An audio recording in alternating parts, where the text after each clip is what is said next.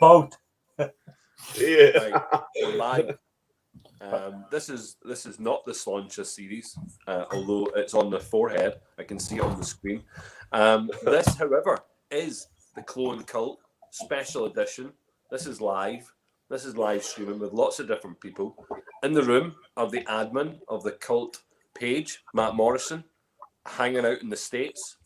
And then we've got Mick McGuire, and he is the man of many names.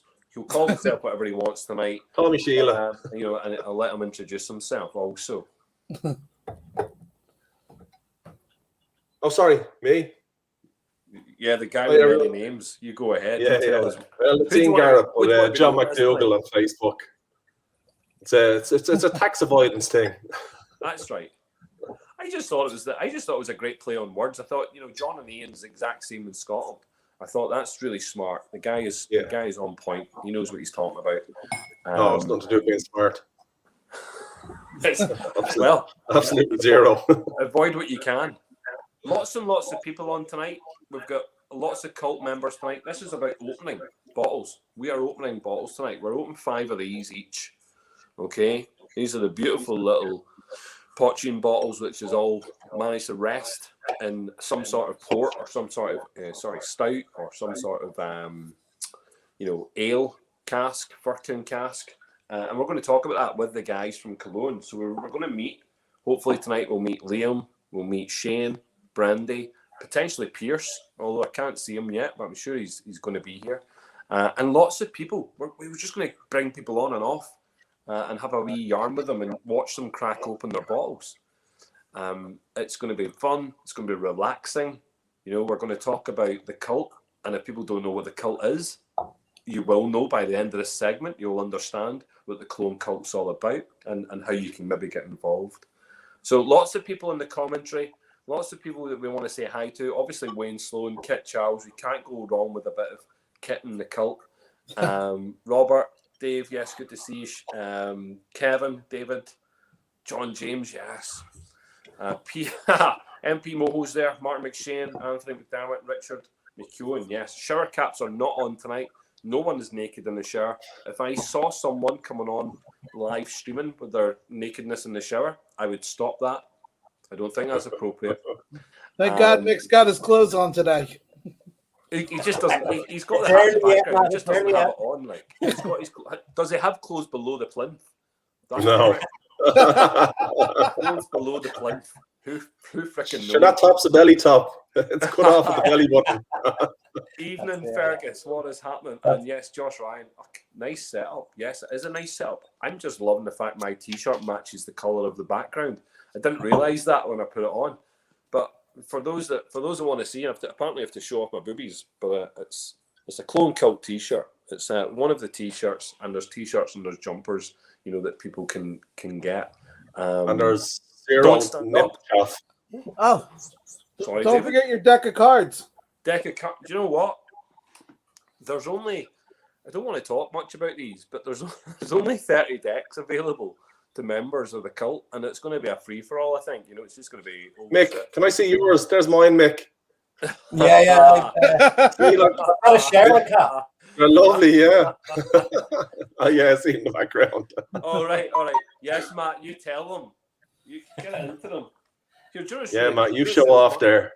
Hopefully we get... I didn't know there's only 30 available. That's going to go faster than the set did. Probably. But here, look. The Joker card. Look at that one.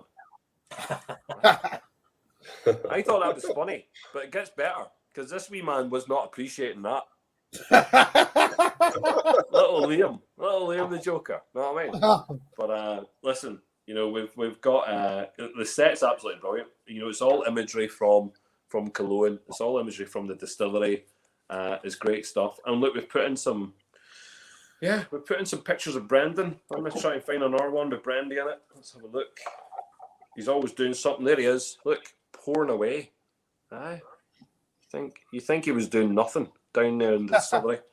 And also, we've got one of our, previous cult members, and he's there. He is there at heart, isn't he? Do you know what I mean? So fair play to Rick. There we go. So we'll be raising a glass. Well done. Yes, Matthew. Absolutely.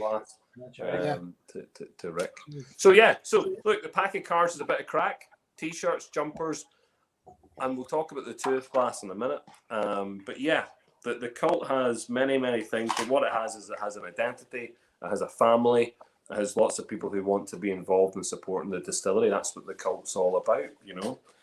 Nothing more and nothing less other than to support the great work of the guys we'll bring on.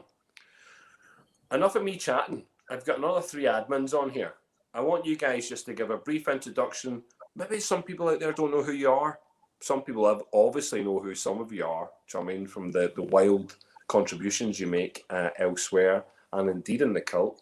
But we'll start with Mick McGuire. He can give a little bit of an insight into his, you know, maybe even your day job, Mick, because no one knows that you're a pole dancer. I tried to explain this the other day that you did pole dancing, and because of the coronavirus, you've had to stop that. I've stopped dancing. I'm still with the pole. So I basically just go around the pole. I don't know how I got involved in this, to be honest with you, but I'm here for the shower shots, you know, men drinking. Yeah, pretty much. One of the most frightening shower scenes probably seen in years. But I just on board with opening the bottles and drinking them, and that's primarily that's my role. It's to open Killowen bottles and drink them. That's pretty much what I do. You're spot. Listen, that's a spot on attitude. Spot on attitude, because so far everything produced in Killowen has been worth drinking. Yes, everything that we've had, absolutely, the Poitín, the gin, the wee spritzers, you know, the rum, and obviously the bondage series that they came out with. Everyone's been worth drinking. It's not necessarily, you know, shelf material, because it's actually worth drinking right now. So that's important. Yeah. And I think one of the philosophies we have in the Cult is open those bottles. Bottle openers, Killowen bottle openers, and that's very important. Matt Morrison, who are you? Why are you? What's it all about, Matt? All right, so my other job is I got to go bartend at 5:00 our time.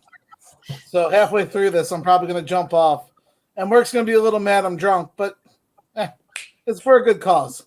For a very good cause. And I got involved in it because I love Irish whiskey, and I met Brendan over in Brendan and all the lads about 2 years ago. I just stayed in touch, and Brendan's one of the most genuine people I've ever met. So I just love the whiskey, love the group that runs it, and just got involved with everyone. And I try to open most of my bottles. I'm not going to lie. I do have some put away, but they're for special occasions. But make sure we open our bottles. Good, man. Matt, you want to give a shout out to the bar you work in? Rail House. Okay, Who? good. Paul, do I get the shout out to the pole dance place I work? Yes. Yeah. A few images, please, Mick. Listen, and the page is available to share. You can share this page, not a problem at all. This is a public page. Lots of people can watch this. And could others maybe mute themselves when they're not speaking? Oh, is for some reason are you guys finding? So 2 seconds. If I can mute them here just now. Is that better? We'll just keep them on mute. Myself and John, Ian, John, Ian, John. Yes. Ian St. Hello. John. That'd be a nice name, wouldn't it? Ian St. John. Yeah, never been used before. Do people know who you are? Of course they do. Yeah, some would, some don't. I think they probably think me as the Facebook slut, opening all these different groups and starting up different distillery groups that I'm interested in. There's always ones that I love. I never do ones that I've no interest in. Yeah, I mean, you don't randomly just pick, I don't know, let's pick a random crap distillery out there. Let's pick one. I'm sure there's many. It all started with Brooklady. Oh, well, Brooklady. I mean, last night was a prime example of the influence there. Brooklady last night was fantastic. It's brilliant. Such a lineup. And here, the wee nibblies to go in between. Barbecue sauce. I didn't have them. Brooklady. Yeah, it's when you got to the caramel waffle, I was like, oh, for sake, why don't I have that? But it's class. Derek's brilliant at pairing the food and the drink together. I was talking about one of the food pairings that we have lined up for this year's festival, and people don't believe me, but we're doing a whiskey and donut session, and it's wild. It's I wild. have some It's donuts in the background there. Myself and my daughter are going to tuck in later on, yeah, when I'm But you can't fairly go wrong hammered. with donuts, like No, donuts, never can. whiskeys and donuts. Listen, I'm going to start bringing people in. You know, I'm going Fire to keep away. you guys. We're going to bring in Brendan Carty. We're going to talk about this release. I think sometimes when I bring people on, sometimes their mics are a wee bit thingy. So I know that Matt and Mick, I've muted you just now, but I'm going to try and open it back up and see if there was we'll probably get an echo from someone. But look, we'll bring on Brendan. Oh, we just see which one we start with. Let's kind of grab one to hand. Well, that's it. Brendan, what one should we crack open first? Ian was going to choose Ulster because it's the best province in Ireland. So thanks very much. Absolutely. Love it. I love choosing different countries. So what one are we going for? Donard. we're going to go for Donard. Donard. So we just held Donard in our hands. So here we go. Donard, The How's all Donard. getting on? Yeah. Cheers, Good to see Brendan. Matt getting pretty before work. You managed to finish your pizza, Brendan. I understand. This is the first time I'm open. No, I've still a slice there. You know where it goes. But yeah. So Donard is the highest mountain in the Mourne Mountains, and it's also the highest mountain in Ulster. Beautiful spot. Lovely location. And with all of these sets, we try to celebrate the Irish landscape at the same time as celebrating Irish brewing with the different breweries and the Irish distillation. So there's a little brewery up in the Mournes called it's called Whitewater. It's been about since a child. I used to go up and play football in Abbey Hall as a child, and you'd drive through the mountains and you'd see this little brewery in the middle of nowhere, and I thought, geez, that's brilliant. Too young to drink then, of course, but we drink plenty of it now. So the beer that went into this one was came from the Whitewater. It was a stout. It's called Belfast Stout, and so it's lovely stuff. So you're going to get a lovely stout finish in this one. But they're all tight there. So.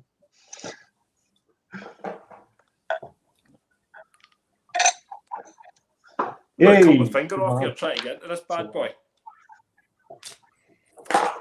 Yeah, indeed. There's almost like a medicinal note off that one.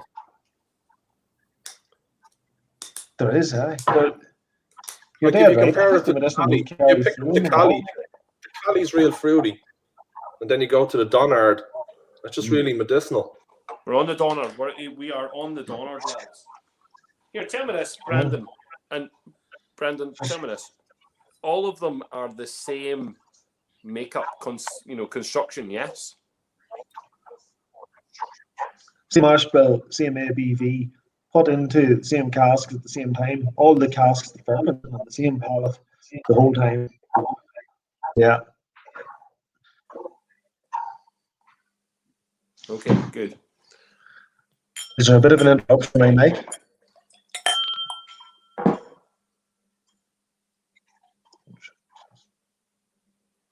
I was getting a wee bit of feedback, so I just turned everyone's mute, onto mute. If it comes up, there's feedback, and people are getting a wee bit reverb or something. People just put a wee finger up on the wee chat so I can see it and just say, just put a wee finger up. So yeah, I'll bring these guys back in, but I think sometimes people's microphones, if they're not on the best connection, there'll be like a slight delay, and that means we'll get that wee reverb. So we'll try again. But here, smells great, absolutely brilliant. But Brendan, I just want you to tell us a little bit about the actual makeup of it, because actually in the back of the bottle, you're very honest about what's going on here. Yeah.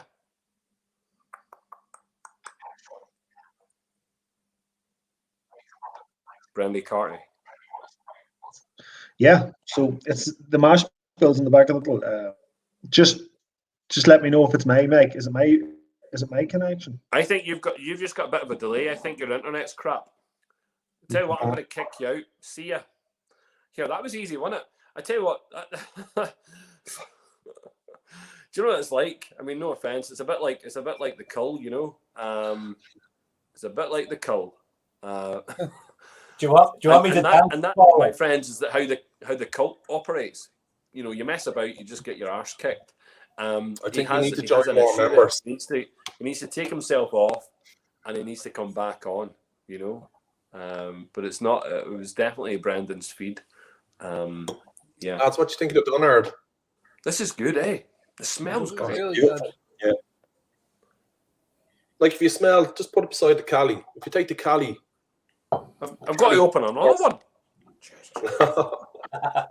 Some of us Go on, did you prep know, work and open them all. Jesus. I tell you something. This is interesting. I used to go to a university in Glasgow, and there was another university called the Caledonian University, and we had a wee song at university, and it went like this: "We like to party, we hate the Cali. Fuck the Cali." It was like really, the Cali was like the university, and it was like, you know, you slagged it off. So what is the Cali all about? Where is this? Do you know much about this, Ian? No, I was just nosing the two of them. I was comparing the Dunnard to the Cali. Right. It's It's from That's just Meath. when you go back to the Dunnard, it has a kind of little medicinal note on it. On the Cali is nose. the largest peak in Meath. I think Sleeve Cali. Sleeve Oh, look at Cali. Star Pupil there. Star Pupil. Doing his homework. He must be real. A plus, Mick. I've been drinking all day. Well, hopefully none of us get up to duff later. I do like the nose on the Cali better. Is it a better nose, Matt? Yes. Yeah, it's a bit fruitier, isn't it, Matt? Yeah, definitely a little fruitier. Right, I do get that medicinal more on the Dunnard. Actually going to put Laurie O'Dwyer did an interview with Brendan for his podcast. So probably put a link up on the page later on. It's actually very good. Mick, Yeah. you've heard it, haven't you? Yeah, it's really interesting. Yeah. He's back on. There's that wee fella back on. That wee Brendan Carty's back on. Is Pierce on? What about Liam and Shane? Oh, Shane's there as well. Yeah, I was going to bring. Liam's not there just yet. He's putting the babby to bed. I think he's putting the two babbies to bed, and then Pierce is doing the same. I think Pierce said he's doing that also. So look, it's that kind of bedtime, isn't it, for people? Putting his own kids to bed or Liam's. Let's bring in. No, the kids are putting Liam to bed. There you go, boys. Look, Shane. I tell you, it doesn't drink like a 55. Much better now. I just jumped onto the mobile phone, so. Much better, yeah. Here, I'll unmute you, Shane. Shane, you have to unmute yourself. All good, Paul. It's I had to put them all beside the fire. I can't get them open. I have to melt the wax off it before I can get it. Get one of these, Shane. I seen you with that. I was yanking the top as well. I was like, wee bollocks. I'm just opening the Cali. So the second one to get open Yeah. tonight is the Cali. Oh, we Dead jumped centre on brewing that one. to the Cali. Okay. Cali, guys, Cali. Can I just talk about the Cali? So, the Cali is one of the more interesting ones because the Cali, it represents Dead Centre Brewery in County Meath. So Meath is the bit that sort of epitomizes this series. So this series is the Cúige series, and the Cúige means province in Ireland. Literally, it means fifths or five. So there used to be 5 provinces back until up in the 1600s, and that's where the High King sat. A lot of people know this already, but just for those who don't. And Meath used to be a province on its own, the Royal Meath, and that used to incorporate West Meath and Meath. So we've chosen Dead Centre, which is the furthest western part of the old province of Meath, touching onto the banks of the Shannon in Athlone. And it's a great beer to work with. It's an imperial stout, so you're going to get a little bit more creaminess again this time than you did with the Dunnard. That's my rant over. I'm going to grab my Cali now. Yeah, I mean the Dunnard's got a bit more spice on the nose. Isn't there? There's a lot more spice on the nose coming on the Dunnard. We've actually got more of a kind of floral, kind of fudgy note on the Cali. They don't drink like 55% even. Like for So easily 10 drunk, is that old. what you're saying, Ian? Easily Sorry? drunk. Easily drunk. Easily drunk, yeah. We'll find out later on. And just point out there as well, folks, they're 10 weeks old because you're only allowed to age a potching for less than 10 weeks, a day under 10 weeks. So, we've only aged them for 10 weeks. So, luckily enough, there was some hot and cold going on in the distillery at the time, especially when the stills go on, the place seemed to heat up. And when it cooled down at night during the winter there, we got some nice frosty nights. So, it almost, sped up that seasonal change. So, there was a little bit of increased aging in that small time. Also, we're using 50-litre casks. Most casks you get are about 200 litre. These are tiny casks, 50 litres, so there's much more interaction with the wood. So I suppose that's why it ended up with a lot of colour and flavour so quickly. And are you disappointed, Brendan, that you can only keep them in there for 10 weeks, or is that okay? I think I'm disappointed with the whole technical file for potching. It's obviously written by people who wanted to keep the category out. And it was also influenced by people who had no respect for the category because they were just selling vodka as potching. So that's the issue. And but luckily now, we're coming into more of an inclusive industry, and I think it's going to change. We just have to campaign for that and educate people. Like, we're missing a trick with potching, Can I ask you a question? How can you pass vodka off as potching? I can tell you there's people selling potching as vodka is potching today. There are. I don't know much about the potching category. So, I think I'm speaking on behalf of Killowen now. So if I start to highlight specific points, you'll probably, get the company in trouble. Okay. So, but it is definitely the case. It's unfortunate. The potching technical file says you can make potching from anything. Whey as well, which is a byproduct of the dairy industry, right through to potatoes and grain and beetroot, etc. I think the first one. I think I'm just going to be quiet, but enjoy it. Shane, let's be honest. We hear a lot from Brendan. Because he's the face of Killowen, isn't he? Because he's a pin-up boy. He's very attractive. You know what I mean? Yeah. He makes me smile every time I see him. Lovely wavy hair. And yet, there's a lot of brains that go on in behind, and that's where you come in. Yeah. Paul, I bet myself What's that? Can we get some subtitles for Shane? It's automatically on subtitles, isn't it? But myself and Liam do a bit now and then, Paul. But happy to. I suppose it's interesting this series because myself and Liam would have worked and still work with a lot of these breweries. We export them through Ireland Craft Beverages, so the likes of Bernard and Whitewater, we're very familiar with the craft beer side of it. So like Liam Tuddy at Dead Center and all of these guys. So the engagement there is fantastic where, both the industries rise together. And I think this is such a great example. The first time that we actually worked with potching was about 5 years ago when we promoted bomb potching. It was actually in London. We ran a big festival, myself, Donald and Liam. It was called My Goodness, No Guinness, and we were promoting it in the Tate Modern in the centre of London, and we had bomb potching then, and they done Born and Buried. But, from then there hasn't been much happening in the space, and I think this is such a good exemplar of not just bringing the industry together, but putting potching in the spotlight of where it should be, really, I think. And I think this is just the beginning. It's really exciting, but it's the beginning of where the category should be going and will go, I think.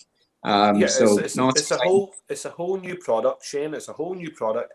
It really is. We were discussing last night. We had one of our whiskey club tastings last night, and we had a big discussion about potching, and we had a discussion about where it was and actually where it is now. And the original kind of when that legislation broke in, and we had people submitting potching into the into supermarkets and into off licenses.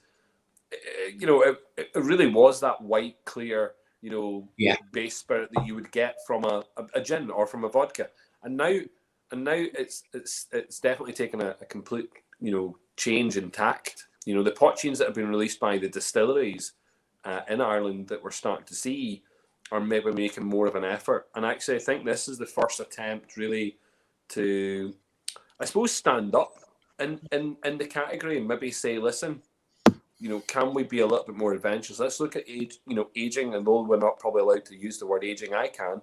We're aging it for a little period in casks. that we're getting, the opportunity to be, I suppose, be very inventive. We're at a very early stage in the category, and the category needs to create its own legacy now.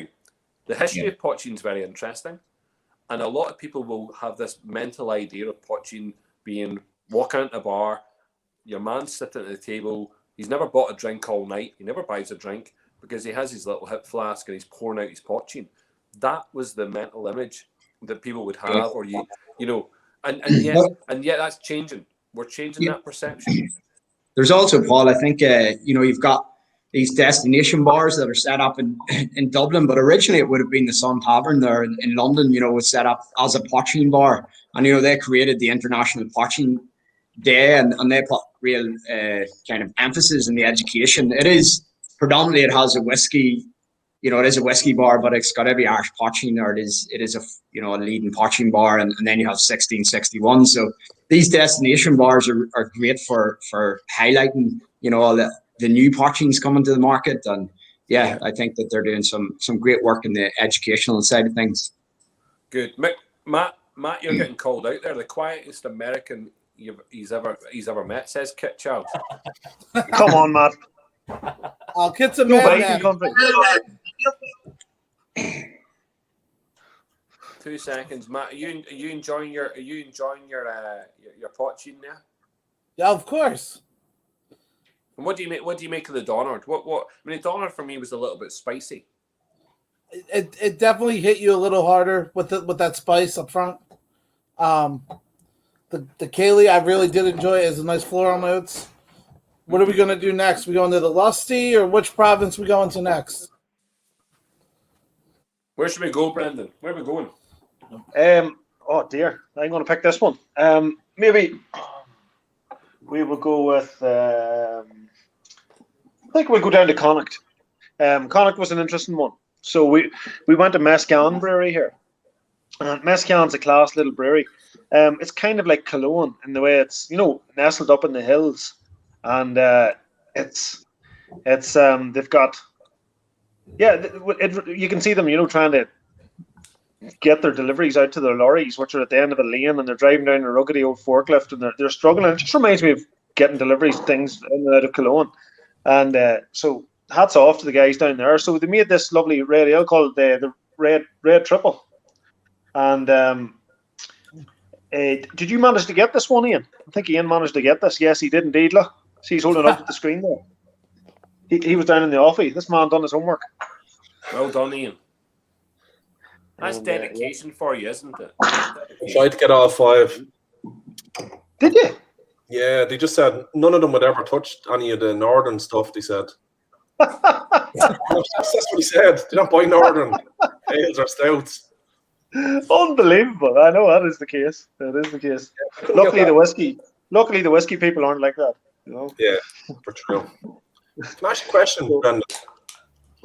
And Shane, see when the whiskey is up and running and you're starting to bottle whiskey, do you reckon you'll kind of shift towards the whiskey and do less of the poitín, or do you think it'll be something that'll always be there? I'm bloody passionate about this poitín. I think, right, you don't like, Dave Mulligan does mention this sometimes, but he doesn't like to confuse the two, but it's like mezcal and tequila. Like, mezcal was nowhere to be seen. People were talking about tequila.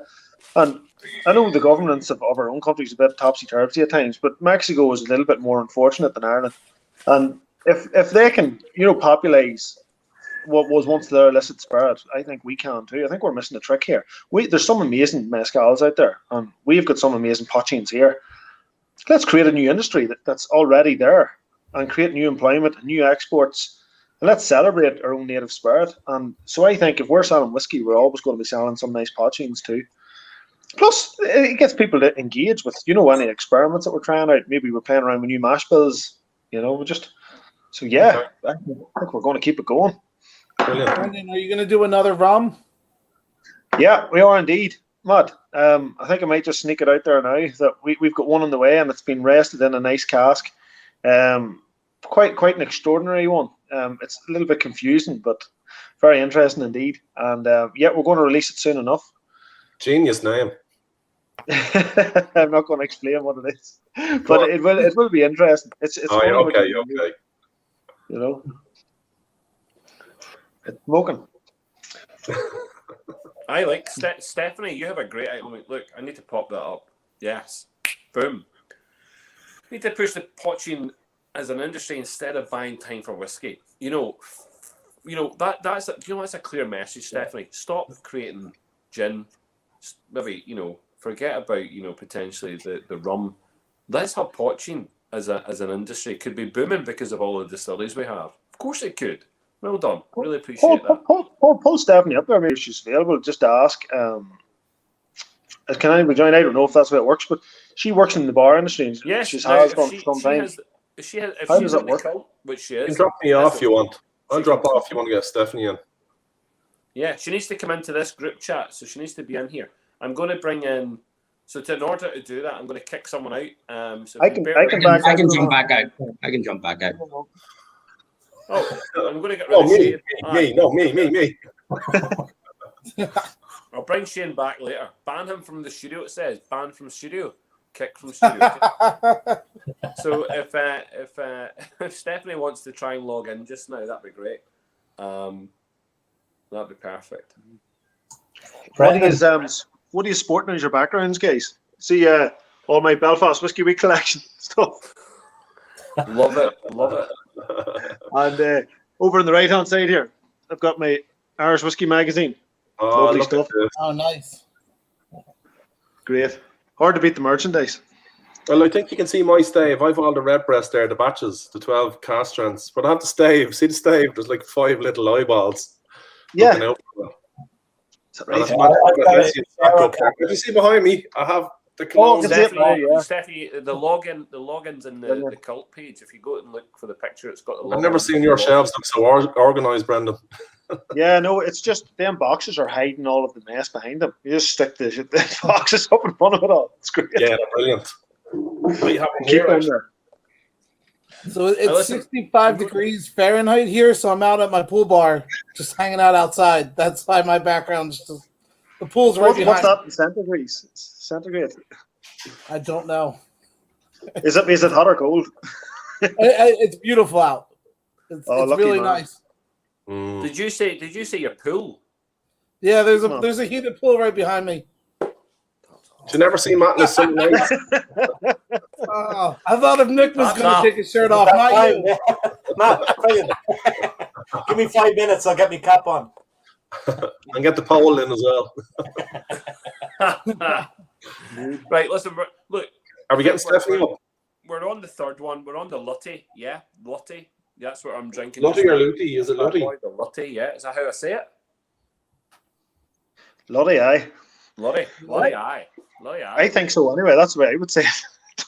The guys down there might say something different, But yeah. So yeah, listen, we're going to bring people in for the chat. Okay, so listen, I've got people in the waiting who've been waiting, and I want to kick them out. Okay, so I'm going to bring in Aidan. You better be ready to talk. Don't be hanging there, son. All right, you're coming in.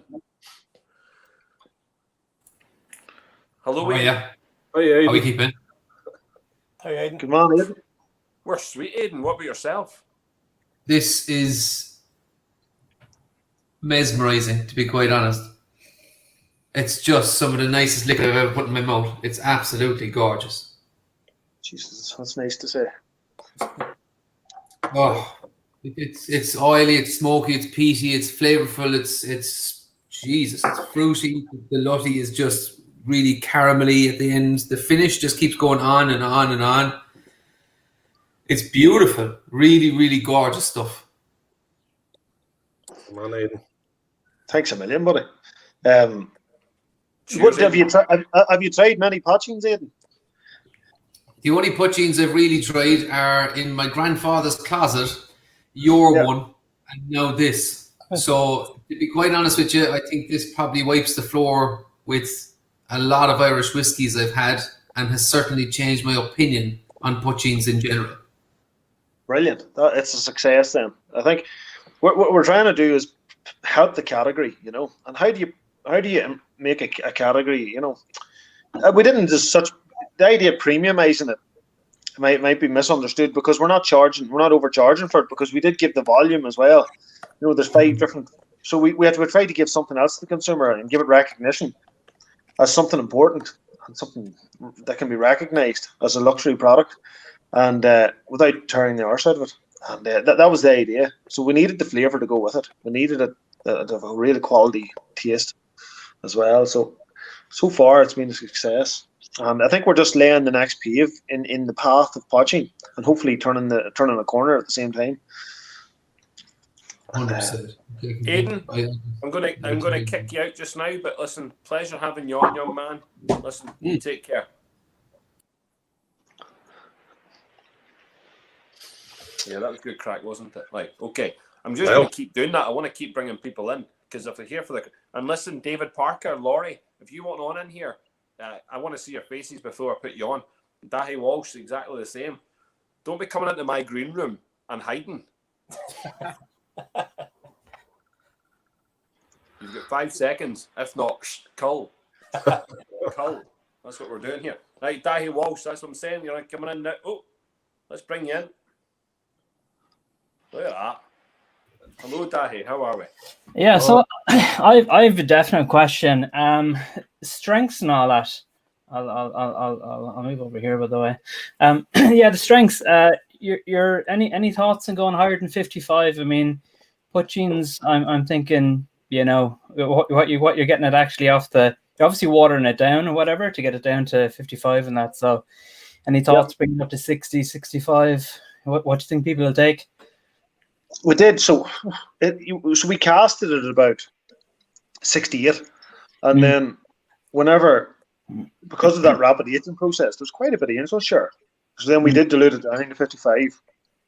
But it was also to be palatable. We like giving people an opportunity to dilute their own whiskies down and their own spreads down. But for us, I think 55 worked flavour-wise as well. And it just worked. And we thought, you know what? I really like cask strength spirits myself, but whenever you've got an unaged spirit as well, you know, there's a lot to go with it. So we just wanted to serve it at what we thought was right. But I do hear you. I think going forward, we could just do a still strength spirit as well. That might be a good one for the future, you know. Because cask strength means something else, but at a certain point, though, it's not really. I mean, it really isn't drinkable. It's nearly a solvent at one stage, you know. So you kind of have to be careful with it. Yeah. Here, what do you make of this one, the Lutty? What are you thinking about, Dahi? I think I don't know. I really don't know. Honestly, I don't think about it. I'm comparing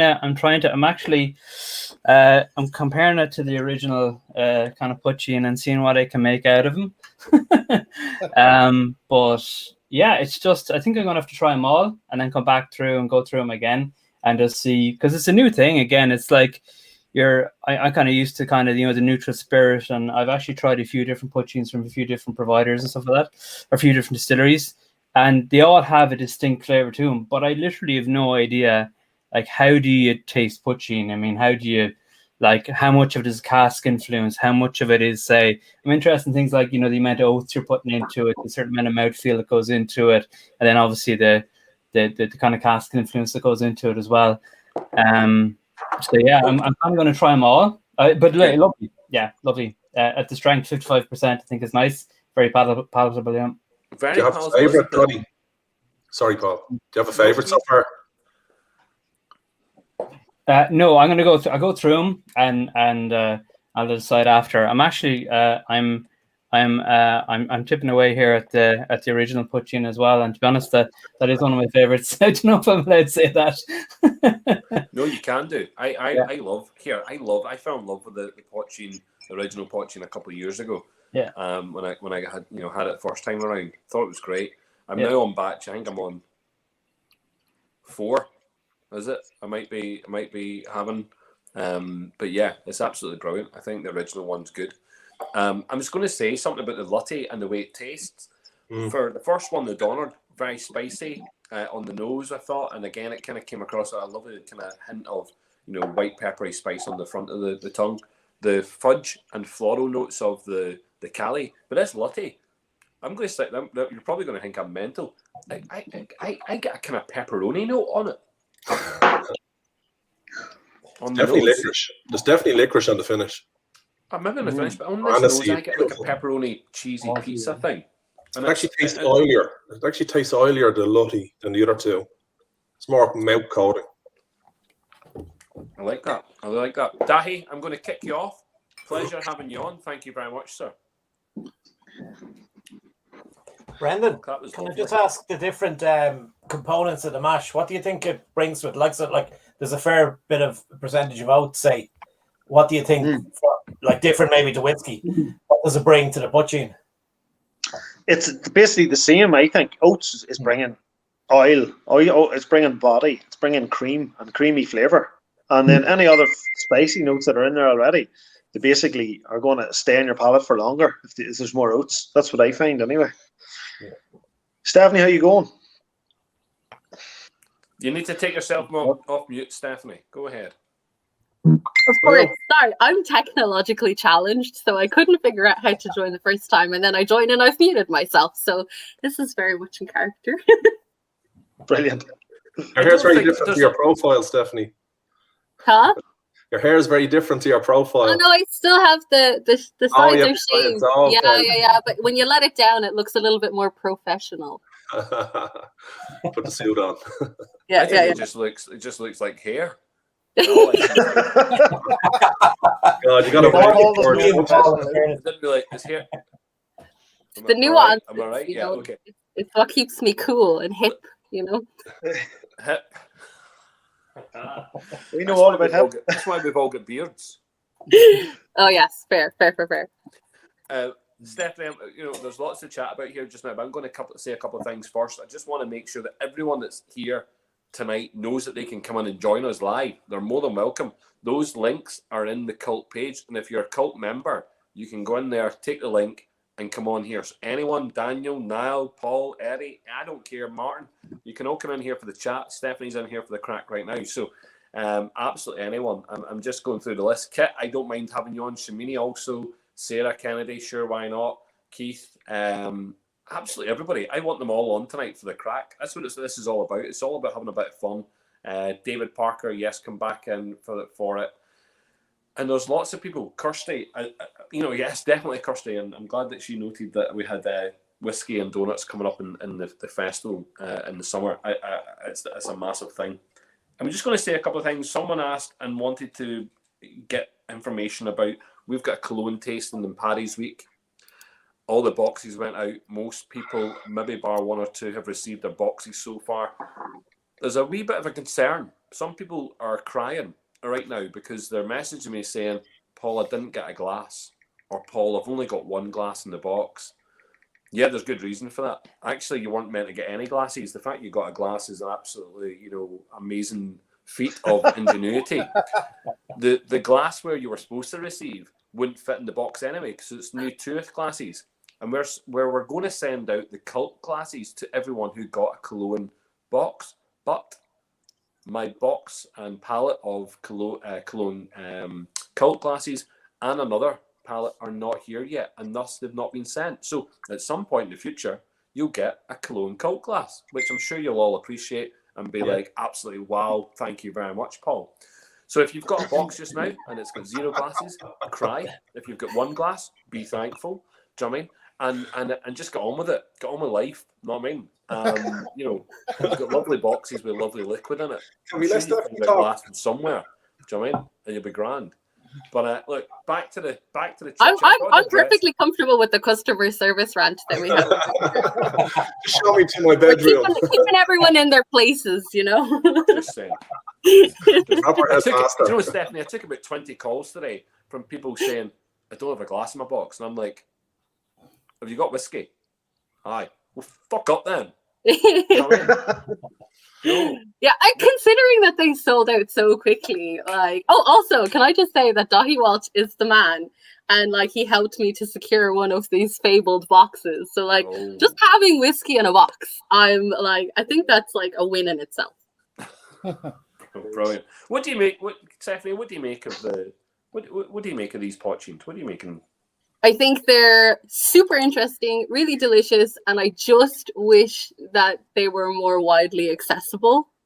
And like I saved my opening until this tasting, so I haven't tasted the last two yet. But you know, like if you look at the landscape of poitín right now, it's kind of like obviously, you know, I don't want to insult anyone, but it's a little bit samey. It's kind of all on the same level.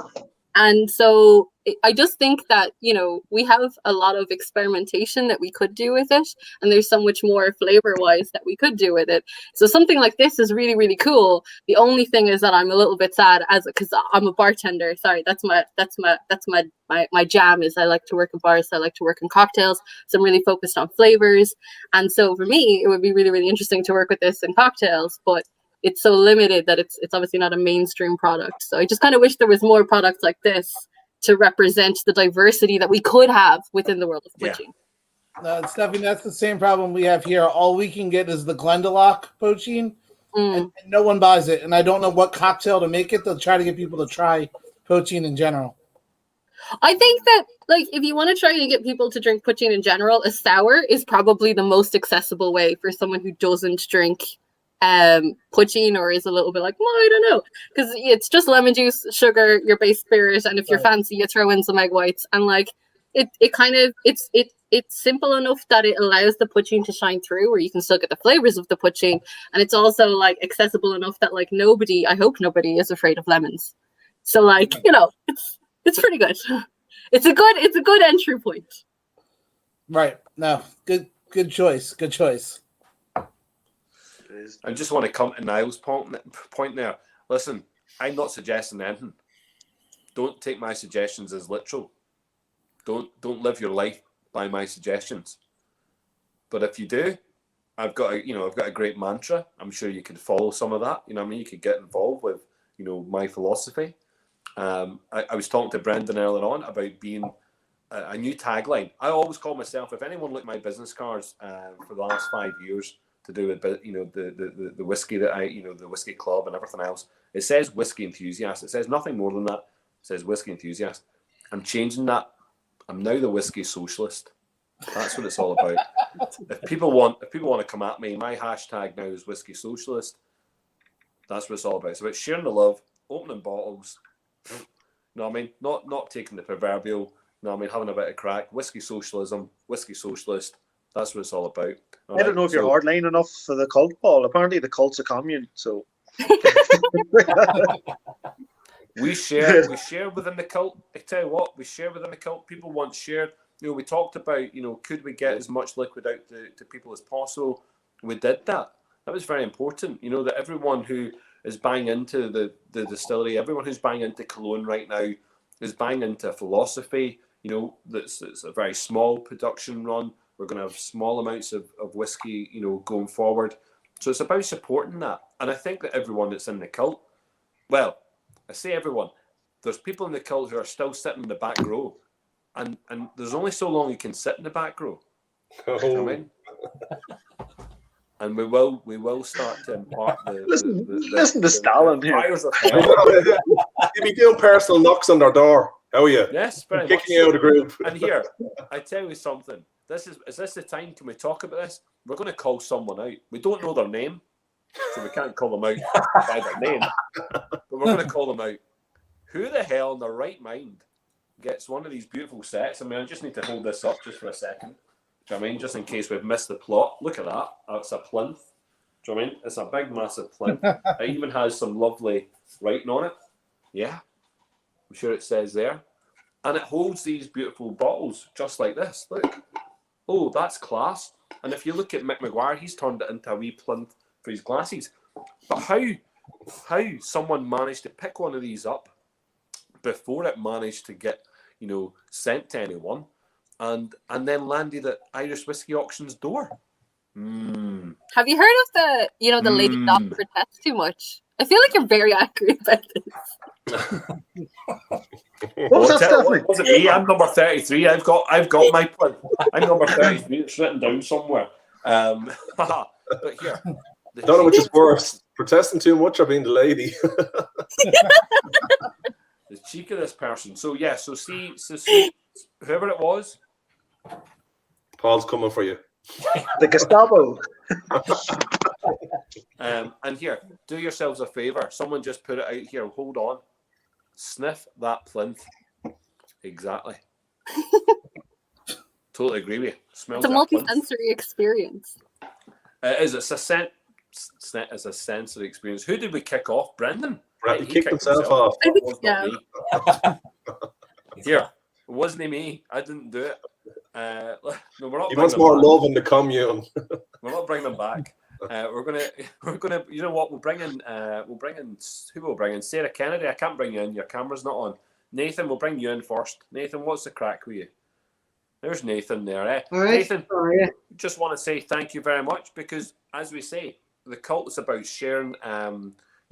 Sharing ideas, but sharing bottles if possible, sharing liquid. And you did a lovely set that showcased all of the whiskies from the bonded experimental series. You did that, and lots of people within the cult got it. So well done for you. Hats off to you. And that was a lovely presentation box that you did. Thank you. It was the boxes for me. I was actually sad to see them go because I spent so much time. They were all custom hand burnt, custom cut, the inserts, the glasses, everything. I just hope that when my kids leave the house, I feel just as bad that they're leaving as I saw those boxes leave. I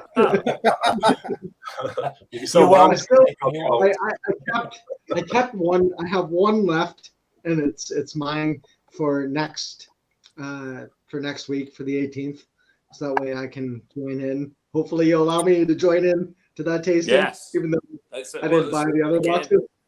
Again, it'll be a public showing, and people can come and maybe be a wee bit jealous. I hope people watch this at some point and think, "Wow, they're getting to taste these Poitíns, which have got have managed to utilize 5 different breweries around the country, bringing a whole new story, bringing something which I'm a." I've talked about this before, but I studied history at university. I'm a big fan of history. And I was not aware, even though I studied Irish history specific, of this idea of the 5 provinces specific. Not something that's really talked about and spoken about. So the fact is, this has been spoken about in a series of Poitín release. I hope people are jealous because they are very nice. We will crack on to the 4th one in a second. But yeah, Nathan, I mean, it's here. You're a Canadian. He's away. He's gone. Kick him off, Paul. Jeez, you're ruthless. Yeah, didn't touch him. Wasn't me. Get rid of him anyway. His hair's too fucking nice. I need to remove Paul from the eject button. I just want. Careful, Stephanie. Don't say that, man. What happened? Paul, I don't know what happened there. Just my whole screen just froze, and that was me. Don't know what happened. I was going to say. I was going to point out the fact that you're Canadian. Yes. You're Canadian. He's gone again, has he? No, that's the word. Don't say Canadian, Paul. That's as soon as you say Canadian, everything stops. He's like a Russian spy. He is Canadian and one of the most interesting men in the world. Ever get a chance to talk to him, he'll tell you some crazy stories. Right, he's gone. I had to kick him that time because he was just. We're not going to hear him tonight, man. On my screen. God love him. Brendan Carty, come back in here. Save us now. What is? I want Matt. Is this going slow again like the last time? Or is it all good? All good. Looks like it. All good. So, can we get Matt to sink Nathan with a few of those dodgy stories? He has to tell him. I can't tell his stories. We can. You can, yeah. Surely. It's a safe space. Okay. No one's watching, Matt. Let's just say he knows some very famous Canadian hockey players who might have won some Stanley Cups, and he's partied with them. So, what's hockey? Paul knows very good. Very good. Is that sport, Matt? It was crap. I guess the Canadians play it. Weirdos. Your man Robert's thrown out shops. Look, German site. We can still purchase Killowen. Look at that. Marika Switzer. That's yeah. what the cult's about. Thank you very much. Irish whiskies -de. Irish-whiskies.de, is it? Yeah. That's from her tasting of Killowen right there. That glass. Christy, They don't have you're Killowen Coke glass yet, Paul. Christy, spot on. Good man, Christy, Matt. come on here for the chat. Christy, come on for the chat. Paul. Yes, quite right. It burnt them out. Here, we should 2 seconds.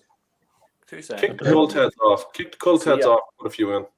Oh, got rid of Brendan again. Jeez. Poor Brendan. You can't be kicking Brendan off. How we do it in the Cult. No, leaders don't exist. Canadian. There Only we go. through your shows, Paul. What's For happening? For some reason, my computer just kept on kicking me out. So don't know what happened there. It's So I okay. just go to the phone. Christy says it's the Poitín burnt through your wires. It's perfectly fine. It's, Probably. I think so. Matt says you have a few stories for us about some that hockey. So it's a sport. Hockey players. Hockey players. Hockey players. Yeah, the Belfast Giants are great. Love them. That's not a story. anybody That's that not doesn't- Oh, they're Canadian hockey players, he said. I don't think. I think is this? You're a Canadian that knows nothing about hockey. No, I'm a Canadian that knows a lot about ice hockey. That's what he's getting on. For anybody that knows anything about ice hockey, my sister used to date Steve Yzerman, who would probably be one of the maybe the third best Canadian ice hockey player of all time. Everyone knows Wayne Gretzky, but yeah, so Steve Yzerman and the bunch of the hockey boys are I kind of grew up with, but yeah, that's probably. That's not story, Nathan. He's away again. That's not the story we're looking for. He said Canadian hockey. I told you. Did we say Canada? Did someone say Can we Canada? like block Canadian or something? I don't know. See you later. It's like one of those censored words you get kicked off for. Yeah. Rogan. I've been kicked off a few groups, Ian, for that one. I've seen them. Bring him back. Oh, yeah, you were admin on most of them. I was a voyeur. There's Brendan, you okay, son? Oh, geez, I'm back in. Yeah, don't say Canadian. Don't say Canadian. Don't say the word Canada. Melts wires. Oh, Jim, here, what are we going to do? In case he thinks he's I'm coming. going to do another one. Are we going to go Yes. to another one of these? Stephanie, pick one there, will you? Oh my I'm god. running out of money here. Mish. Can we go with Mish? Mish, Yeah. Mish, the Munster one. Mish mash. Mish. Mish. Indeed. We're going down to the Dingle Peninsula. Okay, there's a lot of sediment in this one. Yes. Excellent. Yeah, so Lot of we know sediment, some of a few the of them. Yeah, a few of them had sediment. Yeah. some of the stuff we got up were like filtered. Some were in cans, some were in drums, some were in bottles, and it just shows you like the stuff, the beer that we got, and some of them were quite sedimenty. Yeah, they weren't filtered or anything, and I think it carries through, and it's brilliant to see. That's what we like, bits and pieces. I'm Flavor. really surprised at how much color it got for only 10 weeks. Stephanie, some people would call that cheating, but what we done was we had the casks stored in the still room. So what we done was we had 5 small casks and high strength, no dilution. You normally put whiskey in the cask at 64. We put it in at like 68, 69. Left it in there, small casks, fluctuating temperatures, very hot when the stills were on.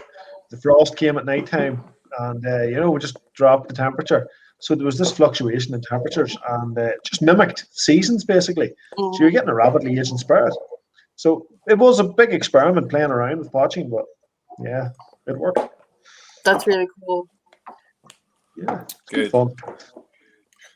Also managed to get this one.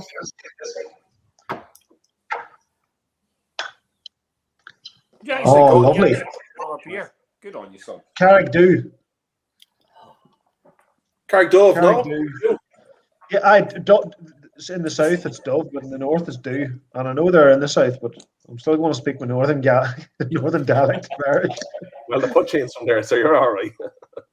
Yeah. So Carrick-Dhu or Carrick-Dove. So do you know where you can get this if you're looking to taste that beer? I say, outside of Ian's lovely off license, Palace Bar have it on tap, cracking. Well. Sure, some places down in the kingdom have it as well, but John in Fleming. Dublin, John Fleming has it there in the carry out. Oh, does he? There you go as well. Brilliant. All right. So he's a bit closer as well. So. Brendan, I get a lovely ashy smoke off this. You know, the kind of ash sort of stuff. Not the heated smoke, more. Yeah. I get the same out of this, Mick. It's like, do you know when you're burning turf in the fire and the turf just turns into a solid ash and it can burn and smolder away all night? That's what it's like. Just real. That's what it reminds me of, anyway. You know. I have to say, I don't get some much of these. off.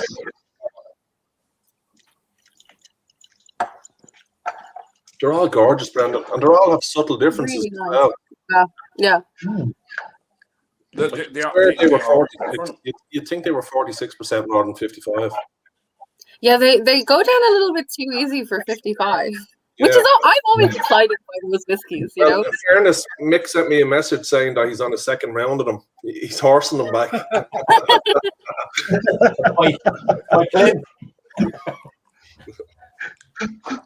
Poor Matt Morrison has to go to work. Yeah, I'm just about to get off. I do have to go to work. He's okay.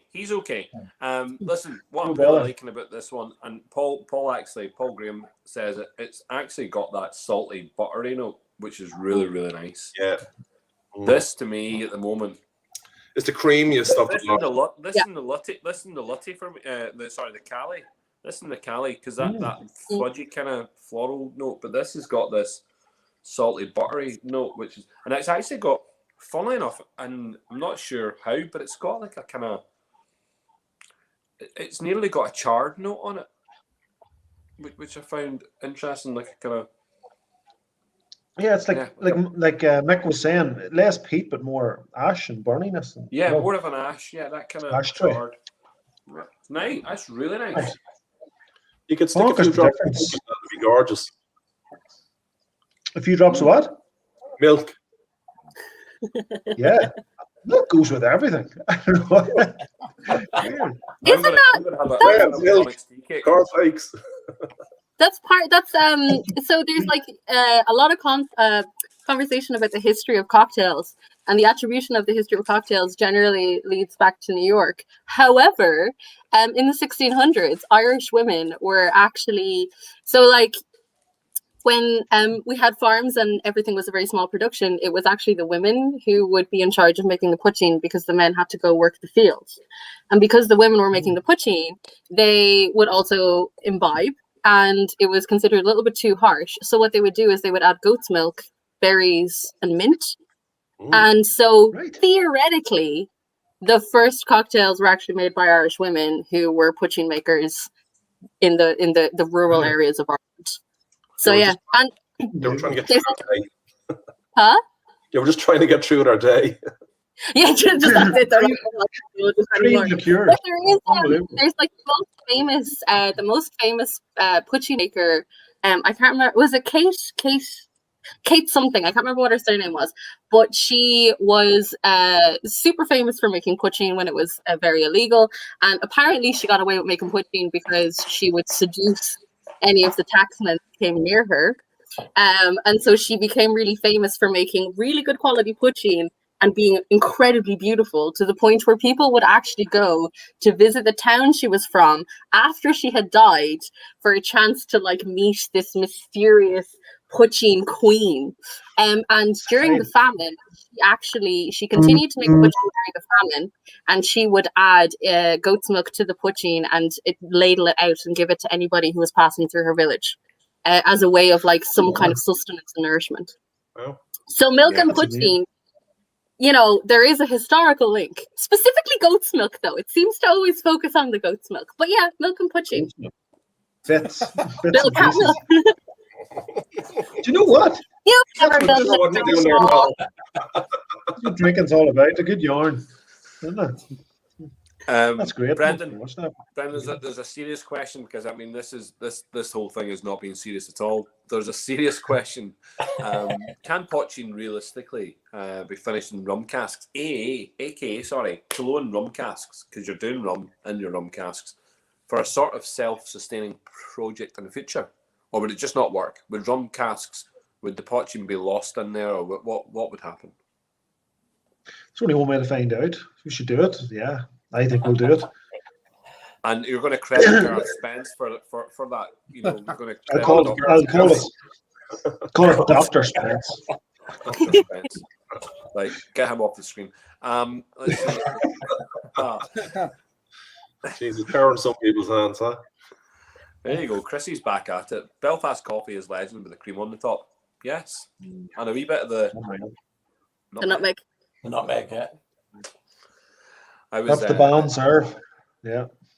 That's what you get. That's what you get when you go to 1661 for your band poitín. Gorgeous stuff. Good. Delicious and unreal news. That's right. Your man Robert loves a bit of chat, yet he won't come on here. Listen, I want to see people opening these bottles. The whole point of this show was, yes, to have great people on and have a bit of banter, but I want to see people opening their bottles. So I want people to start into these sessions. Now I'm going to kick off. Who can I kick off? Brendan. I'll jump off. No, beat it. Here, hello, Sarah. Oh, you didn't even warn me. I didn't know. We're picking your nose, Sarah. It's okay. Could you hear my little conversation in the background? Yeah, we could. You could hear me and Andrew having a wee like scuffling for the Wi-Fi and all. Is he trying to do? Is he playing games and you're trying to do this? No. See this stuff? No, he's trying to watch it to like follow the comments while I'm trying to watch it. So it's just causing an issue. Hey, Andrew. Good. The wee games I'm playing. Cheers to everybody.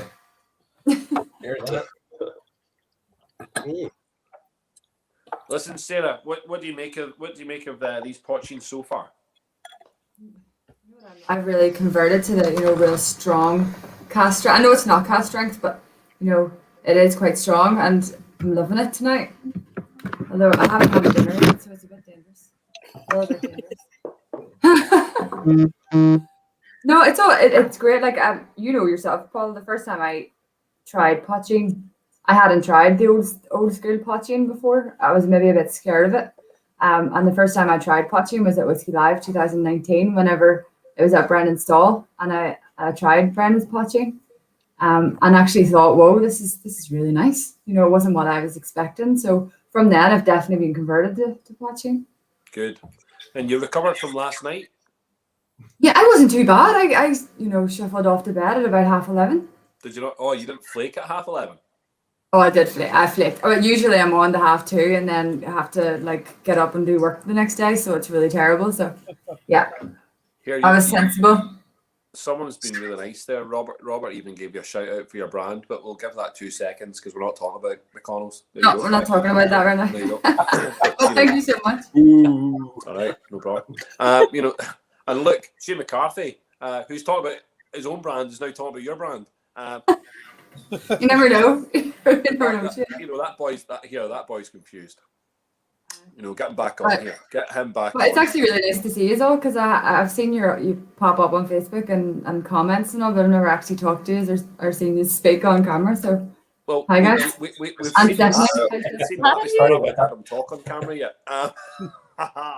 He's a silent man. He's a silent man. The quiet man. He's the silent man. There's a bit of a difference. Mick Maguire, we've not seen him naked today. That's a slight. I see the cat in the background, and I'm thinking he can jump over to that. He's a man for problems. You just need someone to ask. That's all. Mick, what's the you got a tip for this? Yeah. It's a tip jar here. Hang on a second. Oh, all the cameras drop off. Can we do a vote instead? Tip jar. I think there's probably some way to do something like that. I have no idea, but if everyone just keeps on putting in the comments, we want to see him do something. That's on the dark web. Oh. I want to see a picture. I want to see a video of Matt's pool. I want to see what it looks like, Matt. You need to take a picture and send it in. I will. What's your Superman cape, is it, Matt? That you'd be jumping in, Matt? I'm not jumping in. It's still cold out there. Brilliant, absolutely brilliant. Yeah. Look at but that. It makes us all jealous anyway. Like we can't see a pool for So I can listen anyway. Steve Smathers, all the way from Colorado Springs. Jumped in a bit late. You're not late. You're never late. You're here. You're on time. You know, a bit early for me to be knocking back shots. Don't think so. And yes, try and rewatch it, but you know, stay involved. And what time is it there in Colorado? Let's go backwards. What are we? They're 6 hours behind. 6 a.m. That's 3:15 in the afternoon. Yeah. I was drinking since 1 and I was working. It's also pandemic time, which is and like there's special rules for alcohol consumption during pandemic time. Yeah, I think. It's whatever time you wake up at. Stephanie, that is something I have been thinking about for the last year. Pandemic time, and that time actually has managed to somehow slow down a little bit. But it's also there is no difference between breakfast and dinner. You know, and like that means that I will have formality. It's lost all of the formal confines. You know, we're living in this new age. Frosties at dinner time. Yes. Whiskey for breakfast. There is nothing wrong with that at all. And do you know what? I think, you know, we're talking about timetabling for. I've been racking my brains for my timetabling for the festival this year, right? Big time. And we're doing a 12 to 12. So we will be drinking at 12 o'clock. We did it our first year. It did started at 12 o'clock in the afternoon, and that was because we had a lot of people coming out of work for lunch and having a liquid lunch, coming in for a dram. So, you know, it really, I think in this kind of time at the moment, people have been very happy to sit there at 4 o'clock in the afternoon and have a wee nip. Of course, sure, as long as you've done your work, you know, and you've been at the Google for 6 hours in the day already. I think, you know, why not treat yourself to a wee dram. On a Friday, I'd be having cocktails at 3 o'clock. That is the new cocktail hour for Friday. Yeah. There's a lot of people here who need to come on to this show for the crack. We really want Kit Charles to come on. You know, the show is not the same without. Tell him to light up a cigarette first. There's no point in getting on to Kit if he's not smoking. He probably is smoking. Yeah, well then bring him on. Hopefully he probably will be. I don't know where Matt went. I don't know what happened to Matt, but he's gone. I know he went to work. You have to go to work. Yeah. He was meant to be there at 9 o'clock. Right? Mick, you have to work as well. People want to pay you. Well, pole dancing isn't work, Mario. Set up a GoFund, Paul. I'll give €10 towards Mick getting into the shower. You gotta have different tiers, you know. Kitchell says I've got different levels of what you can see. Me? I've got my tiers will be first on show. That's brilliant. You hold back the cake. Sarah, do you have a favourite out of the Cúige? Huh? Do you have a favourite out of the Cúige? So far it was the Cali. The Cali's definitely the best. Well, so far I haven't tried the last ever. We're going to go for the. I'm goofy and Mish. Duff. I'm the Duff now. Are we on Duff now? Oh, here's the boss. Oh, the Duff. Get me some Duff. You like Up to say the Duff. that a lot. Like you say it like up the hoops. I mean the same thing. You tell your daughter, don't get up the Duff. Duff is a short term. Have you seen the movie The Duff? No. Designated fat friend. It means basically Ugly fat friend. ugly fat friend. Designated ugly fat friend. That's what it means, and it's an awful term. It does not. It's an awful term that is used, and there's a movie on Fat Netflix. friend. Watch it, and it makes my heart break because there's just a girl in it who is basically, and she's really not any of those things, but that's what the movie's about. That is disgusting. Maybe you can put it on the background. We can watch it, Sarah. It made me like I have a little girl. I have a daughter, and the thought of like school where people are that mean just terrifies me. True, yeah. I play the Duff. Here, listen. It's always been Sarah. It's always been the same. I remember being in school and getting bullied. You know what I mean, yeah, it was It's awful, but And look, it's always the way, Paul. The bully turns Is up. that because you're Scottish? Did anyone not get bullied? Exactly. Is that just like a communal experience? Exactly. I never got bullied. Like I was bullied. That for means being you up. were the bully. No. I bet, Brendan, you never got bullied. I doubt you got bullied. Everybody was, yeah. I still get bullied. Pierce name and saying all the time. Here, where are they anyway? Are they in the waiting room? It's funny. Yeah, Liam moved into Mick out, Paul, and no, but they get might not be there. Liam Pierce is putting the Bobby down, we Ella, and Liam's first night in his new house. So the wee Gracie, she can't get comfortable. God love her. So Shane's there, but so the two boys putting the Bobbies down. Keep me out for Shane in. I need a toilet visit anyway. We have to get Pierce on at some point. He was meant to collect his stuff at my house and he didn't collect it, but I said just land in for the crack. He's watching us live, but he's putting the child down as well. So there's Matt's apology. Good morning, Matt. Is he apologising for not swimming? Hold on. Oh Lord. Well done. Oh look, well done, he has drum in a can. And what else? What's the other one? The 2 stacks. What's he talking about drinking before work? Anytime you see him in work and all of his, he's always drinking in work anyway. So it's no different. You can't be an American bartender without getting drunk in work. Yeah. So he's starting work early by getting drunk. I starting on Poitín as well. Imagine rocking into work on Poitín. He'll probably ask him for pay for the last hour. 55%. You get more tips. Here, but what about being able to work in a bar? Like this is awful. I wish this is the comment. This is the comment of the night. This is it. Look at that. If you see a tent in front of the shed, do not be afraid. It's me having breakfast. This guy is on. Absolutely, that's it. Yeah, you're on fire. Oh, good man. You're on fire. Ian's planning to do the same. Me? Family. You should do a ticketed event. You know, it'll be like a weird outdoor festival, but we all just kind of watch you while you're making. Tell me this, Brendan. Who owns the field next to you? I'll bring my own tough loo. The Franklins, Joe Franklin beside us. And listen, he's a friend of the store. Joe's a good guy.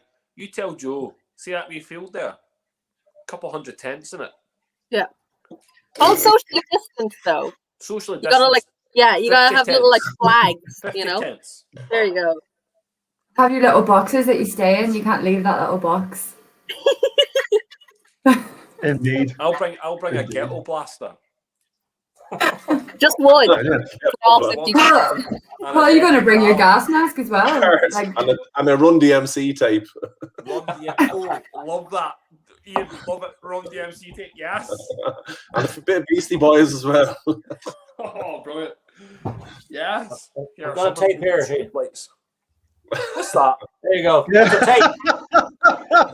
I would say one I of thought it those. was a Run DMC tape. Tell you, we've got everything here in the club. He fucking pulled that out of his pants. He pulled it out of a cassette player. We're full of useless stuff. Man hasn't got a CD player yet. I can start breakdancing if you want. But how much do we have to pay for that tier? Oh, yeah. Put your shark cap on. That's level 3, Stephanie. Level 3. Okay, just tell me more. I have a budget for this. 2 bottles of Poitín and a €20 note. That's absolutely brilliant. I'm trying to send Kit. Can we get on to the main one, the Dublin or the Leinster one, the Duff? Oh my god, This it's is so class. good. This one actually is my favourite. I was tasting it the other night with Larry. I think Mish is just, I don't know what it is. Mish and Luty. They're all class. Yeah, They're all so very unique. hard to choose. Yeah. The Duff is winning there. Yeah. I thought it was This the Duff Cali, is but the like- Duff. It's quality. Oh, brother, brewery, and they give us an IPA. I didn't think the IPA would go down well. I thought the hops would get confused, but it doesn't taste like hops. It's like a fruit salad. Yeah, that's it. That's it. Session IPA. It's coming across very fruity and hoppy and very like you get blueberries and stuff out of it and lemon. Yeah, I get lemon. Kit For sure. Charles, if you can hear me, go and check your private messages and click the link, okay? That's my favorite. Tell him to get in the armchair. Yeah, he needs to get his cigarette lit as well before he comes on. Yeah, yeah. These are the requirements for entry. I know. Spend Only just, for Kit, for no one else. Only for Kit. When you look at kids smoking, you just want to grab a box of cigarettes. Guys, He'll come on. He'll be drinking a red wine. In the bonfire. We've hit America. We've hit most of Europe tonight. We've got Australia watching now. Peter, how are we? Hope things are. Peter, you can come on for the crack as well. Peter, I can get on for the crack. I'll send you a link here, Peter. Peter Bignell from Belgrove Distillery was a big influence in Killowen Distillery. It's a micro distillery down under in Tasmania. Peter's great crack. Spent a bit of time here with us in the worst 2 days of weather that Ireland's ever seen. You couldn't see 2 meters in front of you. I thought it was like this here all the time. I was like, no. I swear the view through was the Mourne Mountains. Yeah, the view was nice. Seriously, took him through the Mourne Mountains, and you couldn't even see the ditch on the side of the road. It was awful, and it was cold. He was over collecting an award at the time for a whiskey award. And nothing. He makes the best whiskey in the world. So if you've ever have an opportunity to get Belgrove, okay. Everyone immediately Googles Belgrove. Yeah. How can Belgrove to Ireland? Whiskey week last year, doesn't it? Oh. Next month, yeah. It What's the taste?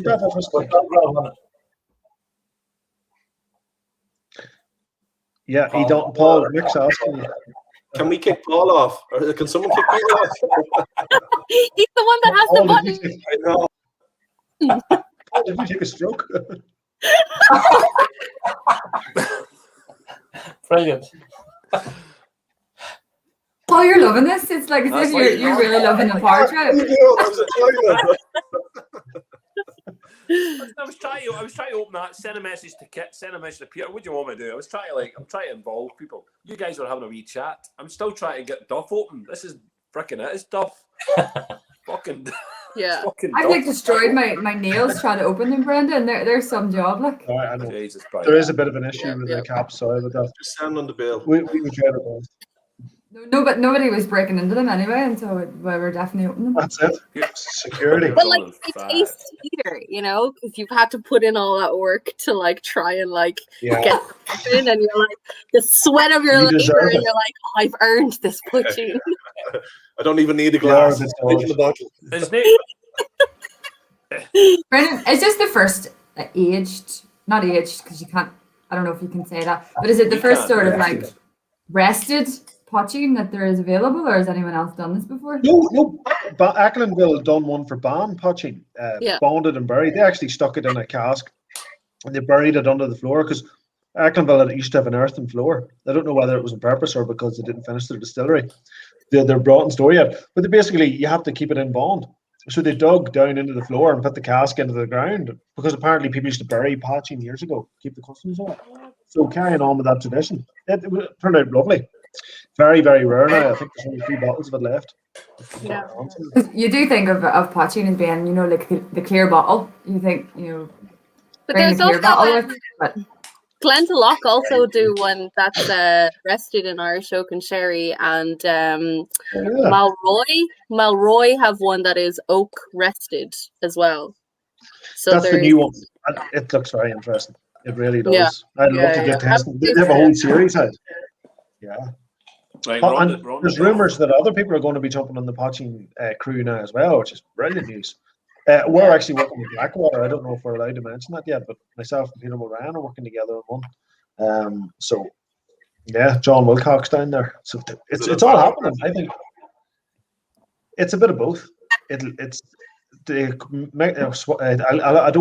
think I'm allowed to tell people what it is yet. Has there ever been a blended poitín? God, I don't know. Do they even use the term blended in poitín? I suppose when you talk about blends, a lot of the time you're using column still stuff, aren't you? So I think a lot of the poitíns out there are two different distilleries would be a blend. Like a blended malt, in other words, and I'd say so. Not yet. Maybe we'll be the first time. I don't think there's anything on the market currently that would be a blend in terms of different distilleries coming together. And the majority, this is why I feel like, if you're looking at the poitín landscape, as I said, it's a bit one note. Because the majority of poitíns that are on the market right now are usually either malted barley or malted and unmalted barley, and they're, usually Or triple distilled. vodka. No, there's a lot of vodka ones out there as well. Watered down Yeah. vodka. Unfortunately. It's just it's a little bit it's very kind of it's very one note. There's kind of like Yeah. one size fits all across the board of poitín right now, of what's widely available. Let's get blending. Let's get blending. You know. You can make a So are song. you? Are Let's we, get ready to blend. question for Brendan. Not you singing, Brendan, though. because you aged or like rested these in all of these, you can only use the term wood rested now. You can't actually That's right. you can't mention cask or anything, right? Yeah, the website you wrote there, you wrote the Poitín technical file, wrote it in such a way that you're not allowed to use the word cask in any of your marketing material or your labels. So you can't say cask, you have to say wood rested. So Mulroy have oak barrel on theirs. So I didn't know if that was No, I think they have wood rested as well. I think they were very clever as to how they labelled as well. Fair play to them. I think it says wood rested in all of them. And then it says the expression of the wood. There's like 5 new poitíns that are released. Is my right? Brendan, who Have another look. Who are the gobshites you're talking about, Brendan? I don't want any more rows in my hand. I'm still dealing with the aftermath of being a mouth last year. There'll be 100 tents around the distillery. They won't be able to get near you in the summer. Here, I'm gonna just put up this wee comment here, and I just want to say to Dahi directly something. So Dahi Walsh, that's an interesting point. We're not going to talk about that tonight. We're going to talk about that next week. That's awesome. That wouldn't be blended. That'd be vatted. It's all from the one. We're going to talk about that next week. The one distillery, yeah. Oh yeah, that's right. About that. Someone just needs to make an infinity bottle of the poitíns that we have on the market right now, and then that's sorted. You know? Yeah, that's sale. I wish you'd suggested that earlier, Stephanie. There's still time. Surely the bottles aren't empty yet. No, That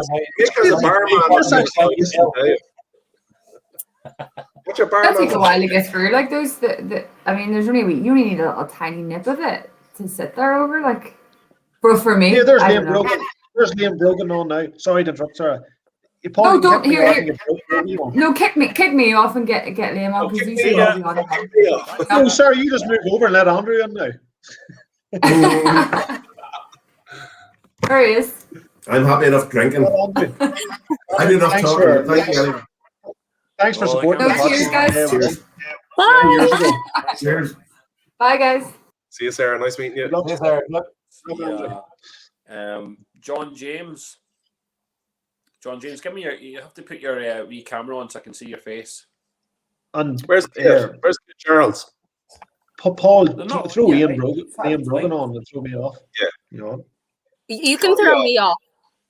Oh, Stephanie, you stay there. Bye, Steph. Stephanie, you're good, Craig. No, don't.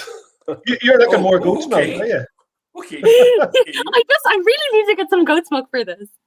I actually did when I used to work in the liquor rooms a few years ago, and I actually did make a poitín based cocktail to celebrate the women of Irish poitín, and I made a goat's milk liqueur just because I was like, well, if they're going to use goat's milk, so I made like a fresh mint and almond oil pesto, goat's milk liqueur, and bon poitín, and a little bit of elderflower liqueur, and it was delish. Brilliant. Sorry, Stephanie, not laughing at you. I'm laughing at Mick. Stephanie, that sounds delicious.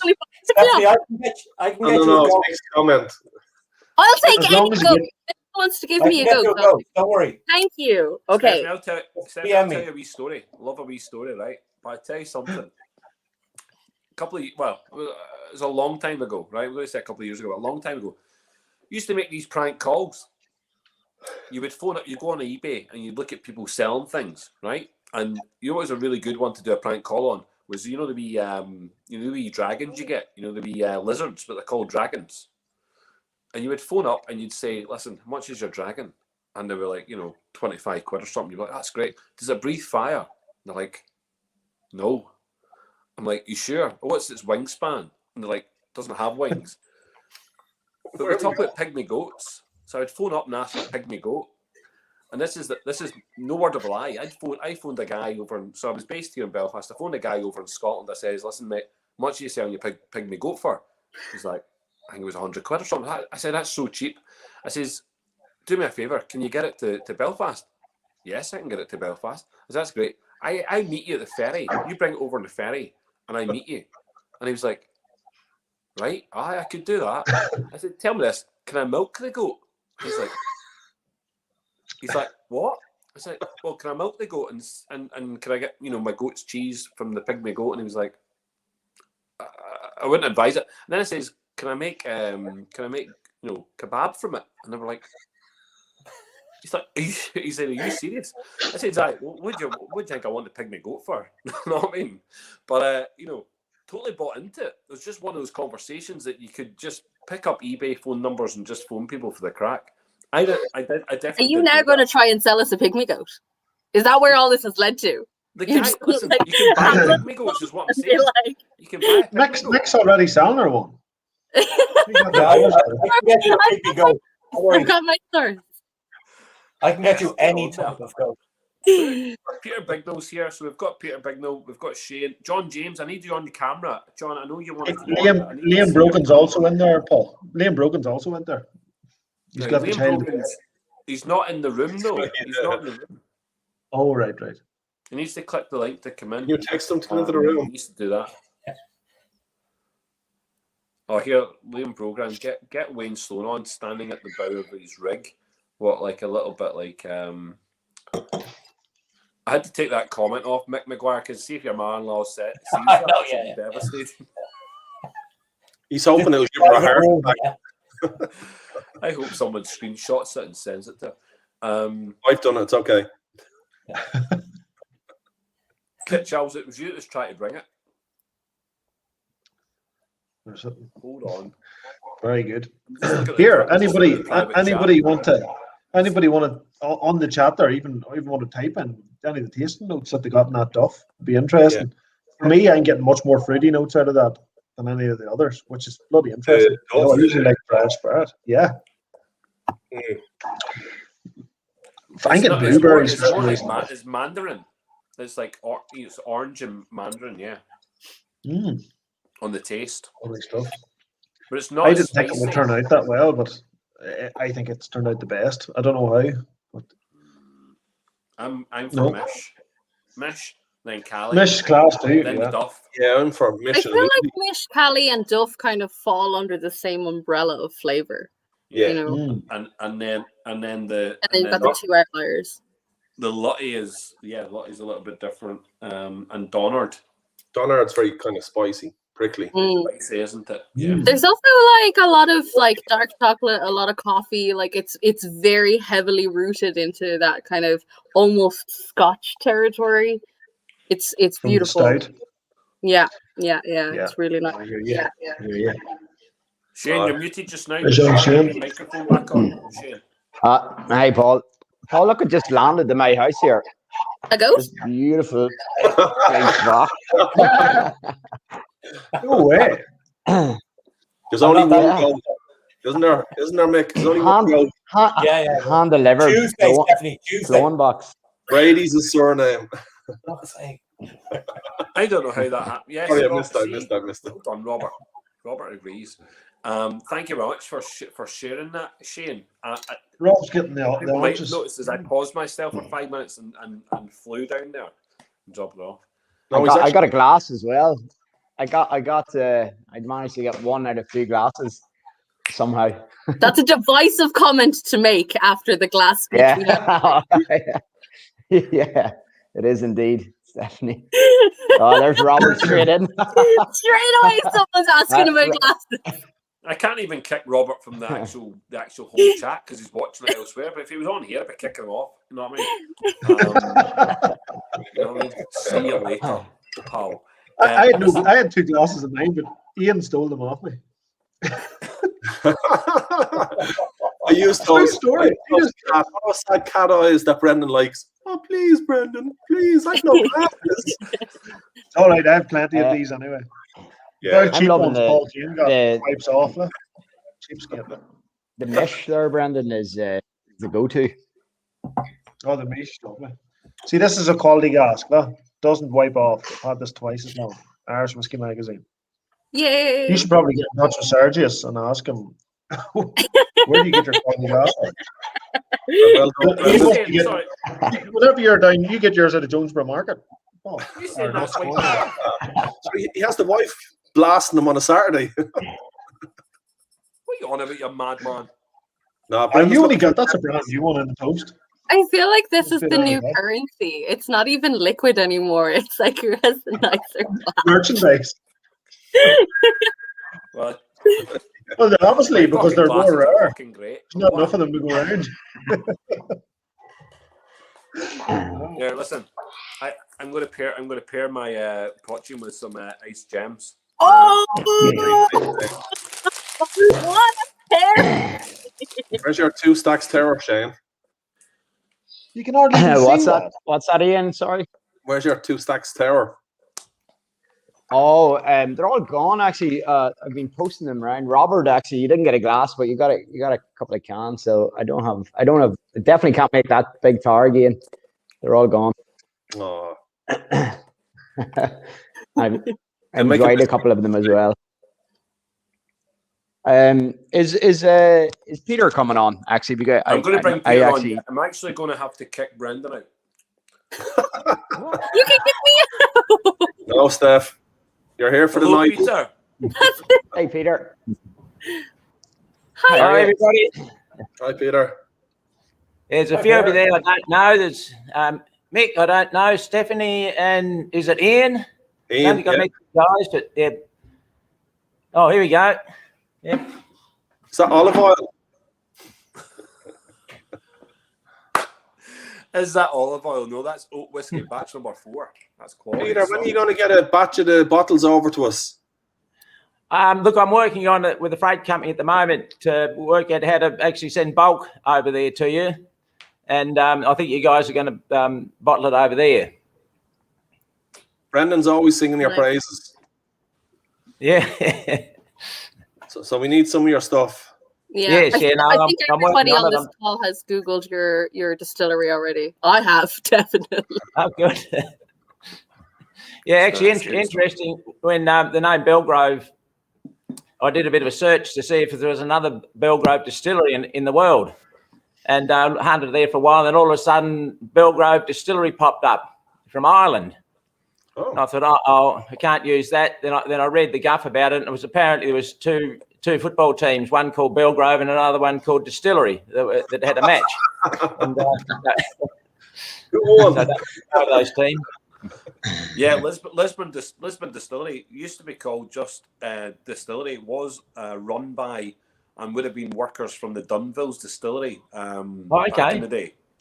So that is a real football team. It plays at a decent level within the Irish league here. Yeah, interesting. Yeah, that's interesting link with the Dunville's Distillery because I visited the new what they call putting out the Dunville's. Too early in the morning here, my brain's not working properly. What are they called? The guys Ashtonville. Yeah. Sorry. Ashtonville. Yes. Yeah. Peter, have you tried any of this Poitín that the wee young whippersnapper Brandy's created? I haven't. No, I didn't. I didn't hear you talking about. I heard you talking about the Poitín earlier, but I was trying to get it set up. My battery was going flat and things. So I didn't hear the conversation. But yeah, they have. I know they have been doing it for a while, but no, I haven't tried it. No, it's Gotta get you some bottles over, Peter. We've got to post you some. Oh, okay. Very good. Yeah, so wait on. Which Poitín is this you're talking about? So this is the Cúige Poitín that they have. And I'll read this out to you. But Brendan, I'm going to bring Brendan back in a second. But it's 50% peated barley, 21.6% unmalted, 14.2% oat, malted and peat smoked on site, and we've got 7.1% wheat and 7.1% rye. So Wow, it's fairly complex. Percentages down to a fine maths. Yes. So which distillery did you say whippersnapper? Brendan. Which Killowen. Killowen. Okay. Oh, okay, right. No, sorry, I misheard. I can't turn the volume up on this thing far enough. Yep. I'm back Rose, in, Peter. He keeps kicking me out. Oh, you're back again, Shane. Oh, Brendan, I missed. Yeah. Good man. What's the crack, Peter? So, what the point of this series, Peter, is to try and prove to people whenever you make quality spirit as well, you know, it doesn't have to be aged for a very long time. Something that we learned in Tasmania with yourself. Yes, yeah. Well, I got where are I? This white rye, is it?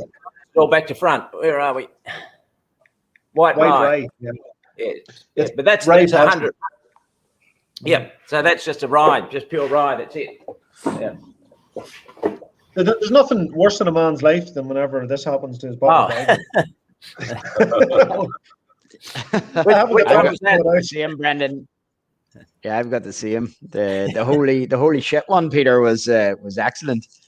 Yeah, yes, it was, wasn't it? Yeah, we just actually you got another one in the fermenter right now. Everybody who's wondering what that is right now, Peter smokes some of his grain with sheep shit from his own farm, and he called it holy shit. Spelled woolly shit. Willy. So yeah, woolly shit. Awesome. Who blesses it, Peter? He does. Lovely Peter, stuff. Sorry, what are you working on now, Peter? What's your next release?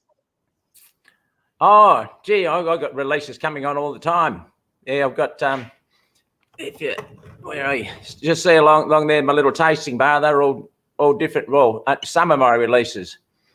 I don't know. We've got quite a bit in vats that have just been barrels that have been blended together, and then just sort of settling in the vats and oxidizing and evaporating off some of the more highly volatiles. Just waiting for us till we need to bottle some more.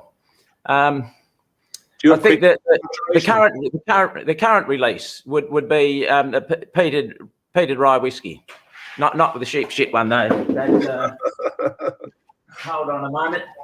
The peated rye whiskey, is that the Pinot Noir cask? We got that peated rye whiskey. Rye whiskey, okay. Yeah, so that it was not. Actually, I'm just looking at. I have to look up my records to see. But it's a vatting of 3 different barrels. In fact, the barrel that had the peated in it was just a bit over the top for most people. So it's actually been cut back with 2 barrels of unpeated. So you peat everything yourself, Peter, do you? Look, sorry, the volume here is a bit quiet, and there's wind outside too. Do you peat everything yourself? Do you actually? Oh yes, I do. Malt and rye and.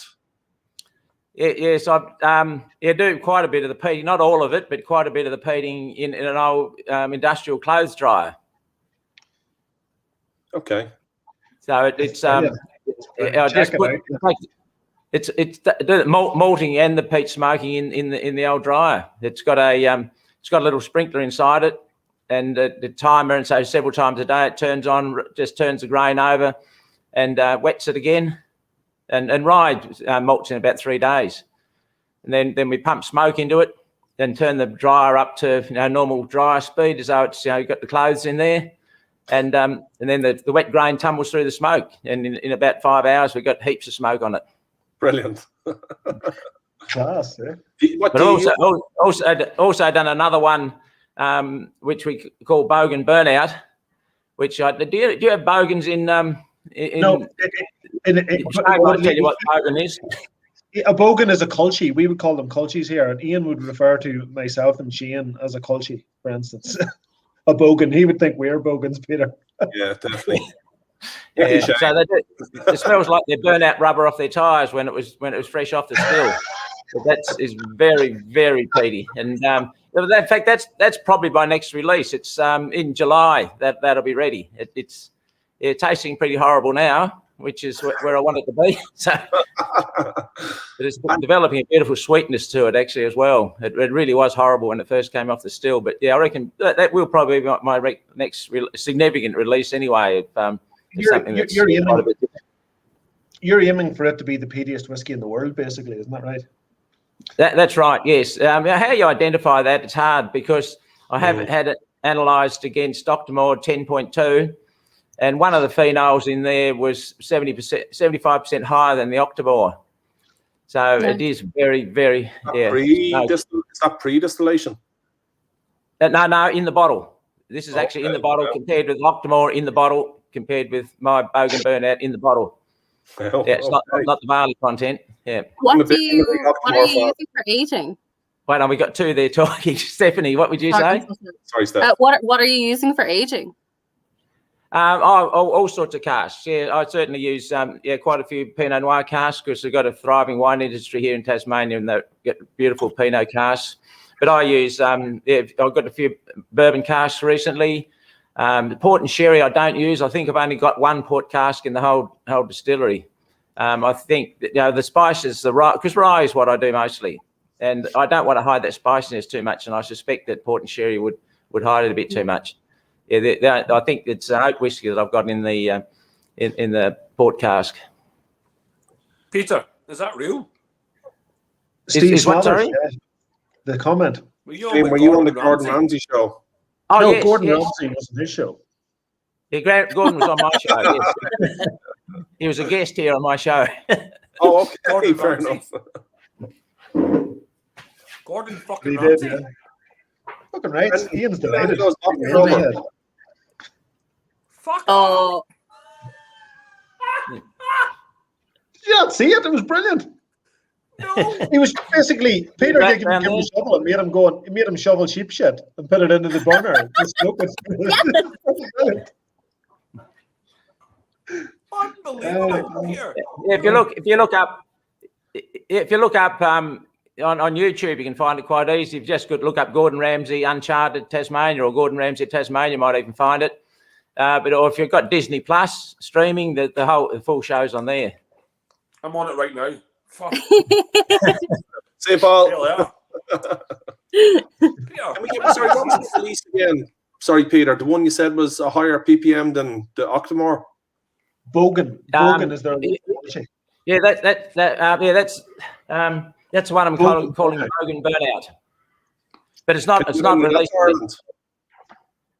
I have had a few little bottles of it from time to time that I've been drawing out of the casks so people can taste it as it's been maturing if they want to.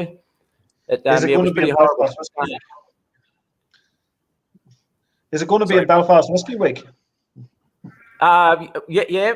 When's that? How far away is that? I don't know. Paul has one every month now. Oh, no, yes. Every week. What are you talking about? It says there in the corner of the screen, the 23rd to the 31st of July. And, you might not get it out of the barrel and over to you in time. Yeah, most people don't want it. It's horrible. There's other stuff to do. You know? It's a good experiment to try, though. It's purely experimental. Yeah. Oh no. There are. Everybody's taste buds are different, and there are just a few people who just love the stuff, and that's what I was hoping for. Even though I was pretending that nobody would like it, some people do. Yeah, the real smokeheads, they love it. Ian is a massive smokehead. He works very closely with Octomore and Bruichladdich. He's, so he gave me some lovely samples of Octomore today. That's actually his mug there in the front of this Bruichladdich bottle. Oh wait, that's not released yet, is it, Ian? Okay. Oh, it is. No, it is. It is. No, nobody can get them. That's an Octomore, Peter. It's a Syrah cask. It was one of Jim McEwen's casks. It's 11 years in a Syrah cask, and it's still at like 65.1%. Nice. I'll try it. If you can send some of that out, I'll pay. Peter, he's a massive peathead, The last time Peter came over to stand. Can we all just throw our names into this? Get in the queue, Steph. Get in the queue. Where do we get that in focus? Bogan Burnout, heavily peated malt spirit. I'll take because it's not aged enough yet. Sounds good. Thank you very much. And this isn't the whiskey yet either. This Cúige Poitín.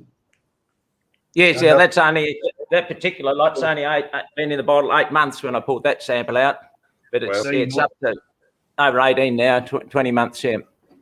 In my book, it's a Poitín, and that's a good thing.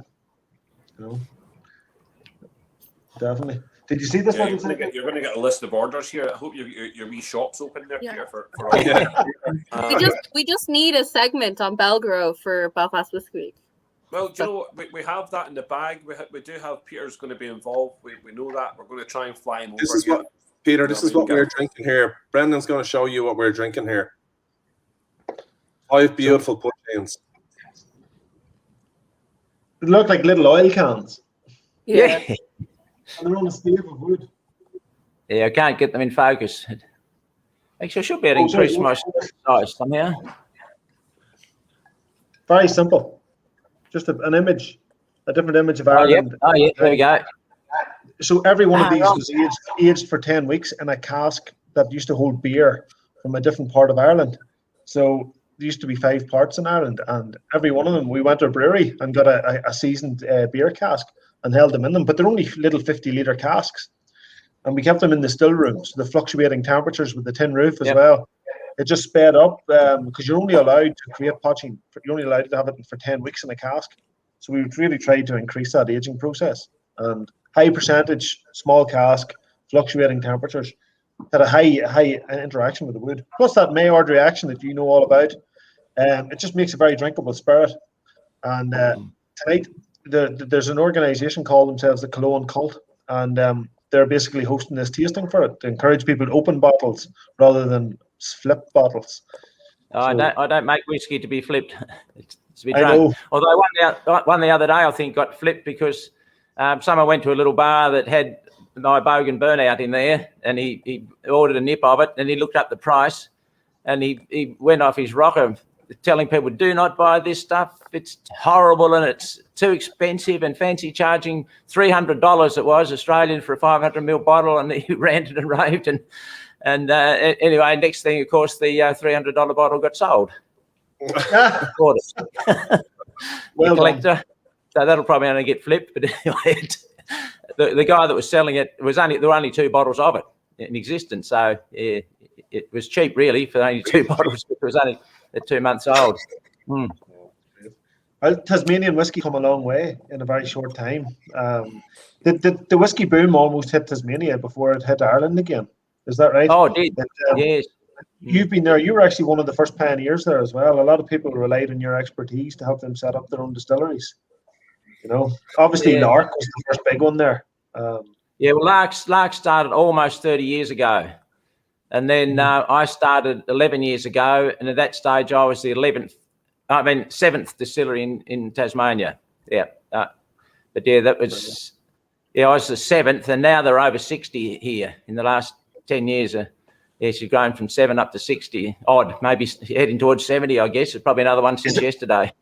Is that in Tassie or is that in the whole of Australia? Oh, that's just Tasmania. That's just Tasmania. That's amazing. We've only got 500,000 people here, and we've got 60 distilleries. you know, our Shane's married. Shane is married to a lovely Australian lady from Brizzy, and but her in-laws own a winery just outside Launceston as well. So you probably some of your people casks are coming from there. Shane, what's the name of the winery? Yeah, she went.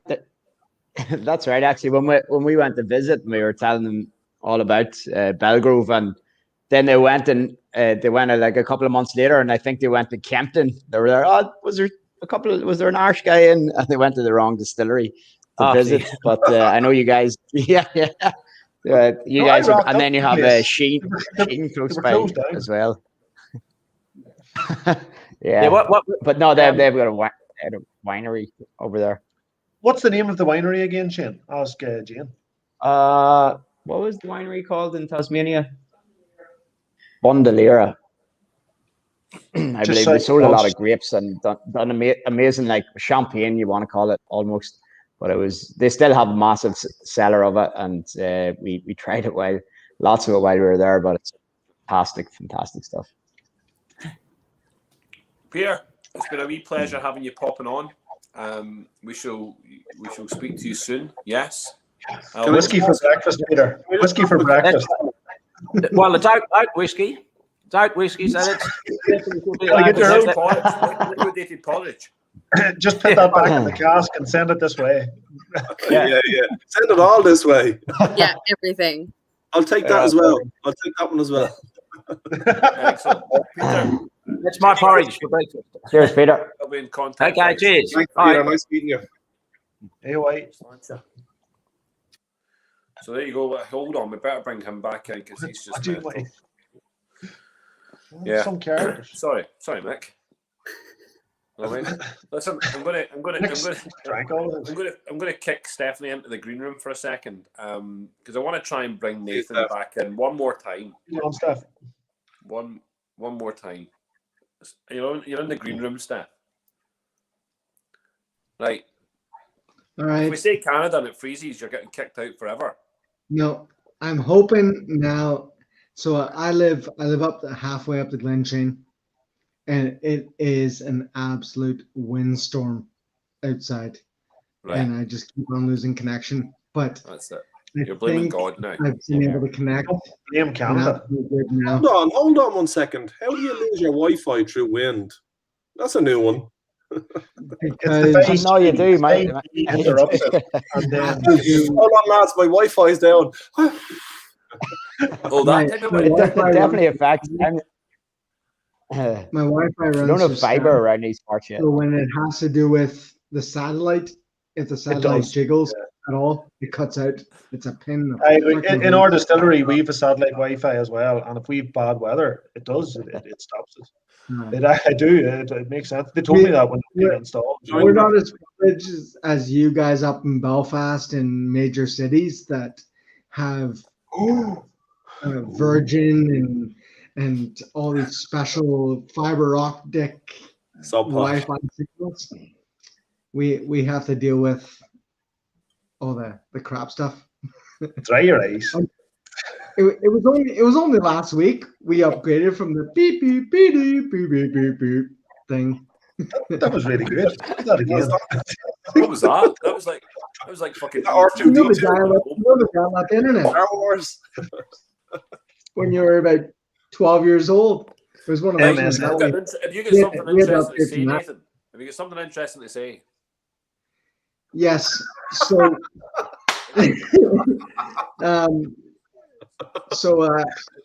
Anyway, other than internet and all that sort of stuff, the whole Killowen distillery, everything, it's all about being transparent, being out there, and as a agent for Killowen. So I work for a company that is the Anzac. Yes. Sure, we're allowed to say that, aren't we? Why not? Is this the BBC? You're the one not saying it. Why not? Sorry, I didn't say it. Brendan did. No, this is Good Morning Britain. Say what the fuck you like. You know what I mean? You come on here, say what the fuck you like. I work for Anzac. We distribute. So anyway, for Killowen. Killowen's been a brand that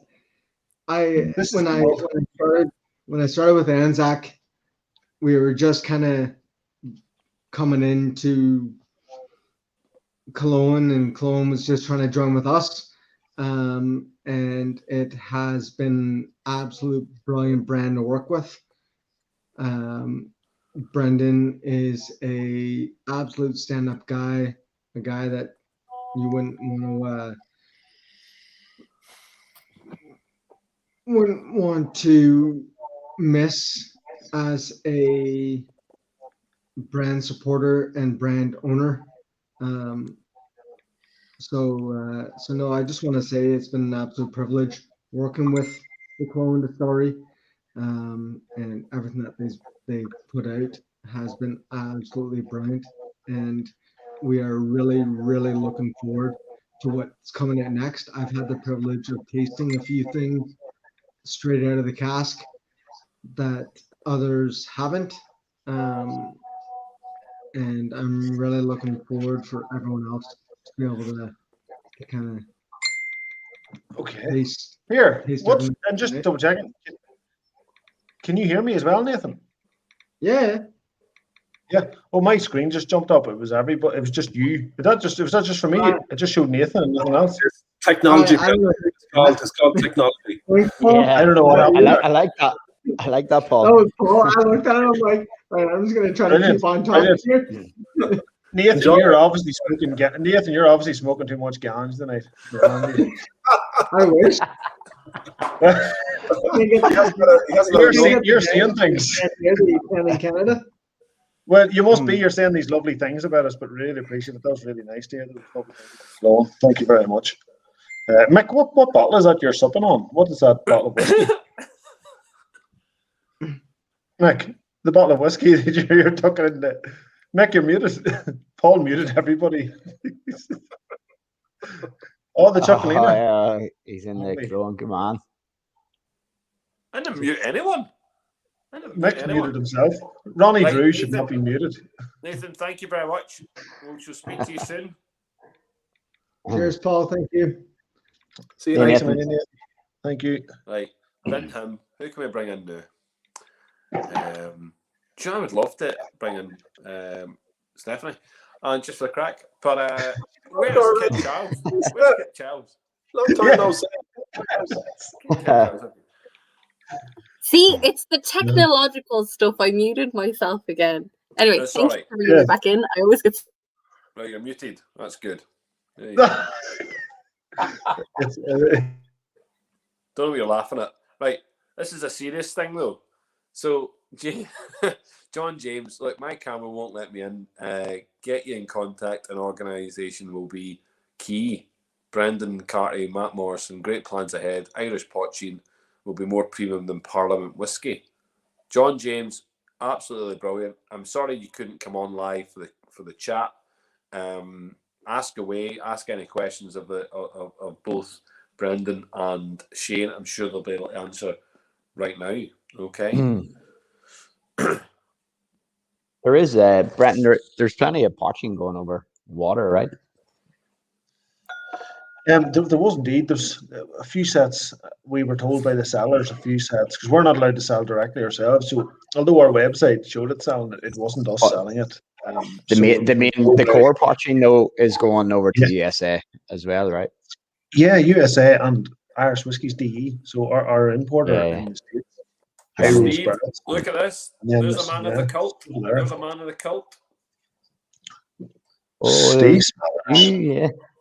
Well, he was a draw winner as well. Fair play. He contacted me after the draw and said he would share it out among guys in the US. So Steve is a sound man.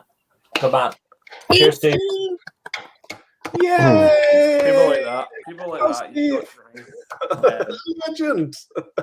This wee bugger's finished all his Poitín. He's moved on to Hungarian oak whiskey. So. How do you finish all of the Poitín in one go? No, he's not. No, I know. He means he just needs to drink Hungarian oak whiskey. I mean, it's a good step up. I mean, it's a good step up. No, past the Poitín. It's a step to the left. It's a step down in my eyes. Okay, do you know what? That's interesting. Is Poitín better than the Bonded Experimental series?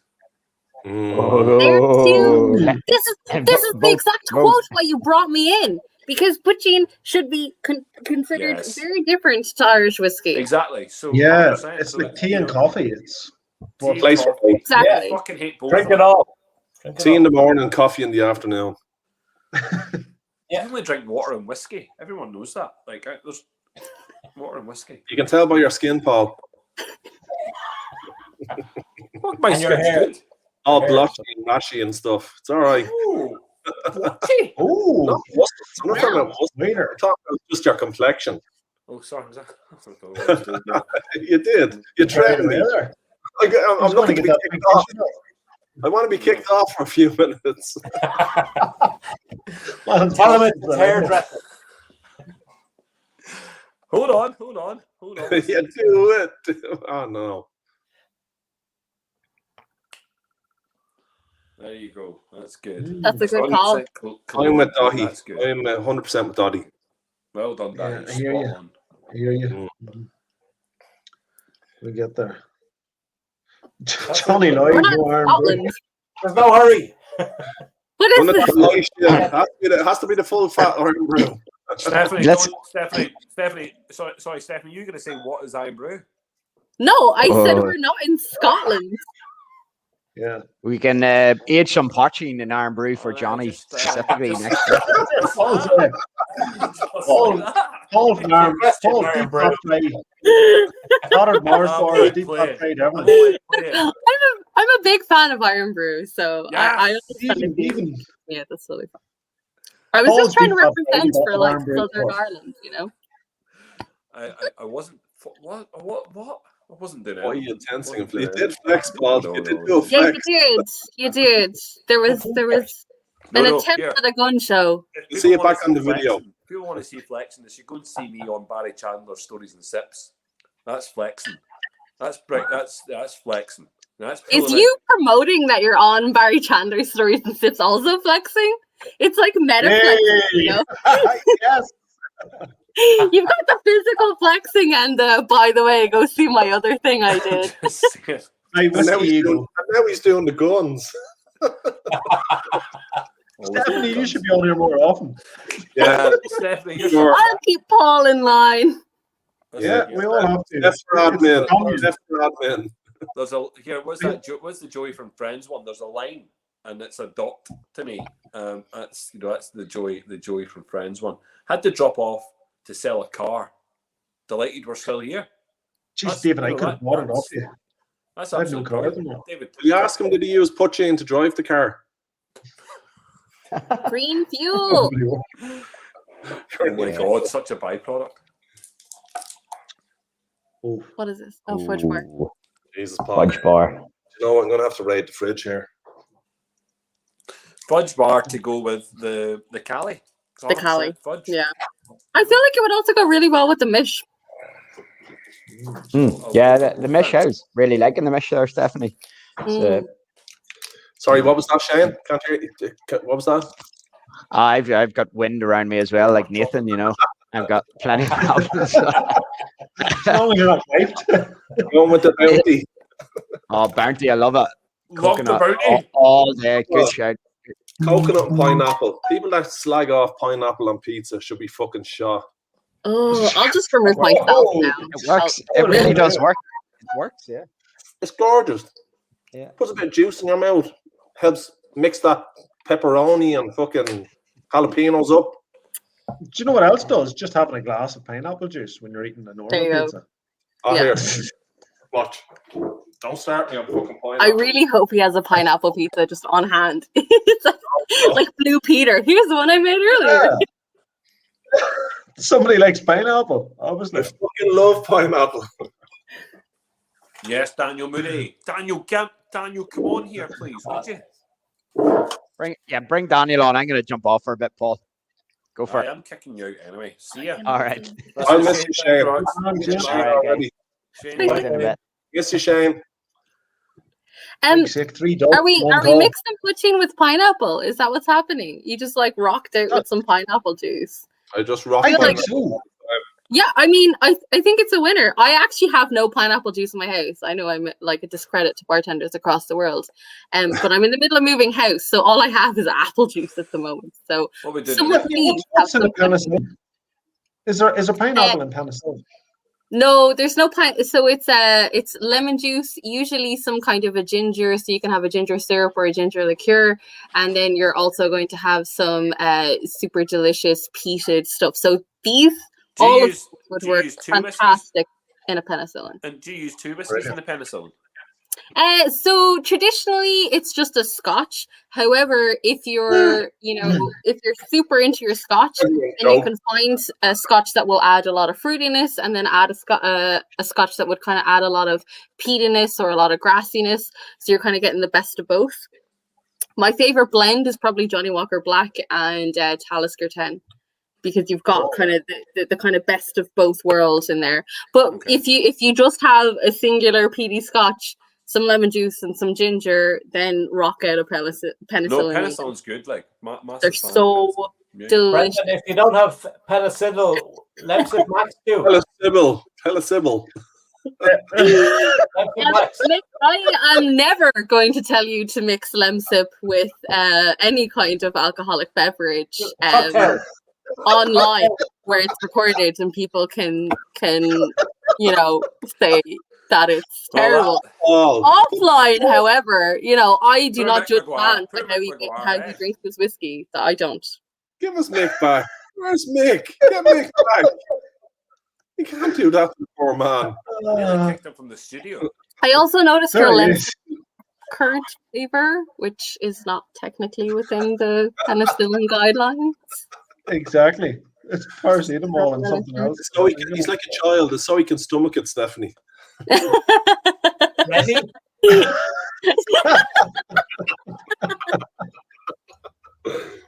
It's a new Belfast coffee. Please, nobody try Lemsip with poitín. I feel like that's a terrible idea. I'm not endorsing it. Yeah, no one should. No. Are you not getting sponsored by Lemsip? He's getting sponsored by Belfast Whiskey Week. It's the taste at first. They're fine. Dahi Waltz has just said the poitín will cure anything, and I'm a firm believer that the alcohol alone should help you out. Yeah, but is that not proof poitín rather than 55% poitín? 55 is still a pretty high ABV, though, no? No, not really. I mean, if you feed into the Irish mindset, so my dad, he's actually not Irish, he's Chinese Malaysian. However, whenever I had a bruise, he would always rub cognac on it was either cognac or Black Bush, very specifically, on my bruises. So it was like anytime we had any injuries, my dad was like whacking out some alcohol and being like, this is for you. But work? if you are, what? Did it work? I thought it worked. As a child, I was like, well, this is the magic cure. That's probably why I'm in the world of whiskey right now, because my dad was like, well, this will cure anything. If you've got a cold, it's like, well, we didn't have Lemsip in my house. We had hot whiskeys or hot cognacs. Didn't matter how young you are. No, it'd be grand. Like the whole dip in the dodie, it's totally fine. It's grand. Dip in the dodie. You do it in the bar. All these I've seen my nephews and nieces less than 6 months old drinking stout from the pint glass. I think my brother's on there now. He might agree. Here, are we going to get Brendan? Are we going to get Pierce? Are we going to get Liam on here? I don't know what's going on with them. Liam's, I don't know what the crack is. Liam's putting the babby down the last time I was chatting with him. Pierce didn't lift his stuff. He's listening now, and he has the link, so he can hear us. Well, listen, because I don't know how long we want to stay on for, right? But no, that's all right. Don't worry about it. Oh, go to bed. It's okay. Yeah. As long as we get Kit Charles on. As long as you get Kit Charles on. Yeah. Pass the controls over to Stephanie. He must be smoking a cigarette in a leather armchair. Yeah. Preferably a Chesterfield. And in white from. You know Kit. Oh no! This is all just from everybody's comments. I only know Kit as those we're all in the same Irish whiskey group, so I sort of kind of know you, and that's how I know Kit. However, I have learned he likes to smoke a cigarette. He sits in leather armchairs, and if you're going to sit in a leather armchair, it must be a Chesterfield. Do you know them old packets of Silk Cut that they used to sell in the 90s that you can't buy anymore? He's the only person who can still buy them. They make them just for him. He smokes 20 in a row. All the vending machines when he knew they were being discontinued. He did. He called a guitar. He's ringing Oh my god! And he doesn't. It's retro. You're gonna call him and put him up to the. He doesn't need food. He licks cowlick. Cow's lick. That's what he eats. Cowlick. Oh no! You've really roiled him now. Oh, here you're on now. Brendan, can I ask a question before we kind of head off the kid? Hold on a bit, see. Kit Charles, here we are. I can't see you. Can you see me? No. Yeah, we can see you. You're on the live feed with everybody. Kit, where's your cigarette? Kit, we're on the red wine tonight. I can't see you guys, but this is me. As long as it's not toilet duck. Toilet duck. I have loved tonight's show. I've loved it. Fantastic. I have recently got my jab today for the COVID-19. I got the Pfizer BioNTech jab in Ballymena. I see McAllister's, Vincent Hurl is launching McAllister's whiskey again. And I'm celebrating tonight with the old cheroot. I'm sure Ian will approve. Are we there or not there? Oh, he's 2 seconds. What's he saying? What you're saying? Blow it on the screen, Kit. What? I can't see. I can see myself, but I don't know how to reverse the screen. So you're Just blow towards the camera. Blow towards the camera, Kit. Yeah. It's been a fantastic night. I've met some wonderful people. The guy from Tasmania, that guy Peter, absolutely incredible. Yeah. Loved it. Brendan's on fire. My wife is in love again. Not with me, but with Brendan. And all you guys are doing good. I didn't get a 70. Getting sexy. All the rest of the guys are doing good. Hello, Margaret. How you doing? Or however you guys pronounce it, because I was blackballed. I think Ian John Ian's. Yeah. I think there was some confusion. Brendan says he has a set for me, but whether I'll ever open it now or not, I don't know. Did you not buy a set? He did. He's just looking for a little one. What do you say, Bran? Your set was shipped out, Kit. It wasn't shipped out. It better be shipped into the distillery along with Zoltan Special and the rest of the shit that I have lying down there. And listen, while I'm on air, I have a real apology to make. An apology to make to Daffy. I have his Hungarian oak sitting in my hall. This isn't confessional, Kit. I also have. He's getting ready for Paddy's Day. A Hungarian oak for Ian Hayes. Ian did a wonderful thing as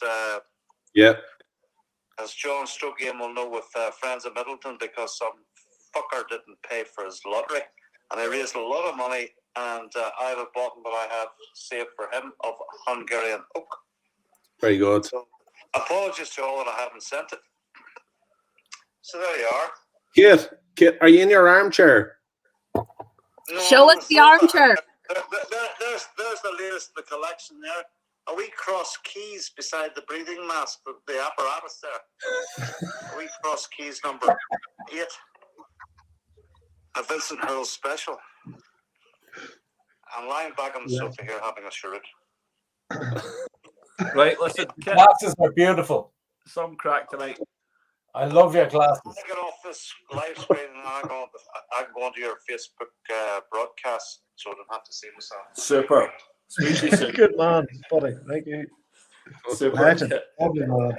Jeez, that was really nice. Get some way. Honest to God. I'll speak to you soon, Kit. Thank you very much, mate.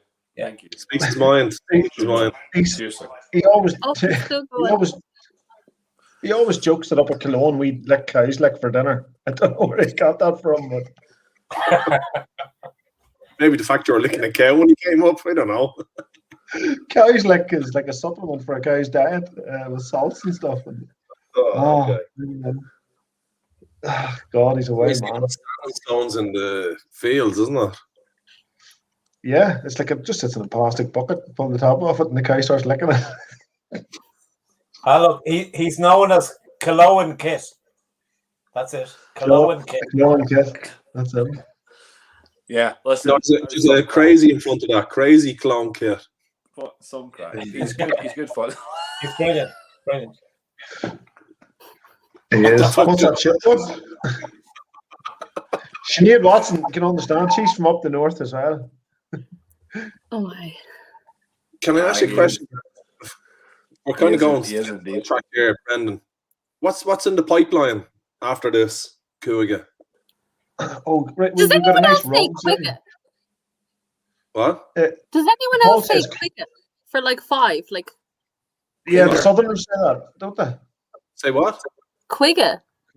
Cúige. Because everyone keeps calling it something different, and I Cúige, not Cúige. Just different dialects of the Irish language. Is it I not would- Cúige? Paul, you're into your cougars. That's all right, but Cougar. we say Cúige. And he's into himself.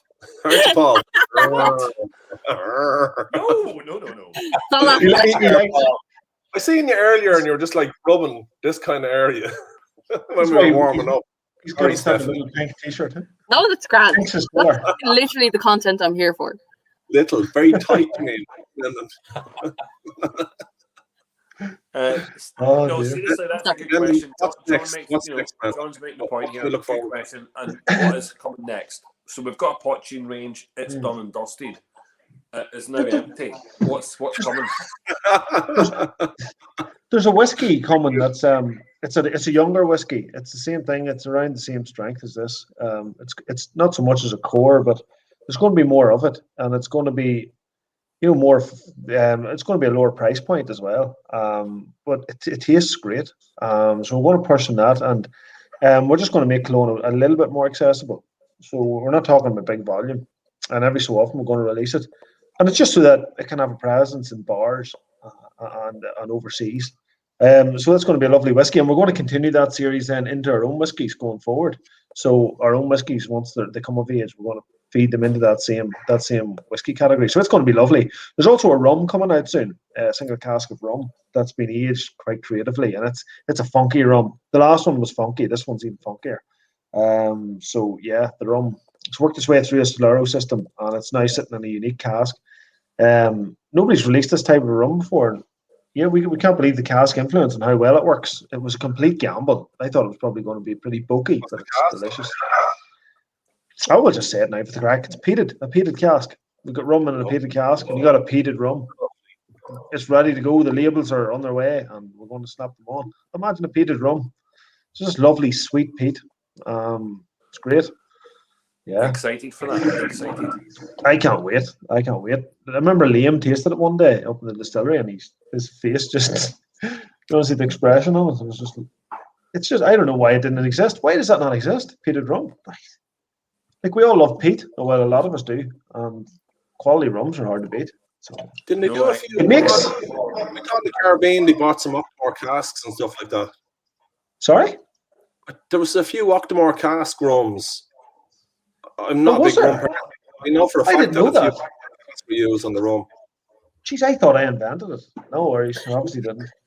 You invented the Irish one. Oh, get rid of Ian, please. Sorry, who's that guy there? Dickhead. Ooh. No, but fair play. Thanks, because I would have looked like a dick saying probably don't know what it exists. So it did exist. That's brilliant. There's only 60, 70 people here. You're all right, Brendan. That's all right.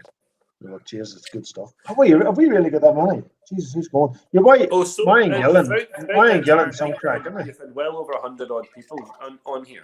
Can we add someone in, Paul? Where's Liam and Pierce? Is Pierce gone to bed? Christy's good old crack there as well. She's chipping in. Get her in. They're all more than welcome to come in. There's no reason why they can't. Throw yourselves into the room. I have a question. So you've spoken about rum. You've spoken a little bit about. Yeah, that'll do it. Go ahead. Sorry, what was that? I understand now the dynamic, Paul. I get it. You don't like being called out. That's fine. I get it. You know, someday someone else is gonna have that button. Hold on. 2 seconds. And someday, Stephanie, we won't be in lockdown. Someday we won't be in lockdown, and I'm gonna, you know, I'll be there. I'll be there, Paul. So wait, why is?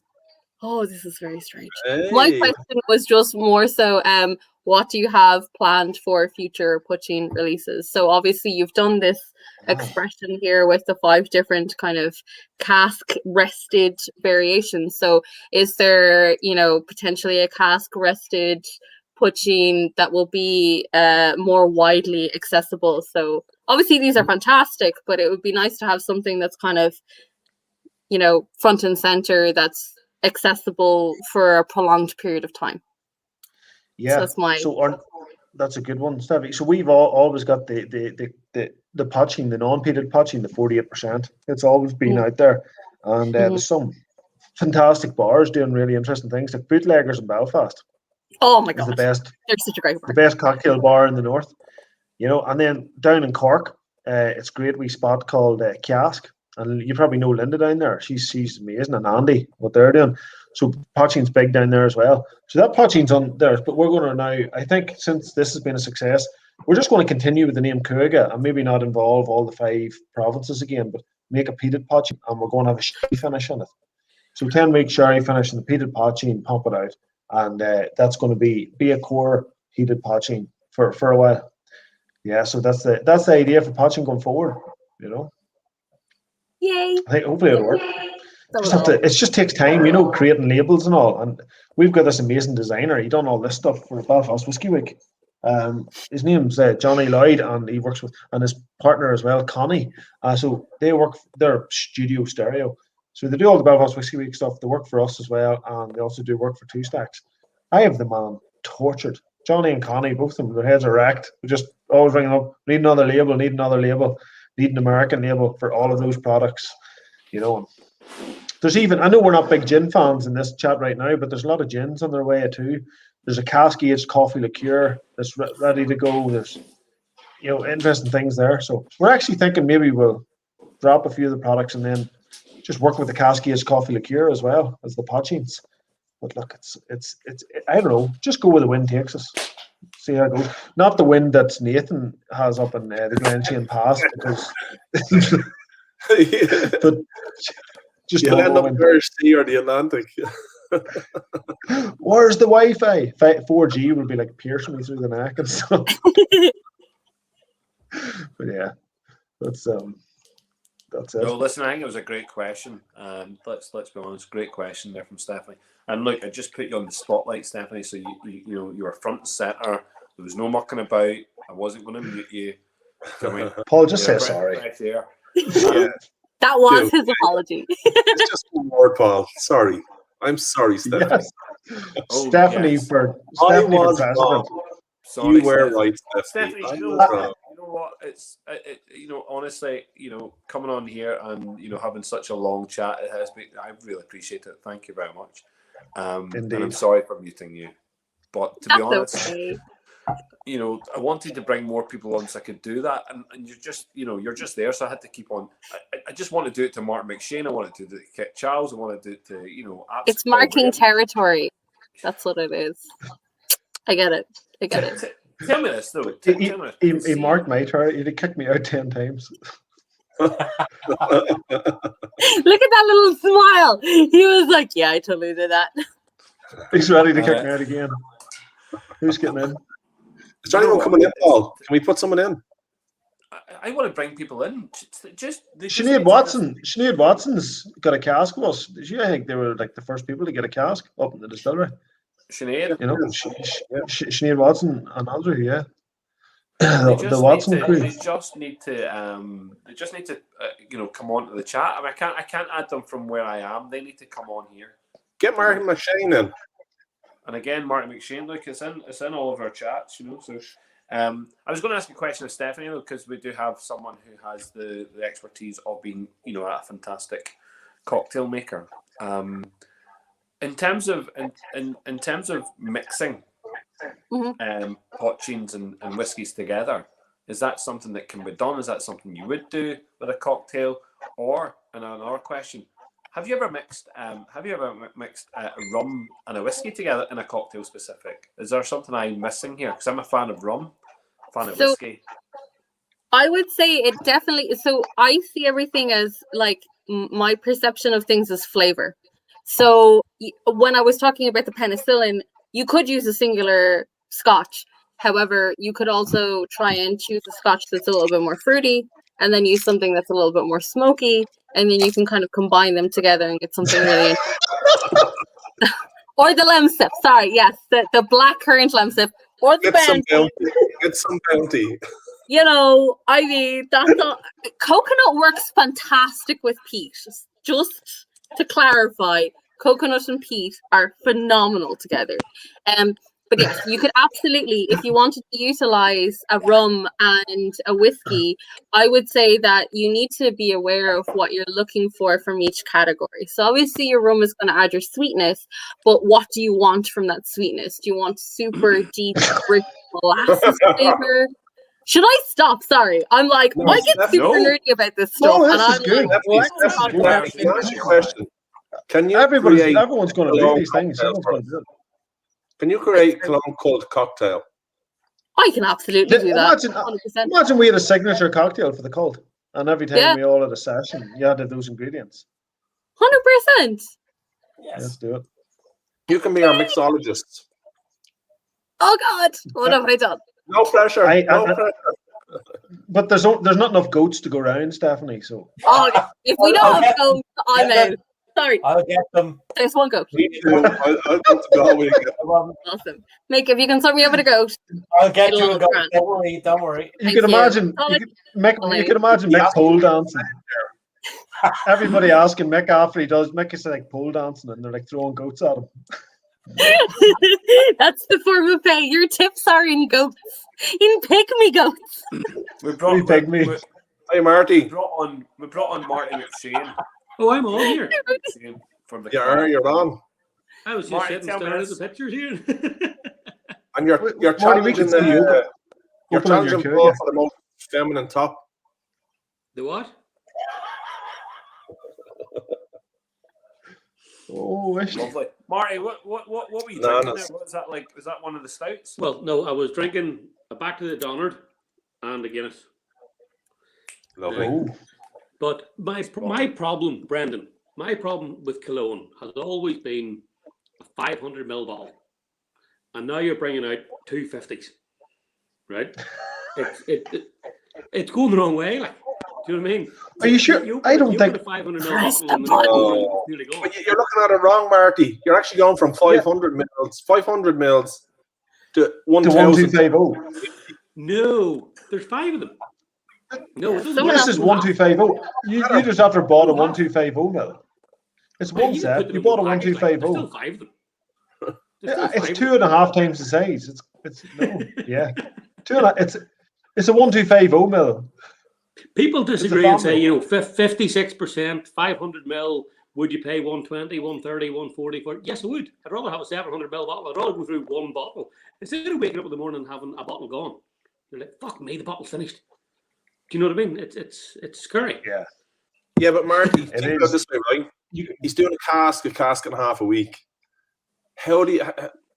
Ooh, there's Steph again. No, not my conversation. How do you play so many person, people? Paul, wrong person. Steph's a star. No, Steph just leaves that there. It's I okay. can't believe this. There we go. You have to please a lot of people. You've seen how quick they sold. No, look here. I'm not actually really knocking him. Like I'm happy that. You are, Marty. Come on. I mean, but I would Marty, like you're breaking my heart. Marty, you're on the blacklist now. I want more. So is wanting more bad? No, never. Well, there you go. But you can't get it. You can't get it. It's all The peated cask was probably one of the most enjoyable peated drinks, and then this has just blown me away, and I enjoy it much more. Never liked peat. Had it and I can't say enjoyed it, but appreciated it on occasions. But this I've enjoyed. I done a share for 2 guys the other day, and I had a sample of it was the Duff which is beautiful, and I like the spiciness of the Donard, but it was the Duff, and I went, oh. The peat was just nice from somebody that doesn't like peat. I mean, I enjoyed it. And I have to say it was gorgeous, Brendan. Hold on. The fruitiness, not Duff's class. That old brother IPA, it worked differently than I thought it would. I've tasted Peter Bigler's on there earlier. I've tasted IPA stuff he's done, but this comes across like fruit cocktail and blueberries. Weird. Fruit cocktails, big. Test on Brendan. You should answer John James here. He wants to know how you can take the Poitín worldwide. Well, I don't think we can unless we just. Well, we're going to. Yeah, we kind of are if you think about it. Like there's a bit going out there to Germany. We value our trading partners. When we have a partner, we keep them for as long as we possibly can. Even though there's a few people in Germany who want to work with us, we're working with Irish Whiskies DE, Mike Spitzer. And then if you look over to the States, we've got High Road Spirits importing us now.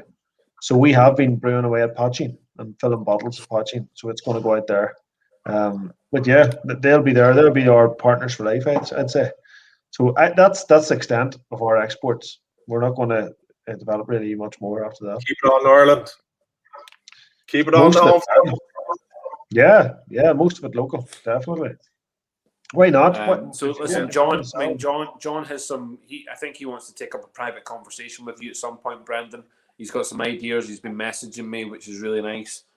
So yeah, John and the wife came up. They stayed. They stayed a few days up here and worked in the distillery already. Yeah, they know the crack. They're welcome anytime. They know us well. Well, there you've heard it, John. 100%. I just want to bring this in just for a second. I really just want to answer the question. Christy, 100%. Yeah, great power comes great responsibility. Absolutely love that. And which is why the finger needs to be ready. Just in case we have people like Marty. That's why we're a commune. There is no leader. Some people do more. There is no leader. No leader. And the cult, there's no leader. Oh my God, there's no leader in the cult. Oh, but I tell you what, there's plenty of wee sheepy wee bastards. Know what I mean? Oh. What do you call it? It's a Graham Norton with the big red chair and your button, Paul. Like. Yeah. I feel like doing.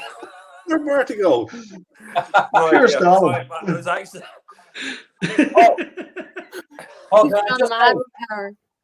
No, I'm trying to bring people in here for the conversation. Swings and roundabouts, Paul. Swings and roundabouts.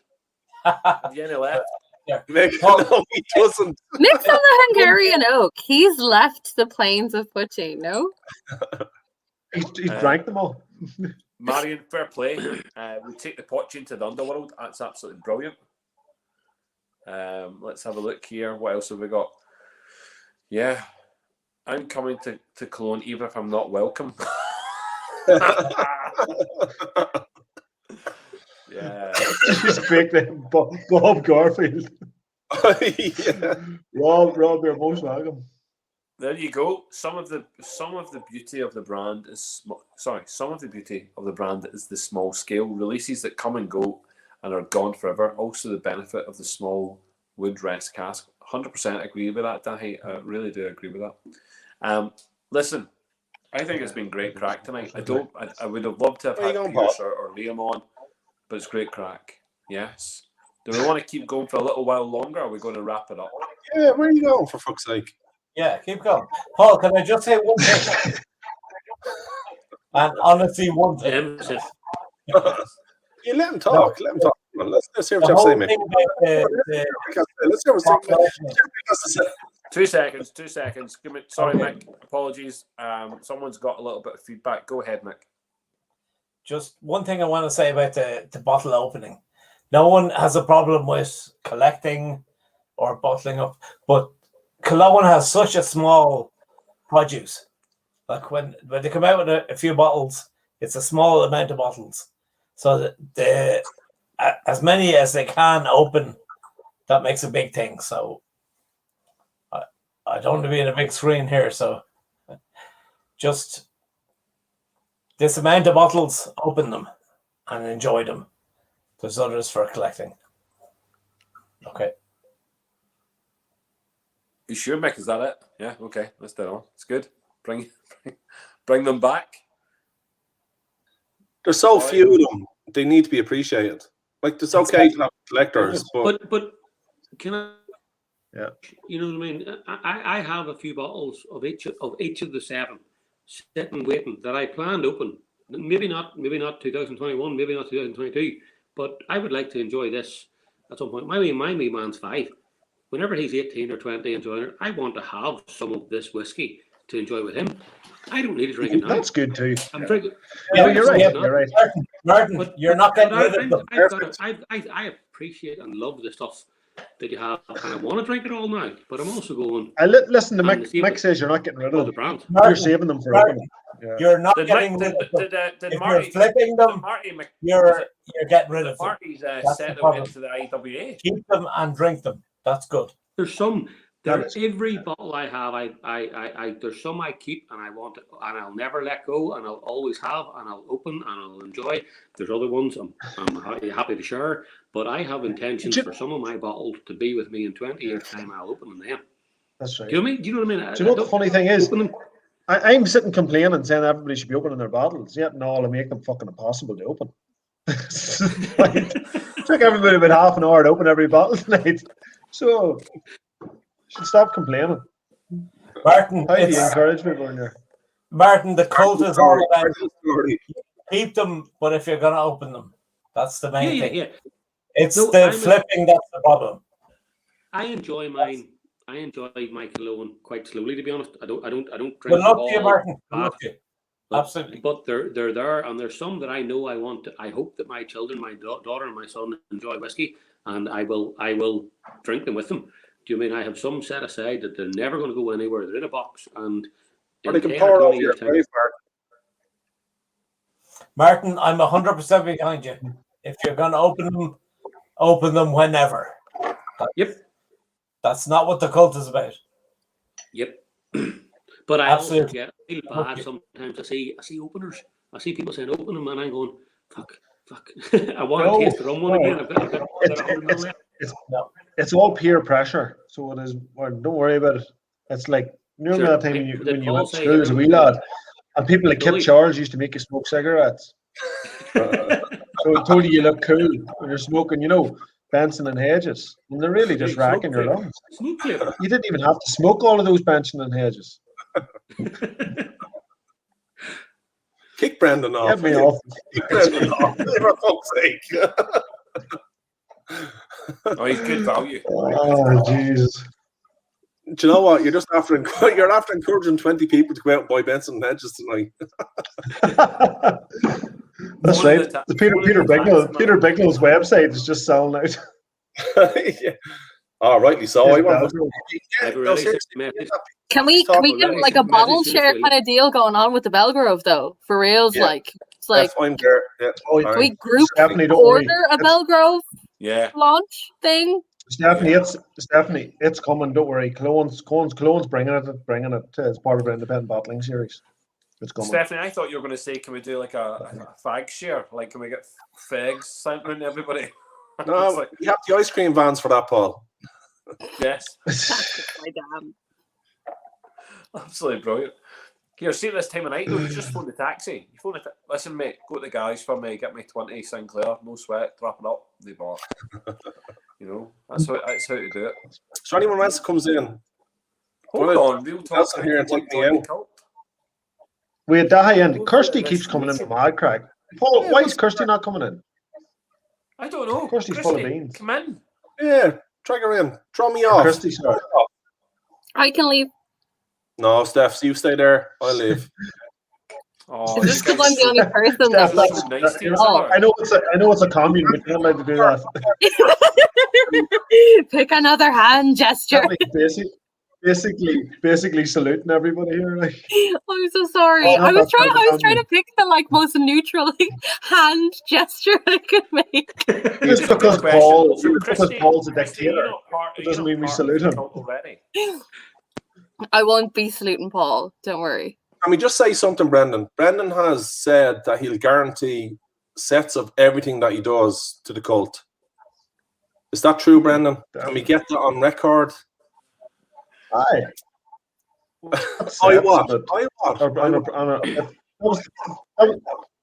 This is the first time we've done a set. I don't know if we're going to continue to do sets, but yeah, definitely allocations.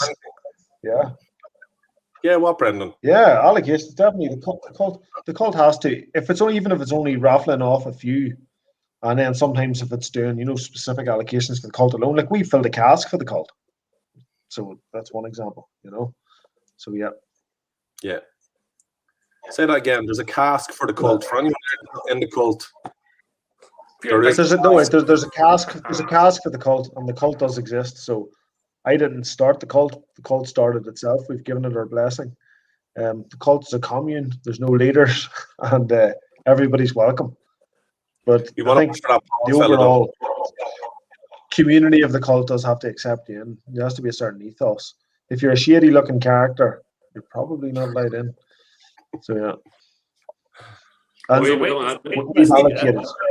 can I just say, people are asking, is Mick gonna sleep? Holy shit, he has. In fairness, he finished his potching. He fucking did a great job. Love Mick. I love him, man. What a legend. He's the best man about. Is there So, where are the lads? Where's Liam? Is Pierce gone the to bed? Bring in Sean. Bring in your brother. Bring in Sean Carty. I'll bring in Sean there. Yeah, bring in Sean. Can we have Sean on? I can't do it unless they request. Can you ask everybody him just request in there? Daniel Moody, I'll do Marion this. Gillen. 2 seconds. Get them all on, Paul, please. Here, Just can I point. also say I'm in a couple of group chats, and there was a conversation recently about newer distilleries and bottles and things in demand, and the conversation came around to people that were welcoming and people that were friendly and people that were and every single person in 2 group chats mentioned Brendan about his relationship to Irish whiskey, about his relationship to the people and the fans and the drinkers and the collectors and everything.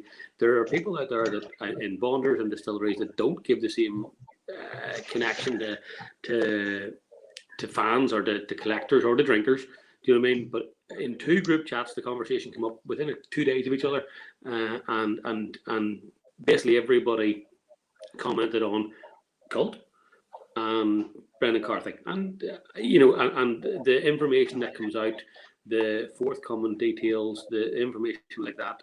So fair play, and that's in 2 separate group whiskey chat frames. You know what I mean? So to give you a bit of credit, it's there. Thanks a million. I think we just read the room. I think because we are the consumers, so we know what people want. So we're not just so. And luckily, people are going to start following suit, and people have done already. 2 Stacks are an extension of the Killowen ethos as well. They're a completely unique brand unto themselves, but they share the same ethos as Killowen. And other brands have completely copied them directly, which is pretty flattering for those guys. So yeah, I think it's going to be the new industry standard, isn't it? That transparency is a core. JJ Corey's already doing that sort of stuff as well, aren't they? And they've been kicked back. Plus legislation stopping people from doing it. So. Stephanie, I want to say something. Do you know what? Can I just say something? I think Brendan gives too much of his time. Just on what Martin was saying there. I think he covers everything. I think it's too much at times, but I don't know where he gets the energy from. He probably goes to Mass on a Sunday and gets blessed and drinks the holy water or something. I don't know what goes on. I haven't been to Mass since March last year. Yeah, that's because of coronavirus. Get a photo, people. Get a photo. Photo up. Quick, Paul. Take a photo. He was outside. He's wet. All right. Right, listen, Stephanie, I want to... Marty, thank you very much, Marty. I'm going to put you into the green room for a second. Give me 1 second. And we're going to bring Christy in. There you go. Christy, welcome to the Madness. Hi, folks. How are we? Oh, Christy, thanks for all the crack tonight. Yeah, thank you for hosting this. It's been really fun watching you, hearing you talking about Poitín. I feel like it doesn't get a lot of love generally, so it's great. Thank you. Good. Stephanie, I just want to say something. Stephanie, if you check your Facebook Messenger for me, would you? Stop sending private I feel like that's a very worrying sentence in general, but okay. Yeah, I read the room there. I read the room, as Brendan says. I'm just being polite. Just sending a wee message. It's a good thing. Stephanie's looking as if like it's a bad thing. Oh. I'm cautious when it comes to you, though. I feel like with anyone else, I'm like, yeah, that's really fine. But you, I don't know. You walk the line. Yes. Stephanie, Chief of Kult Security, Stephanie. All in agreement. Say aye. Without any of the guns, just the squid. Master of the Cull. There's John Halton. Am I late? No. Has this just started? No. No, that's just started. Welcome, John. We're only on 10 minutes. You're on penalties. Brendan, which one do we start? John, extra time. Brilliant. Christy, seems how you're on here in the big chat now. Oh, listen, this is good. We've got people coming on now. Yes, we've got people coming on. Christy, did you get tasting the Poitín? Did you have the Poitín in front of you? No. Not yet. I actually was taking many photos of it while listening to you talking about it, and we're like looking forward to tasting it like together. Hopefully soon. We only were like making a few cocktails along the way though while listening, so it was nice. Good. Excellent. Thank you. Good. I see. Jesse, whereabouts he is based? Dublin. Yeah. Are you anywhere near South Dublin, or are you near the centre? South Dublin. Yeah. Very good. So that's where Ian is as well. Sandyford. Oh, actually, yeah. Well, Stillorgan. Well, kind of between Stillorgan and Sandyford. Yeah. You're within my 5 kilometre range. I can bring you down samples if you want. Yes. There you go. Whiskey. We're in the whiskey club. Don't bring the husband. Don't bring the husband. I'm only joking. The husband to give him. Oh wow! I'll give you samples. I can give you samples. I've loads left in the bottle, sir. So if you want samples of the Poitín. Oh yeah, that'd be grand. Thank you. Thank you very much. Very Super. Good. I love the way it happens. That's just the way it happens. Brendan, I've 3 millilitres less of each bottle. Thanks. You're the most generous man I know. So it's funny. We were doing a little podcast today in Uri, and we were just. They didn't know anything about whiskey. It was a Uri business podcast, and they were just asking about. I was explaining that whiskey community and the way they send samples all around the world, and they send samples all around Ireland. They just couldn't believe the degree of networking that goes on, and I think it's just a credit to ourselves. And there's no gobshites. If there's any gobshites or sleazeballs or arseholes in the industry, they'd just be cast out. So it just seems to be everybody just seems to be really decent. And, I just think it's fantastic. We're going to look back on it, and it's just a free organization that set itself up organically, and we should all be very proud of ourselves. Each one of us has basically sent a sample and received samples for a very long time now. I always say that, Brendan, about Cologne. That's my team with Cologne. I think when you do a mash bill, you can't fit passion in. There should always be Cologne should be 10% passion, and the rest should be all the different cereals. No, seriously, I always do. It's the one that I just think embodies people, embodies whiskey, embodies everything to do with the Whiskey Society. But if you put the mash bill actually be 200% on the mash bill, 100% passion, 7.1% rye. Nothing else. 150% passion and a bit of blood, sweat and blood in there in the mash. A few fingernails, but yeah. Yum. Quick question. I was just curious, like how or where can one get the Killowen Kult swag? Oh, the swag. Called what? Or anything like joining the.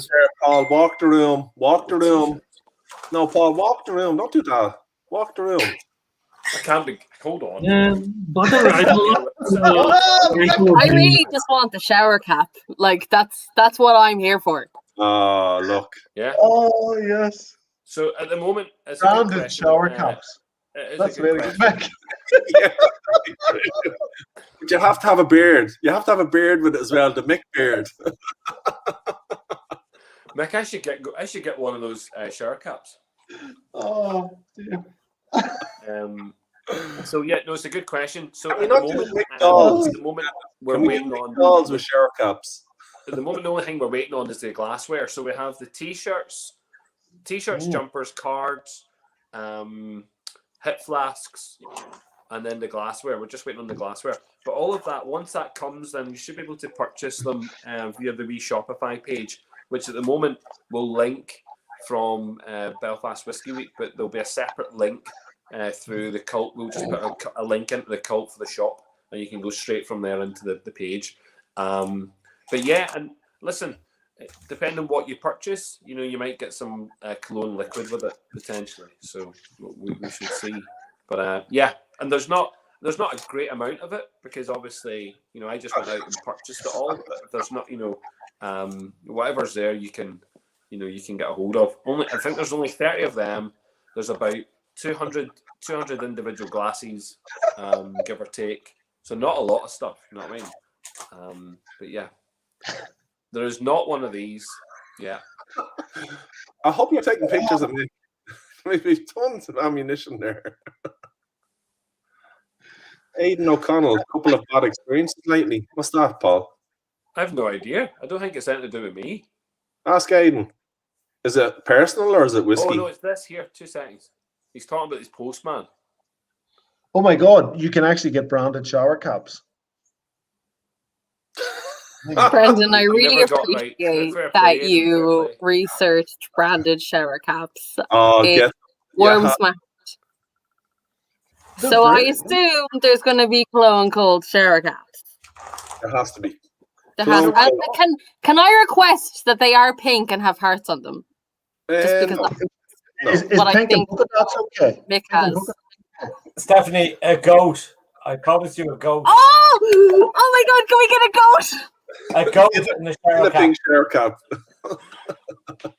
Well, no, it was a good, Christy. It was a good question. No, in fairness, Stephanie, it could be just Mick on all fours. I'm going to bring in Sean here for a I'd second. also pay for that. I'll have him on a rope. It's okay. Well, Sean. Good evening, everybody. Hello. How are things? Can you hear me okay? You can? Yeah. Go ahead. What is the crack, Sean? Are you enjoying yourself this evening? Where'd he go? He's frozen. Oh, he was doing so well. He got on the show. Hi, I'm here. Can you hear me? Yes, he's back. So we're we're one carty down, and you just gained another one. Oh, this is Sean Carty. Jesus. He's the man. He's the man. I was looking forward to meeting him. How are you, Sean? Not too bad. How are you all doing? I'm waving the wrong side. I'm meant to be waving this side. We're all good. It's good to see you. It's good to see you. How to enjoy your nap there, Mick?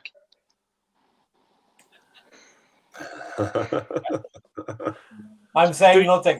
Are you the older brother, Sean? Well, one of them. One of them, yeah. Super. Tell us a few stories about Brendan. I knew that was going to be the first question. Has to be, Sean. Has to be. That's why we kicked him out. Jeez, where do you start? Where do you start? Where are you beginning? God no. God no. I could get him into a lot of trouble, that's for sure, you know. No, he's Brenton's always been a lively fella, you know. We always used to call him. All the aunties and uncles always used to thought Brendan was the mad one, you know, out of everybody. And I think anyone that knows him will certainly agree, you know.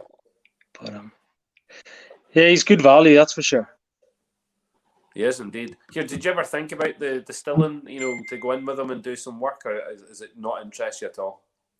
I'd love to do something like that, you know. Love to. But he had the balls to go and do it. Fair play to him. That's what it takes, doesn't it? You need to go and make the leap. He followed his passion. He loves going to work every day, whereas I don't. I'm sure most of us are probably the same. I get that, Sean. I totally get that. What's the story with the big harp behind you? Oh, that's the wife's harp. Is she still awake? I'm actually in Wales here, at the in-laws' house. Right. Yeah. I'll show you something actually, right? This was Brendan's wedding present. This was before the distillery opened, and he was just doing a bit of experimenting. So, you see this? Yep. Sean and Bethan. And then this is probably where his inspiration for carving out the stave started pretty early, I think, because he carved in a Welsh harp on one side. Lovely. An Irish harp on the other side. Ah, very good. And then he did this little Welsh love poem on the outside there. He is such a romantic, isn't he? Was that the wedding present? Yeah. True, yeah, but you know what the best part of it was? It was full of poaching. So I treasured the pot. It's very empty now.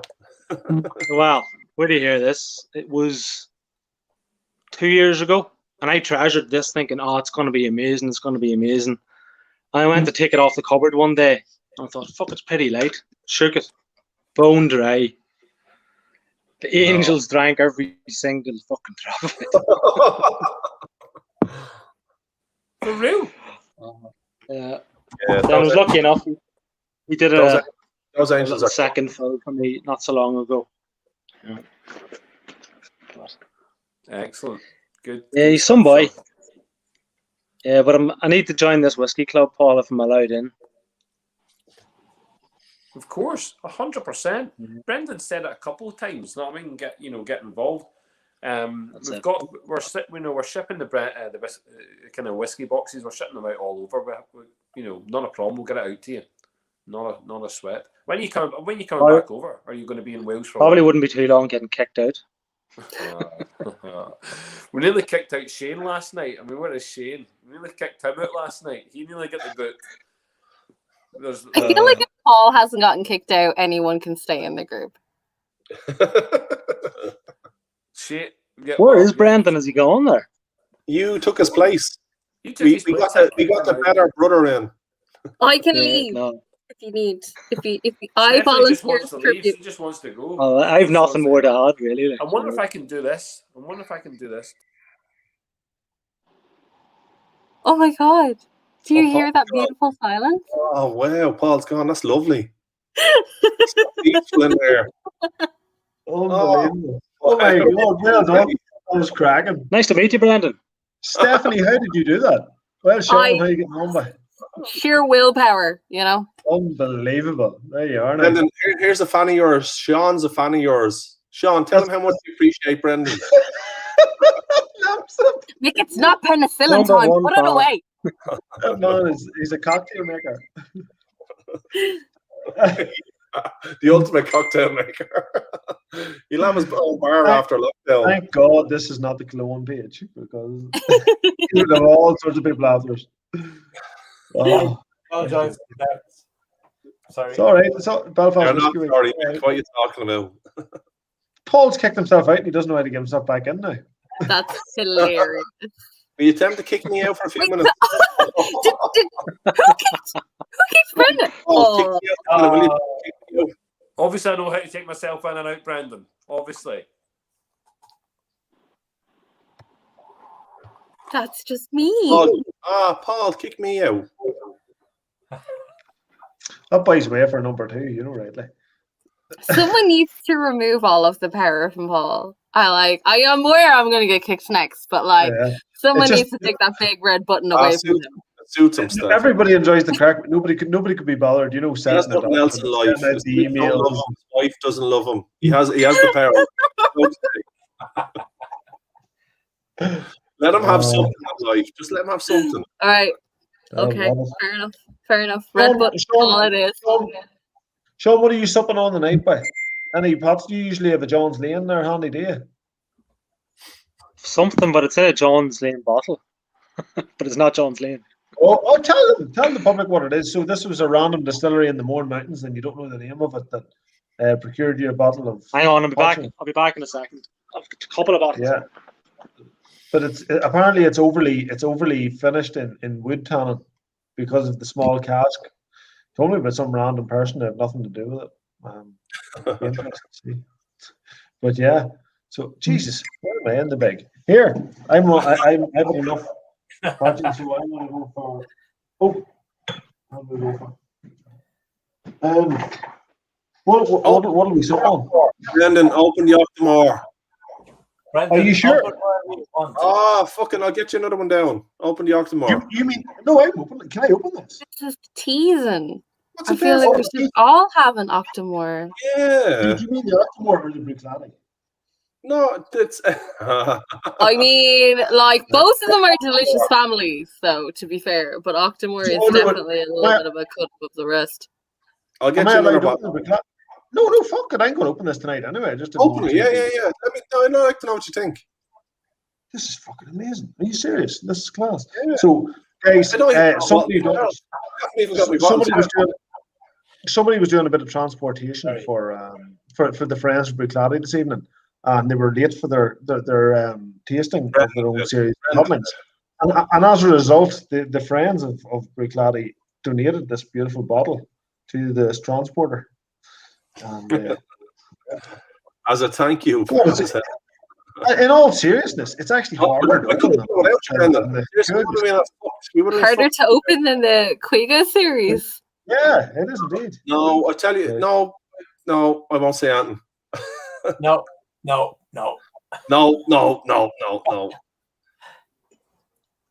We just need to, like, whenever we I'll tell you what it is. like a whiskey I've seen this story on the big box screen. with wax seals, there needs to be a little like branded like pen knife that comes with them. Stephanie, that would be the best Stephanie, that's Octomores. class. That's a good idea. So, guys, can you just stick me on the big screen for a minute? Paul Kane, you big Jenny, you want to stick me on? Thank you, buddy. Here, so if you look at the front of this bottle, okay, Friends Bruichladdich, there are two phenomenal gobshites dressed up as the Blues Brothers. This one here, the Blues Brothers, runs by the name of Ian Garrett. Sorry, this is John McDougall. And Ian, who's this other lovely-looking gentleman that pretends to be Derek Nick McGuire? He's fucking, I love the guy, Derek Maher. Yeah, legend. He owns the Artisan restaurant in Wishaw. There you go. So this is what we do. This is why we drink whiskey. Holy shit. Fuck.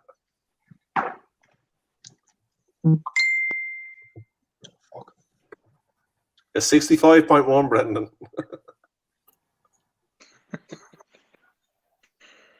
Oh, man. It's like cold smoke at the end. It's just. This was a Jim McGeown cask. That's better than any of the Octomores. That's better than any of the Octomores. That's better than any of the Octomores. Strong statement. We've always said that. We tasted and we thought this is one of the best Octomores we ever tried. We said, right, we'll let other people try it first. Like, it's a bit of a bold statement to say, oh, we've one of the best Octomores. But no, is that right? I didn't know I was drinking. This is the best Octomore I've tasted. Fuck. Shit. And Brendan has Do you know what it's like? Brendan's getting the cask of this, the empty cask to fill with his spirit. It's like smoked bacon at the end as well. Yeah. Like, like burning skinny bacon on a pan. Like, when you leave it on too long and you just want it to be a wee bit burnt because you had a hangover and you want to damage yourself.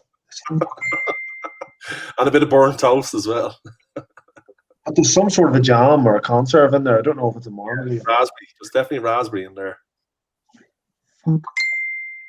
What the under God is that? It's amazing. Is that 100% in a sherry cask? No, Syrah, red wine cask. Yeah. A fruit for well. Are too good now.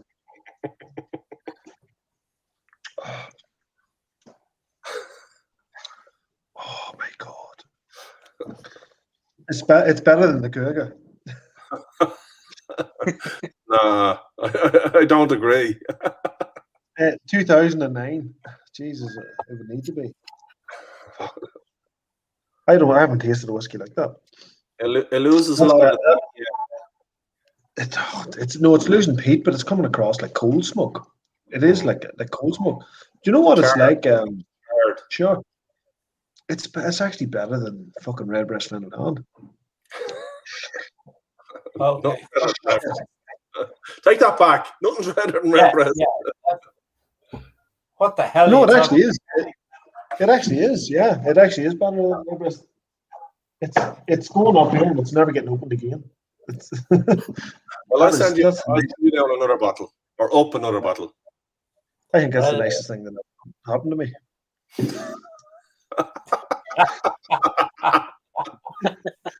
She's not watching. It's okay. This is how you know it's reached like that critical mass time of a tasting. It's like we've gone just that little bit. It's just gone past the optimum time. Oh, is definitely? I'll send you a sample. My God, that is good stuff. Fuck. That is the nicest whiskey I've ever tasted. Thank you. Yep. There you are. Is this recorded? Can I get off? Can I get off the big screen now? It's just awkward. No. This has been on for us. This is 3 hours and 8 There's been a minutes. super intense focus on your facial expressions for this tasting. That was impressive. Paul, please take me off. This isn't a very podcast. It's not 3 hours on me. Brandon, I think can the public at least see all the other? This is not what you switched to. You switched to a good, like, well, I mean, I'm paying for Mick, so. Christy, tell us a story. What is your favorite whiskey today? Good question. Shut up.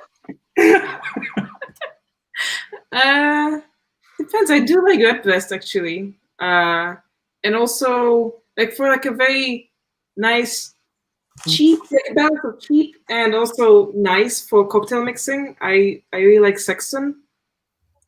I just like find it easy to work with, you know. It's lovely, isn't it? Mm-hmm. Where are you working, Christy? Well, like I'm a designer, but like I'm a fan of cocktails and the industry. Good. Yeah. Good stuff. What are you, product design or graphic design? I am a product designer, but UI, like UI product design. Oh, very good. Very nice. Very nice. But Look, he's on. Fanon's on as well. Yeah, Jesus. Who let Finon onto the chat? Look at him with his wild hair, his nonchalant attitude. Delighted you can't get your haircut. It's brilliant. Oh, well, I mean, as keen as I am at all times to get my hair fashioned, now during COVID, I don't have the opportunity. And I'm thinking, Jesus, my stylist only knew. You know, I'd be in there tomorrow. How are you all getting on? Jesus. Sparrow cap. Get a sparrow cap. Yeah, my barber must be worried sick about me. Not getting my hair done.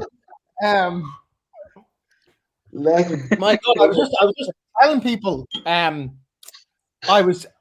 got to keep the clothes. Do you remember, Brendan? I was up at your place with the BBC, and they put me in funny clothes because they said I didn't look right for camera.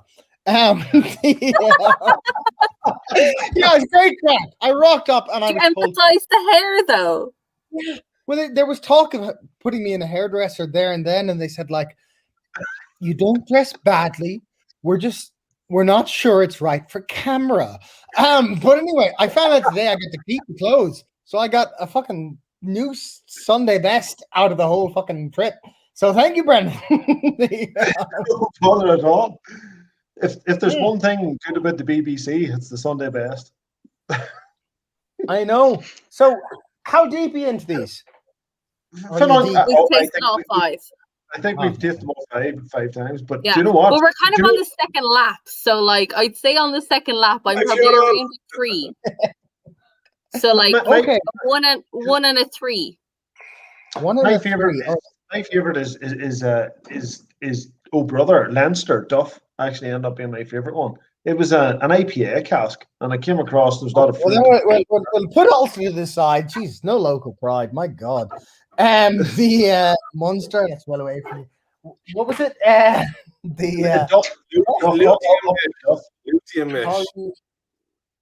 We're supporting Duff.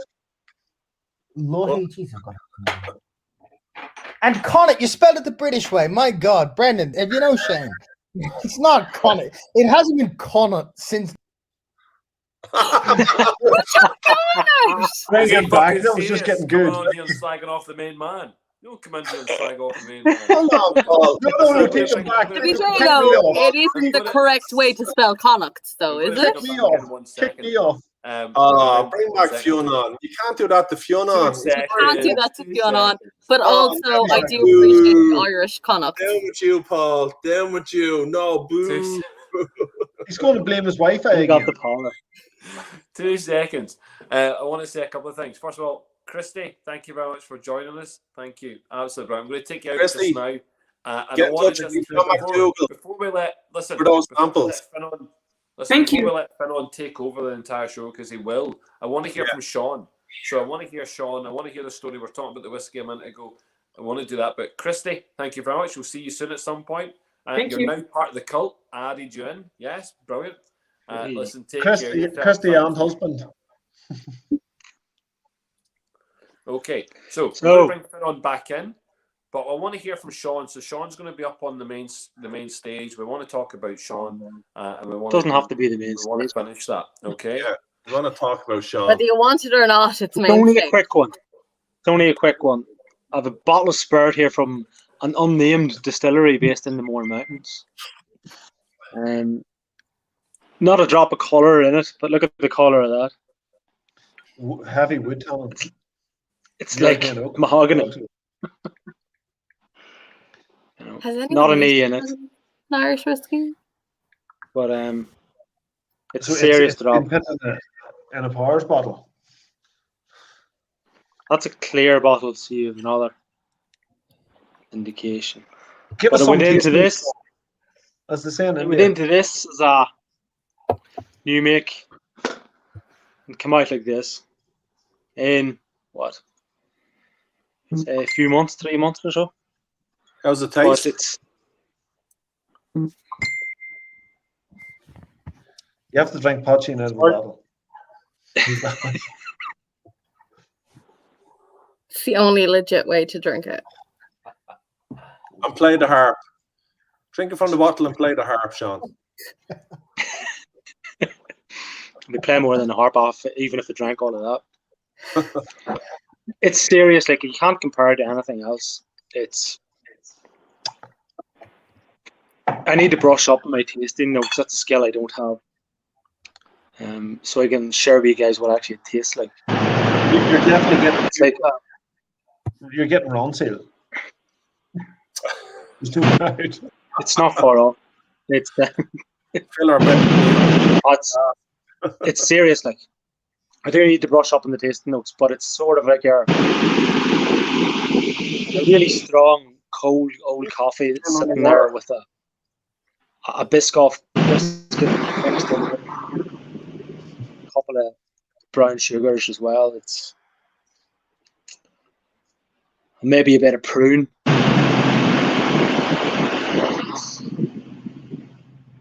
And it's oily as well. I've only taken a sip and the mouth is heavy coating. Maybe Brandon, you probably describe it better than I could. If you've tasted it, that is from that unnamed distillery. Maybe a couple of others have tasted it from that unnamed distillery as well. I don't know. But, I heard that's just pure mouthfeel. It's like treacle. Only taken a sip. Molasses and it's so thick and viscous because of the sap that came out of that virgin oak. It's just like and on the oak content. I could, if you've tasted it, that is from that unnamed distillery. Yeah, maybe a just couple of oily. these from that unnamed distillery as well. I don't know. It's like thick Ronseal. I heard that's just pure mouthfeel. It's like treacle. Only taken a sip. Molasses and it's so thick and viscous because of the sap that came out of that virgin oak. It's just like and on the oak content. I could, if you've tasted it, that is. It's going round and round. Somebody has their phone on beside their computer. Yeah, cut me off. That's it, Paul. I've said my piece. Thank you. Thanks, Hail Sean. Mary, Sean. All the best, lads. Hail Mary. Hail Mary. Hail Sean. Roll on Finn on to hear the crack out of him now. Looking forward to this. I mean, Storm. Right, Paul, cut me off. Come on. No, I can also leave because I have no more stories left. So I know that Sean. No, mate, I don't have to be in the big screen. Stories. I can also leave. Steph, you're a legend. Thank you for your crack. You've been absolutely brilliant. Thanks for coming and saving the day. Yeah, good on you. By the way, if anyone would like, a bottle share out of one of these, then yeah, do let me know. I'm first in line for that. Just no, Steph, first. Yeah. Sorry, you missed it again. For what died the sons of I'll be second in line. Okay, that'll do. Right. All right, I'm out. It's been a pleasure. Thank you so much for having me on board. Great Enjoy the stuff. rest of your Legend. poaching/whiskey night. Bye. You've been brilliant. Take care now. Holy shit, Fiona. this was a marathon. Right, come on, Paul, take me off the main screen. I'm feeling He's a bit nervous here. He's actually a cult cunt, Sean. That's his new title. Sean, The absolute Sean, AKK. show us your third nipple. Sean, show us your third nipple. Show us your third nipple. Come on. We all. I have a third nipple. Oh, Jesus Christ. No, it's actually just a No, growth. but Sean. Oh, No, there, Brendan, is it? It's a growth. It's not a third nipple. That's right. Okay, I believe you. I bet you can feed a calf. I bet you a calf would survive off that nipple. Paul Keane, stick on for now. We need to hear it crack. Yeah. Paul Keane.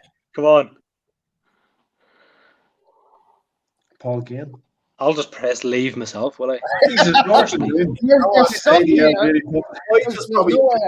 Off him. Right, I'm away. In Hawaii. I'll watch his. Look. That's a good idea. Yeah. Oh, look. Oh, shit. Not this guy. Not this guy. Not this guy. Oh, Fiona.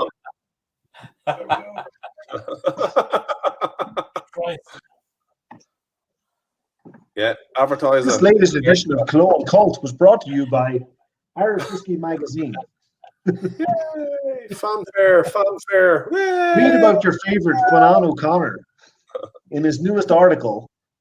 Yeah, in a competing magazine, by the way. You've mixed them up. Oh, right. Something on your cell is in a different magazine. What an article. Shit. That was some article. The Yeah. Scots are reading about the Scots are reading all about us now.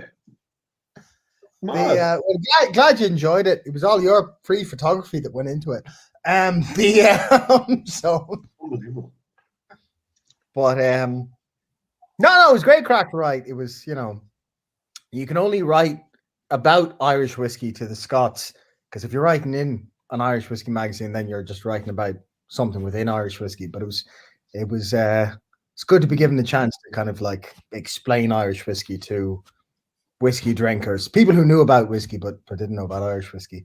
So. And that's what they read. They read the Scots want whiskey, sadly. That's what they read. If people in Scotland who are serious about whiskey and aren't biased would read, like, the Scots probably drink more Irish than the Irish do Scotch, to be honest. I know the likes of Ian there. More like Douglas Mills, Bushmills from that very specific, cache of single casks around Europe. But how much Irish whiskey they drink beyond that seems to be a bit of a mystery. Which means there's potential there. Like that bottle I have up there, I've never tasted. I haven't tasted. I've been drinking a lot of Scotch. But this is phenomenal. This is the nicest whiskey I've ever tasted. I got this tonight. This is the nicest whiskey. Ian, where did you get this Scotch from? When Brookladdy wouldn't sell to independent bottlers. You're on rub shoulders with Jim McGeown. They're like best of pals. Exactly. Yeah. Jim McGeown cask, Syrah cask, 11-year-old Octomore. McGeown's so grounded too. Yeah. Ian got wind that I was going to Isla, and suddenly like a box arrives at my house of like various things that I'm to give McEwen, or these like, here, would you have a look at this or that or the other?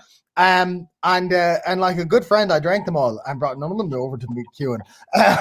But corpus Fiona on, they weren't for Jim. Fuck those next guys. thing you know, you're incriminated.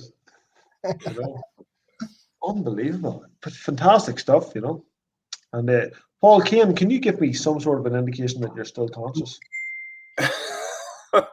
Did anybody else hear that ping? That was me. That was my phone. No, it wasn't fun. That wasn't God. I can't drink any more of this because it's so nice. I just think I just need to leave. It's big though. It's big, Brendan. Like it's 65%. Like if you can't be what are you drinking? Are you drinking is this the Friends of Brookladdy? It's the new one. Is it out yet, Ian? Liam. It is. Yeah, it's out a few weeks. Here, so how was your 3-course meal, Paul? Where does Sean go? You kicked him out. No, I didn't. You did. We need to go back to Fanon here. Fanon's going to tell a story. We're all busted here. Big screen. Close up.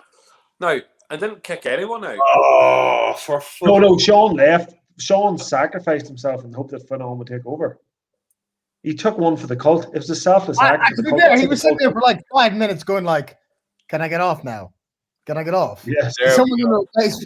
Yay! Fionn, what are you drinking? Well, you're telling me to drink Leinster. I'm certainly not drinking this fucking colonial connaught or whatever the fuck they're spelling that. Yes, that's where you were left off. We were spelling I'll drink a real place, no problem. I'll drink a place that has existed since the 30s without too much fuss. How would you spell connaught, Finnan? C-O-H-E-L-L. At this stage in life, I only spell it like UWTYCNT. You know, it's up in the air. But I know how it should not be spelled, and I know how it should be spelled. I just don't know how I should spell it when I write it down. You know, that's where the graph comes in.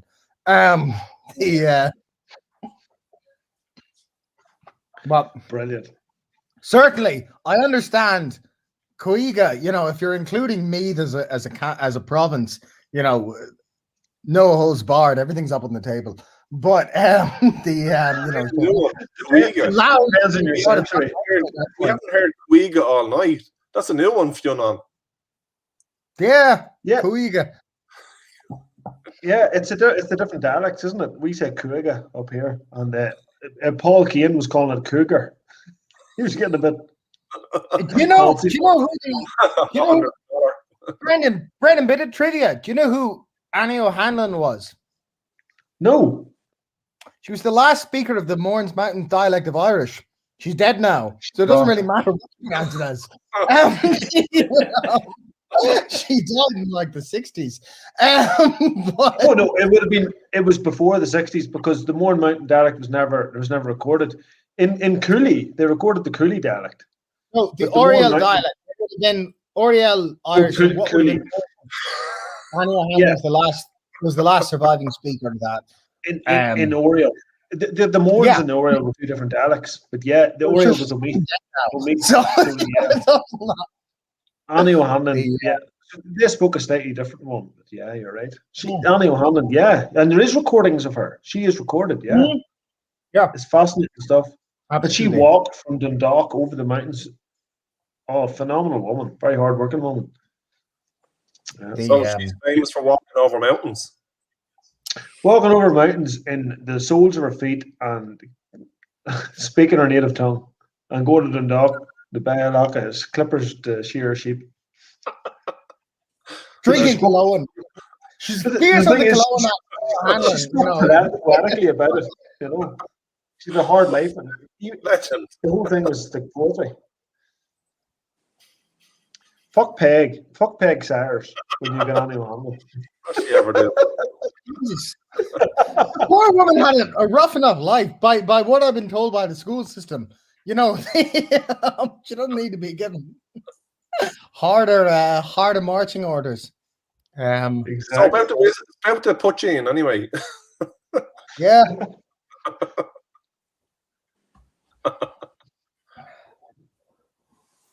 So you're in the Hillary Duff Fanon, and the Duff for me it was an APA cask. Girls, yeah.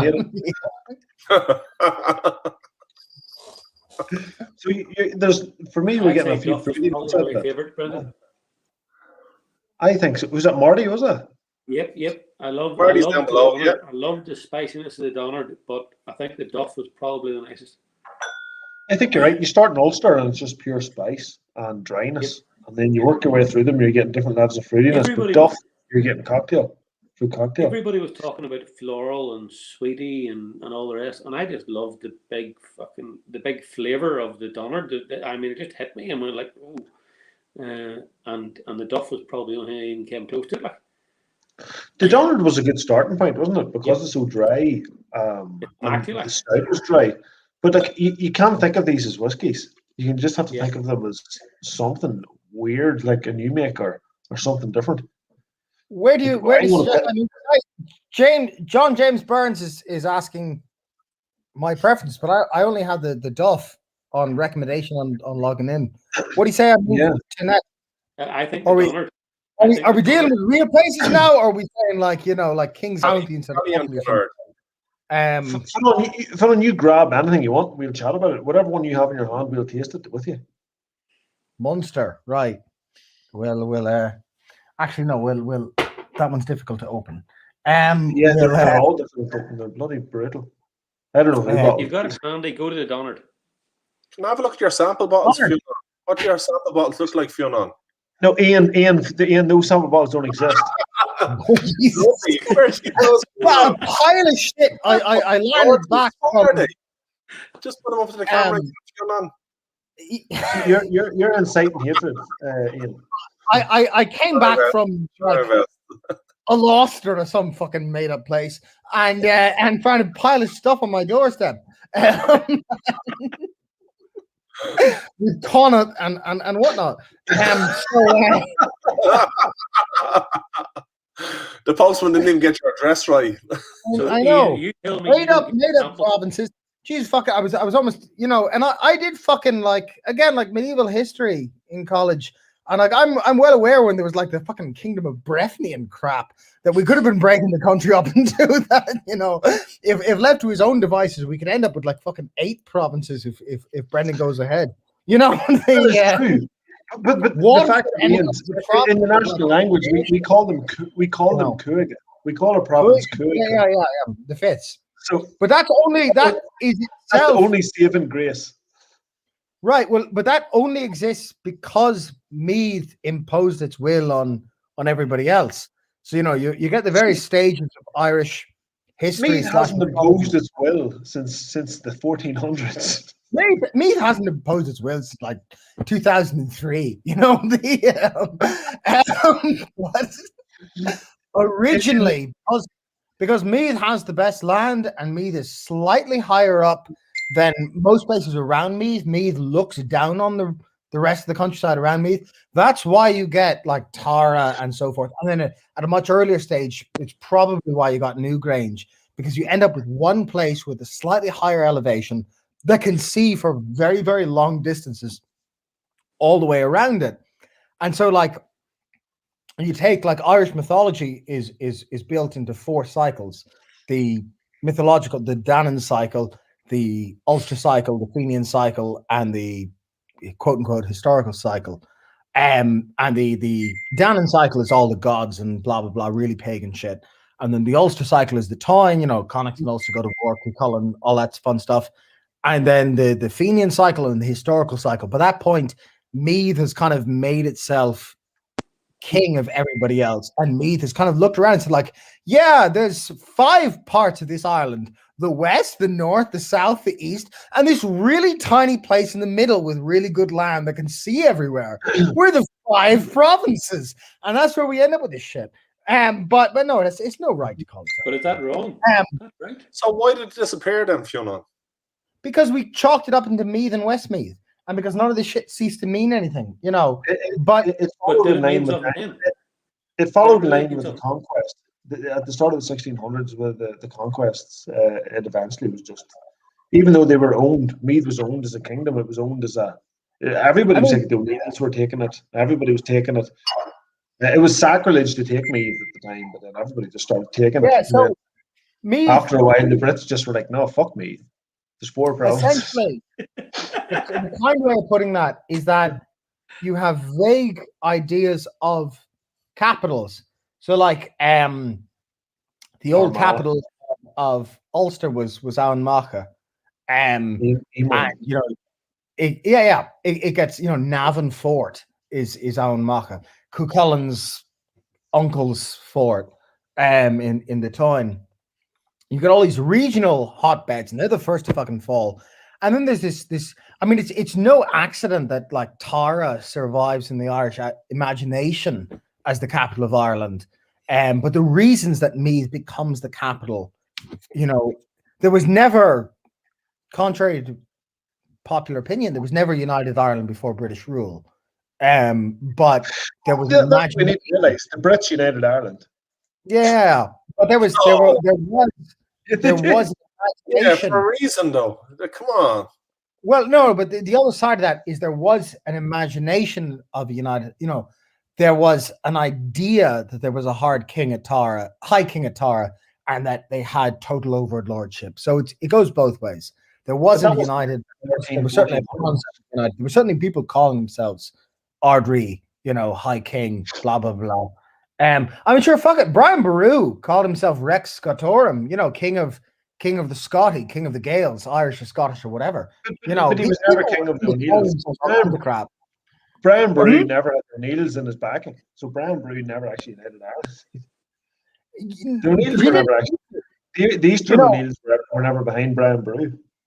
But see, again, like it doesn't matter. It was all about clemency. Like fucking nobody, or clemency. They didn't even know. Yeah, they didn't know the end of the river. Never. There wasn't a fucking king of England before the Normans. In a real sense, in terms of like actually being able to administrate from one end to the other with any sort of real authority. All this stuff is made up. What the fuck am I drinking here? Mate, made up.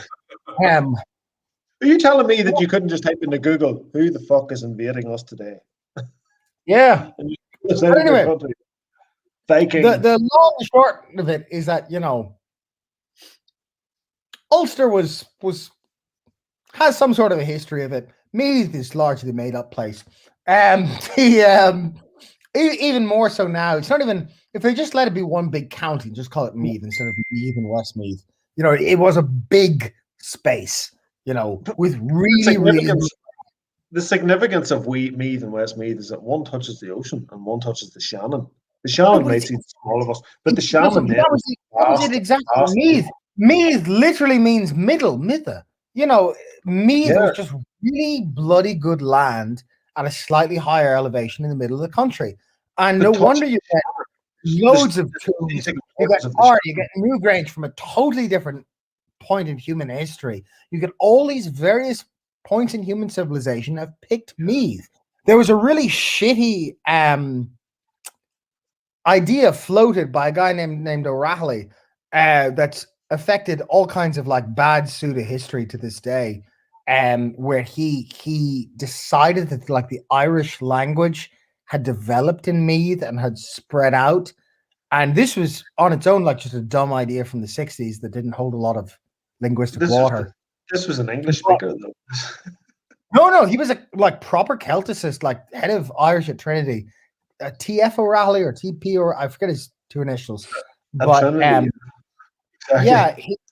yeah, but he had developed the hypothesis that Ireland spoke a Brythonic language, spoke something close to Welsh, and that Goidelic had arisen from the Midlands and spread outwards. And it's since been largely disproven. It's not good linguistics, but it got adopted up your way by certain like random fringe interests, and it only survives. Occasionally you hear like fringe like ethno-loyalism talk about Cruithne as a people, like the Cruithne, and that's all made up by this random Irish speaking like Irish enthusiast fucking they came from the tribe of Isaiah. It's absolutely all this crap. But anyway, that comes from TF O'Rahilly, I think is his name. But he had hypothesized that like all Britain and Ireland used to speak something like Welsh, and then like Irish, Goidelic, Q Celtic had sprung up in the Midlands around Meath and enforced its will around. And again, it's bad linguistics, but it stems from the fact that from a very, very early period, Meath does enforce its will on everybody else, seemingly because, again, good soil, slightly higher elevation than everywhere else around it. Fionn, tell me this: how many battles between the provinces and between the disputed provinces, the O'Neills, for instance, were actually fought and lost on the Shannon? When you're looking through many of them, and the fact that Meath touches the Shannon is no coincidence. There is that Midlands and there is that coastal thing. You look, touching the Shannon in Athlone is essential. is essential to the prosperity and the defence of Meath. I mean, but it's not even just Meath. Like the Shannon, Clare used to be considered part of Connacht.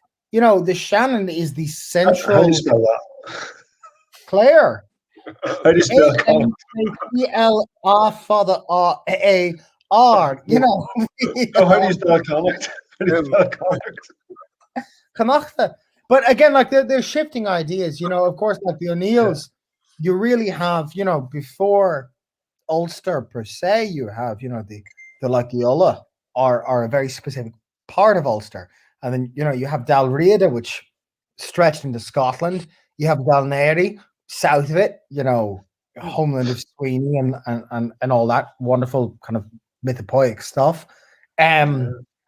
It's a rich people extrapolate, but they take modern concepts and look backwards and try and find precedent. It's all bullshit, but we shouldn't take them. If you have a release coming out that has like 20 places involved, every time you want a release coming out, I'll invent a fucking province to supply it. If we can find a brewer, we're on the road.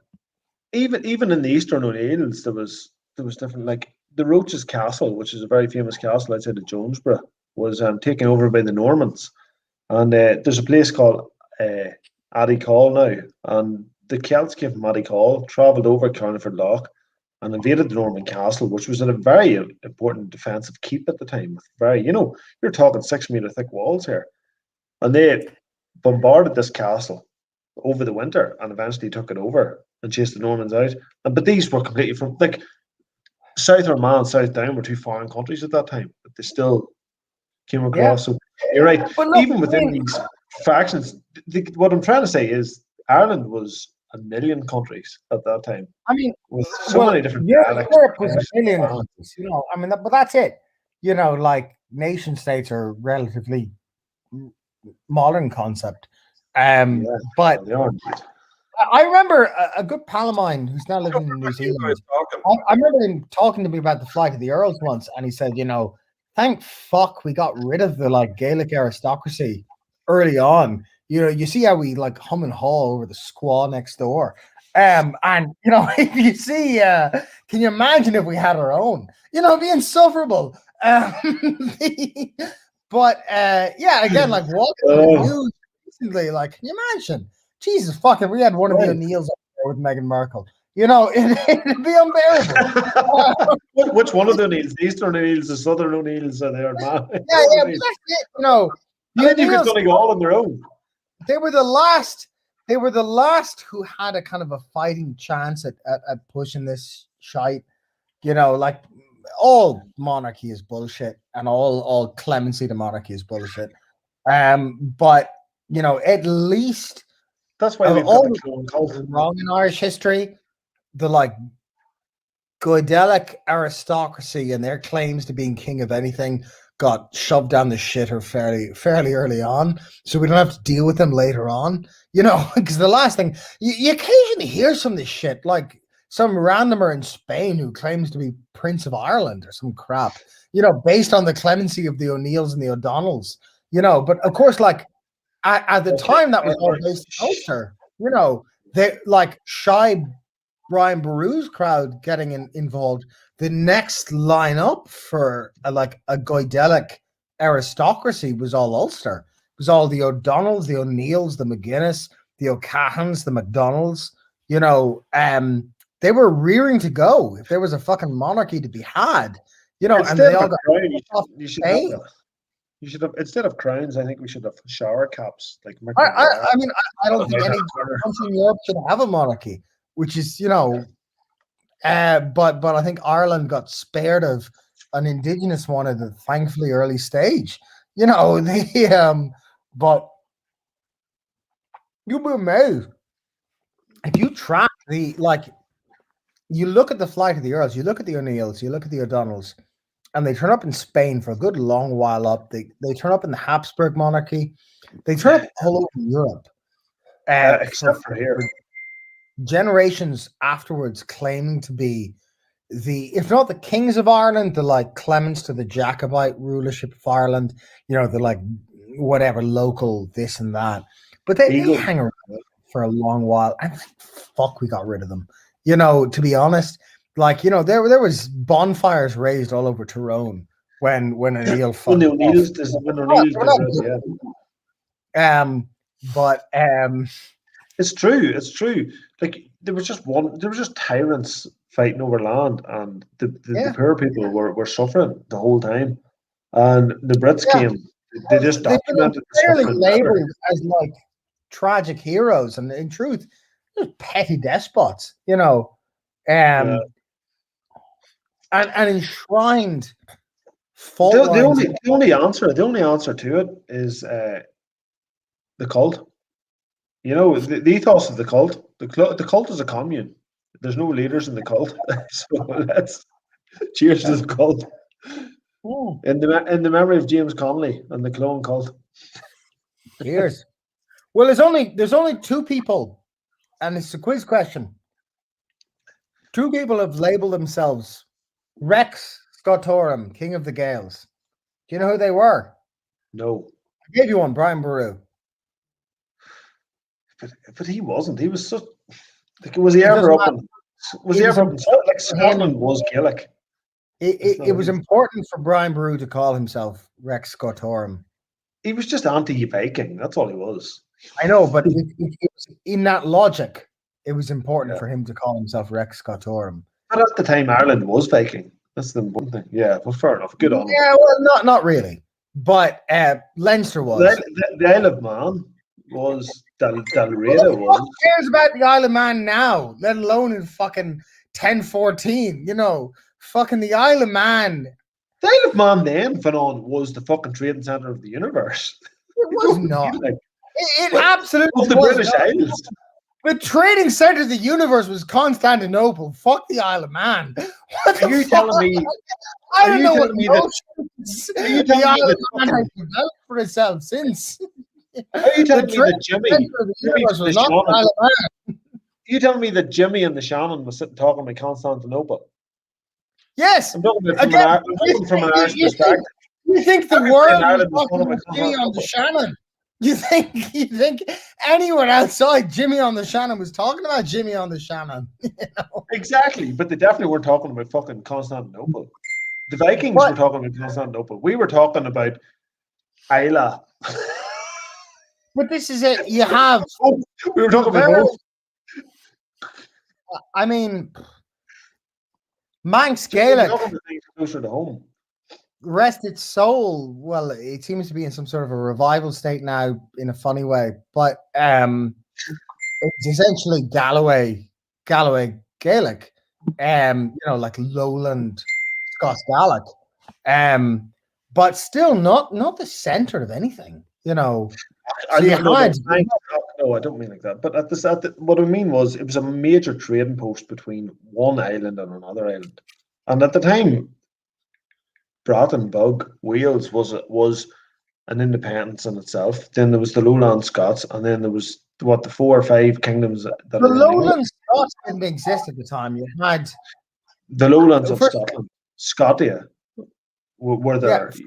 What I'm saying is there was a numerous kingdoms. First of all, the Lowlands only exist when there's a Highlands to differentiate themselves from, and in the period we're talking about, the Lowlands don't actually exist. There's Galloway, who are, you know, literally Galloway in Scotland. The southwest is Galligov.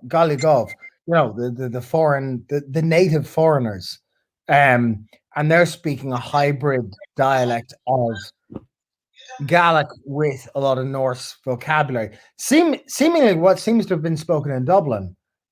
So the great mystery is, you know, in Irish, you put the colour after the noun, you know. So Dublin is Dovleen, but grammatically it should be Dove in Irish. You know, it should be the other way around. And the assumption is that there must have been some sort of semi-Nordicized dialect in which you did it the other way around. And if you look at Manx vocabulary and Manx grammatical syntax, it seems to have been more or less that, and it seems to have been more or less the same in the Rins of Galloway. But why are we talking about fucking medieval Goidelic? Well, I only started talking about why Meath isn't a province. We're talking about the Isles, Constantinople. We're talking about 8 different provinces. Who's right? There was more than 8. Say who's right and who's Wait, wrong. hold on. We're bringing Sergius. That's Constantinople and why, like half of Turkey is really Greece. Yeah, then we'll really get the ball rolling. Talk about a few of those. Talk about Cyprus. Then we'll start it off. No, don't. That's like talking about Northern Ireland. Boom. We're not going to do that. Explosive. Yeah, exactly. So anyway, the Greek separates, and so here we worked our way through this lovely series phenomenon, and there are subtle differences. And although we understand that there were definitely not just 5 provinces in Ireland, we thought we'd make a play on 5 out of respect to our China dish. I thought we were still talking about Greece. So we know there's no way of really kingdoms, unless the UN invented them. But there was no UN at the time, so we're just going to focus on the language. This is a fantasist. So I'm just being. Oh, we're going to go off on one again. I'm just going on here like a romanticist with my red carpets and my Wildian consciousness. Let's just say. But there's 5 for now. So we looked at them all, and we tapped into 5 different breweries, and luckily they all did have different accents in their beer.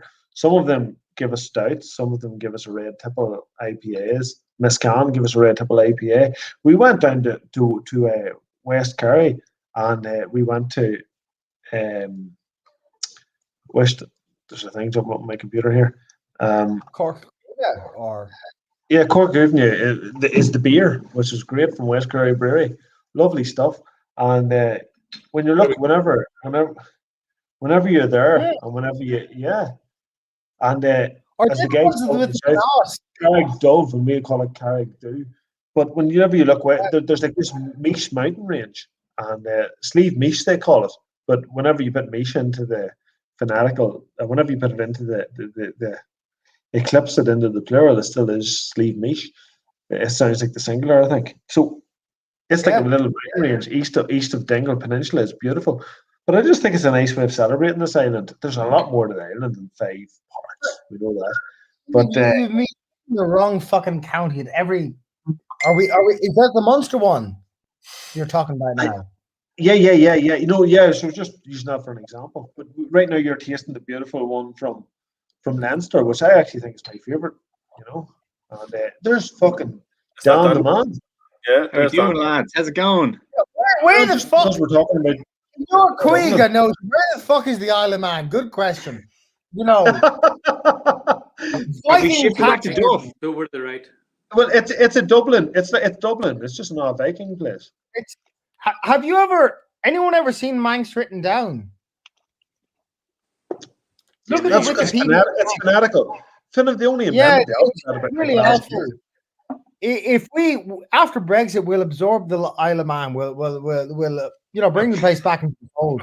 It's a bizarre place. If anyone's not familiar, the Isle of Man is technically not part of the UK as it stands. It's a crown dependency. It's more independent than Ireland. Yeah. Well, I'll put it this way: the way that the UK was formed. So in 1707, England and Scotland became part of the Kingdom of Great Britain. The crown had been united beforehand, but the Edinburgh Parliament voted itself out of existence. 1801, the Irish Act of Union, the creation of the UK, the United Kingdom of Great Britain and Ireland. The Isle of Man is lost in the whole fucking story. It never gets united to anything. It just becomes this like fucking British tax haven. To this day. What makes independence? What makes independence is money. Money makes independence. There's nothing to be independent from. Nobody bothered to fucking incorporate them. The thing that freed the people of Ireland in the north during times whenever it was second-class citizens was the credit union. It allowed, I'm not being political here, but it allowed people to borrow. So money creates independence. the only person out of all of these islands, Ireland's banking system, devil, or I give it to the British government. Isle of Man was completely independent. So therefore, the Isle of Man is actually more independent than Ireland. The Isle of Man is completely independent. It's a tax fucking haven. Maybe it's a tax haven for hiding British money that's washed through Russia, whatever, from Russia through, but it still is a tax haven. But it's a fascinating place. Tell us what you think of that liquid there, Fennel. I think it's all gone now. Point. What are we on at the moment? Are we back to Dunnard? Are we back to? Are we? I hear Leinster chat there, which is Duff, right? Yeah, it was. I poured a bit of mix. It was fucking lovely. Daniel, it's actually stagging season at the moment.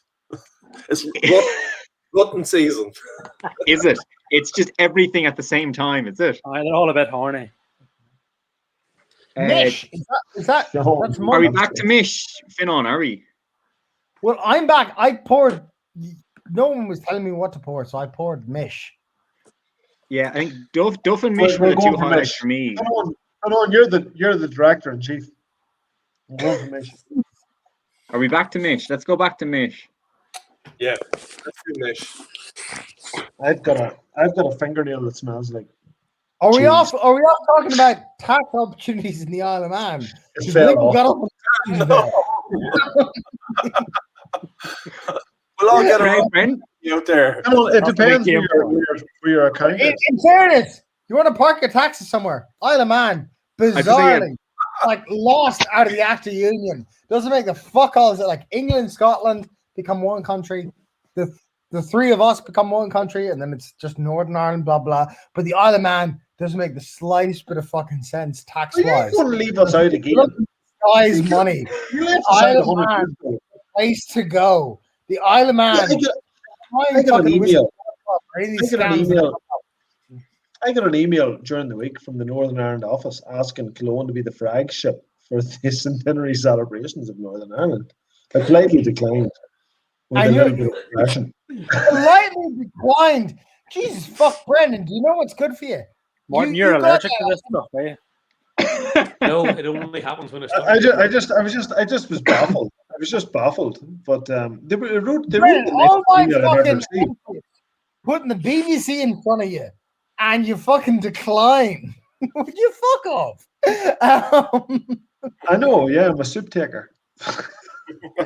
No, you're like an anti. You're like a fucking soup reflector. I don't know what the fuck you call it. Something. I replied politely. I said I need to consult the Killowen Kult, and then I wrote back and I said the Killowen Kult as a community has politely declined. And we were like, "What the fuck is going on, Brendan?" MA5 said right now. The way the Killowen Kult has been spoken about, it's going to be like a podcast about it in a few years. Sorry, Finon, go on. No, go on. No, I just feel like the way the Killowen Kult has been spoken about tonight, I feel like there'll be a podcast about us in a few years' time, and it'll be about the terrible things we've done. And I feel like this particular video is the beginning of it. I feel like there's some increasingly incriminating evidence about people that's emerging. So I wonder why Mick Maguire in particular has disappeared from the camera. Haircut, Mick. Yeah. Right, Fernand, go on there. Holy shit. That's what happened. MA5 got to Mick. No, got to... Sorry, MI5 got to Mick. What? Yeah, they did. And Marty McShane, you think Marty McShane's sick? He's not. He just drank out of the same cup as that gentleman did in London that time. Sneezing, but I can handle it. Jesus. What do you call him? Salisbury or something, was it? That's journalist. I don't know. But Mick, you're not looking too good, lad. He's gone. Is he gonzo? Is Mick gone? Yeah. Marty, you all right? You're sneezing. When I start to get tipsy, I get bunged up. So I'm just starting to get over that line, like. That's all right. Oh well, I'm fine. I just want to take a piss. He's allergic to this. He's taking the camera to the jack. I'll be back in 10 seconds. I get bunged up. Bring it to the toilet, Fiona. Bring it to the toilet with you. Finolan's house is nice. Did you ever see it? Finolan's daddy's an architect, and he designed I it. was at his house. Yeah, I dropped and they're on the through strand his there. house, and Beautiful. it's stunning. I Did mean, you ever it reminds me of see the Cúige. amount It of reminds me of the parklands? beach. See the parklands around there? Dublin Road. Anything that says Dublin Road, It's Dublin. It is across Dublin Road, his Dublin. road I is thought, a brick wall and then the beach. yeah, but they've got a Built in parkland on the road. right hand side, and just across, it's called Bull Island, which is a nature reserve, and there's two roads connecting, and then just north of it as well is Hoth. A golf course. Mountain climb on a golf. Is he up? Is I he mean, up it's, in or something? it's nearly better than the Moor Mountains.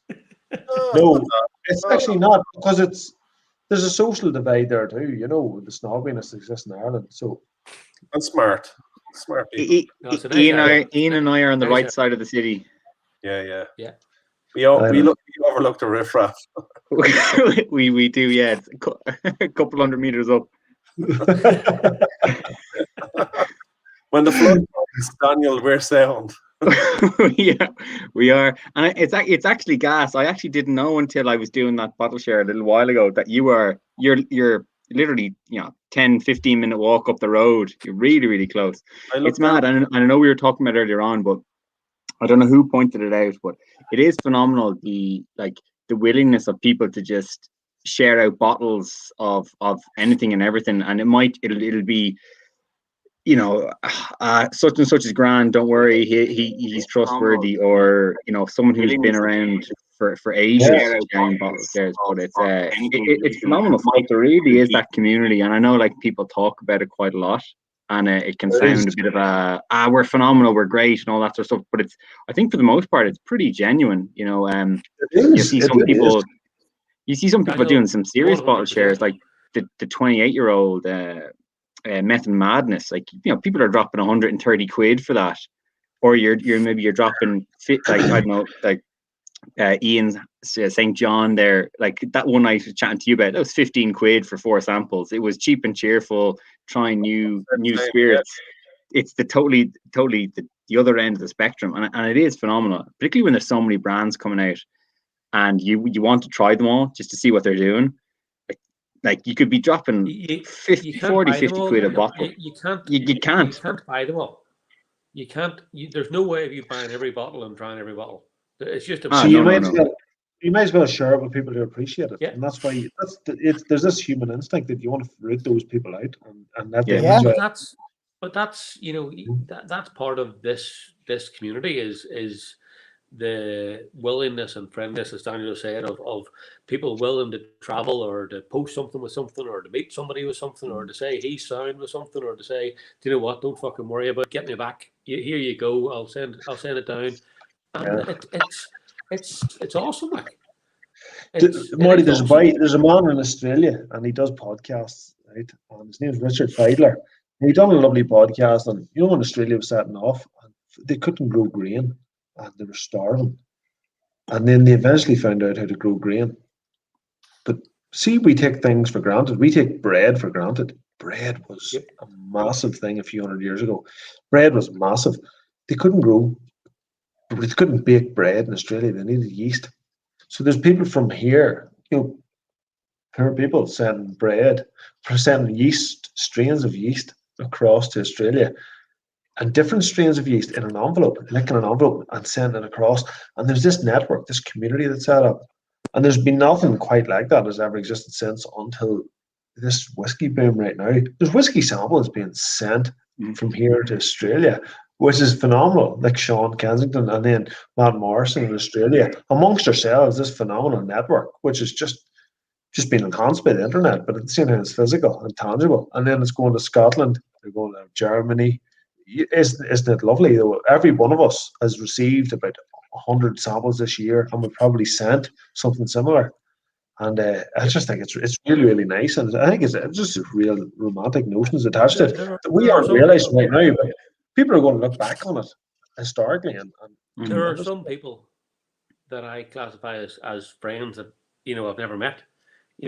Rick Long.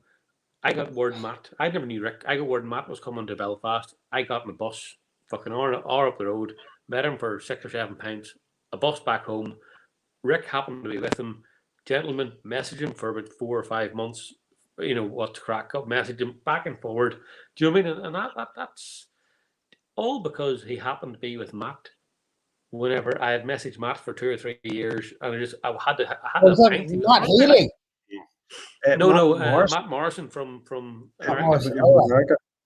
But So, you know, and poor Rick died of COVID, directly of COVID, not as a secondary. COVID got pneumonia, had a stroke, and ended up in hospital for fucking a month, dying during and the nobody could visit him. Trump campaign. And he was writing, he wrote us this beautiful letter, and he was writing it, and I was like, yeah, this man will be 100%. He'd get over it, like Fanon get over it, like I get over it. Yep. A little text. Next thing you know, he died. I was like, oh. Matt messaged me on like the Thursday, and I was like, fuck. And it was the first time I've ever known somebody, my, I'm not going to say age, but generation that died of something, some fucking, and I went, holy fuck. And he was one of the first like 4 or 5 people in the cult, which was before I was in it. He was there. Yep. Awesome. Everyone, people, it's I think so. Yeah, I think you're right there, Ian. Gentlemen, fucking gentlemen. I mean, I'm completely mental. Can we just go back to Killowen for a second? I know you, Fionn and Brendan, have had our little tiff over there about Irish history, but there's not many accessible. No, seriously, there's not many accessible distilleries. You don't get to talk to many distilleries in the sense that you can now tonight or other nights. It just doesn't happen. You know, you make yourself available to everybody, Brendan. It's not just I agree. It's about everything. I borrow other people's enthusiasm and knowledge. I have my own opinions, but I'm heavily influenced by Fanon's doctrine. You know, Fanon's like the Ian Beasley of the South. He said about Jesus fuck, could you come up with a worse compliment? yeah. Like you think about it, there's fanatics. There's these fucking fanatics in the north here that just listen, they take it all in, and they don't criticize it. When you listen to Fanon talking, I've been calling a lot of names, but I don't think Ian Paisley of the South is when he talks.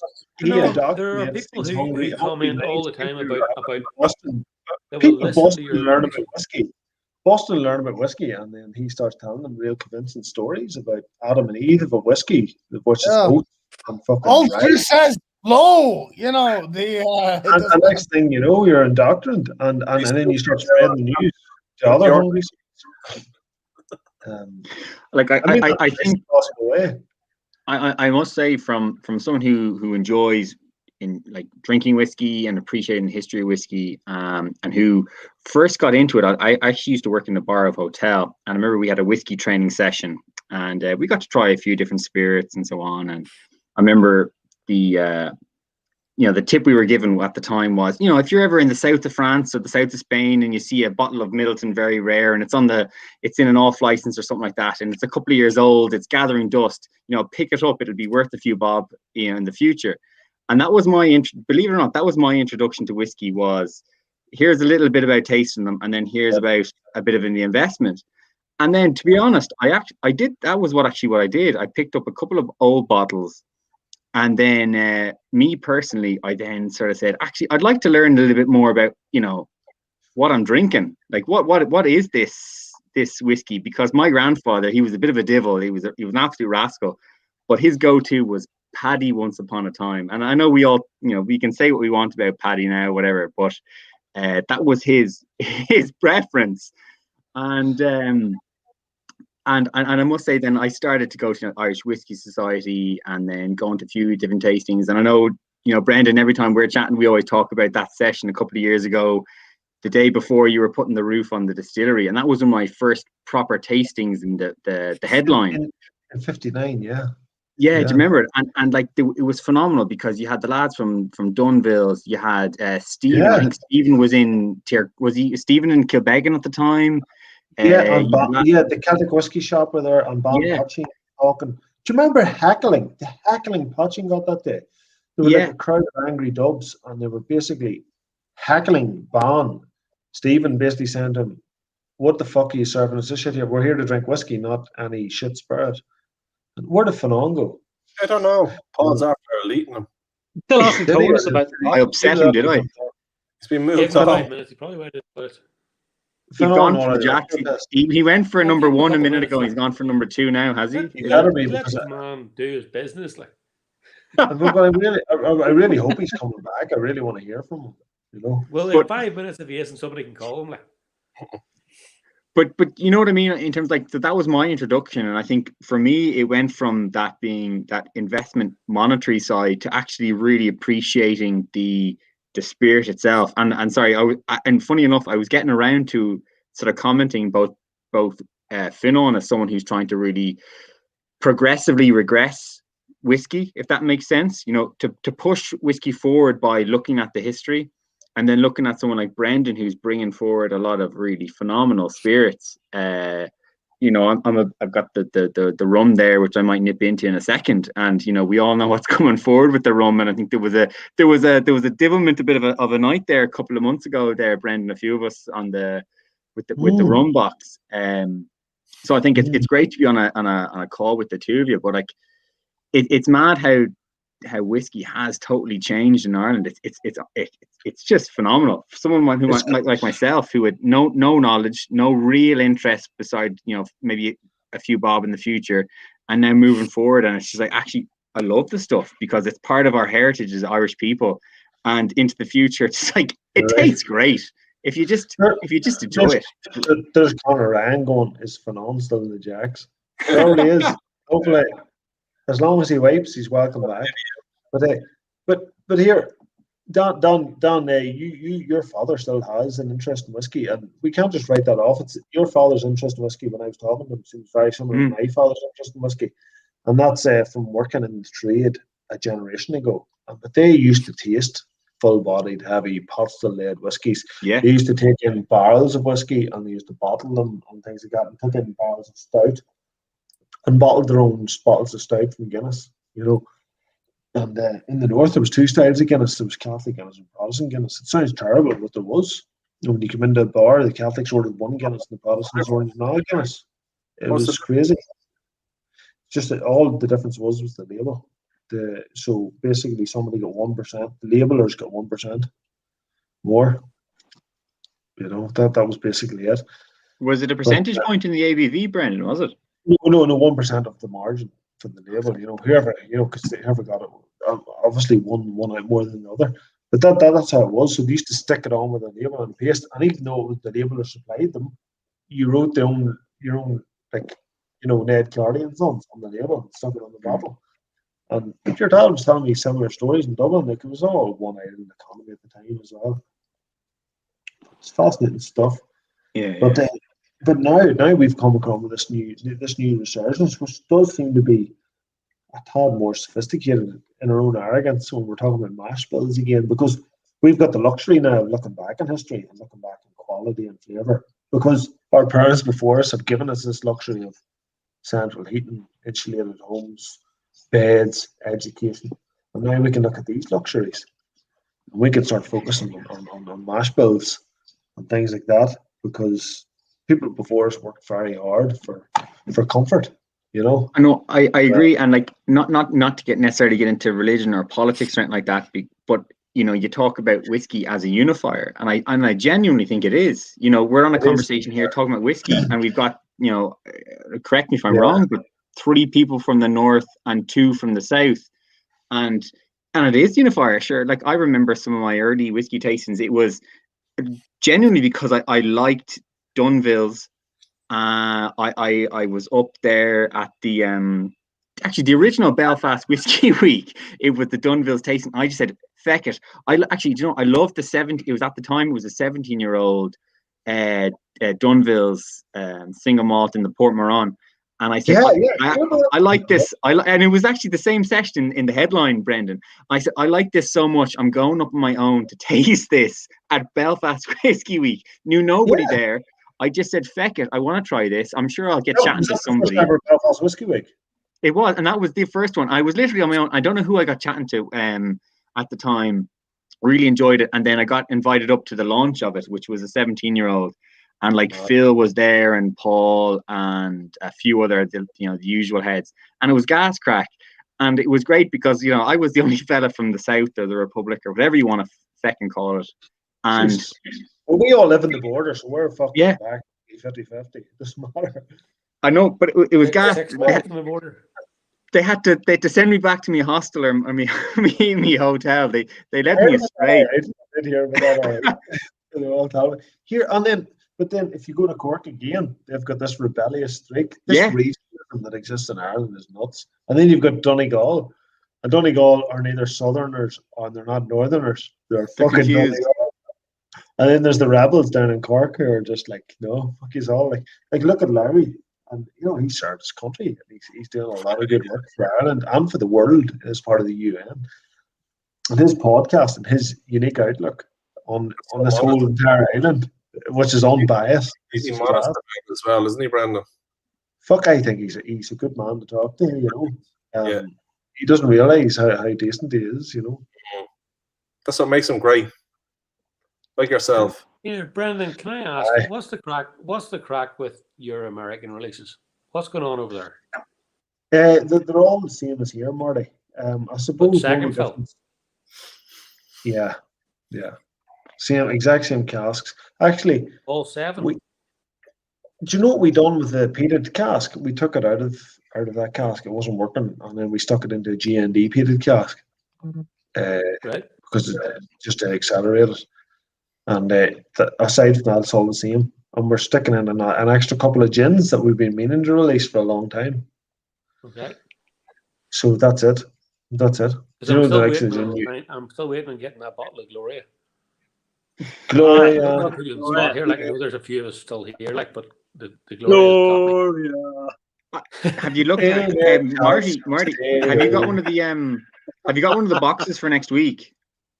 Yeah. Well, I've got all of them open, so I've got all the bottles here. I don't have the box. Paul kind of half promised me, said he might have one, but I've got all the bottles, so I don't mind.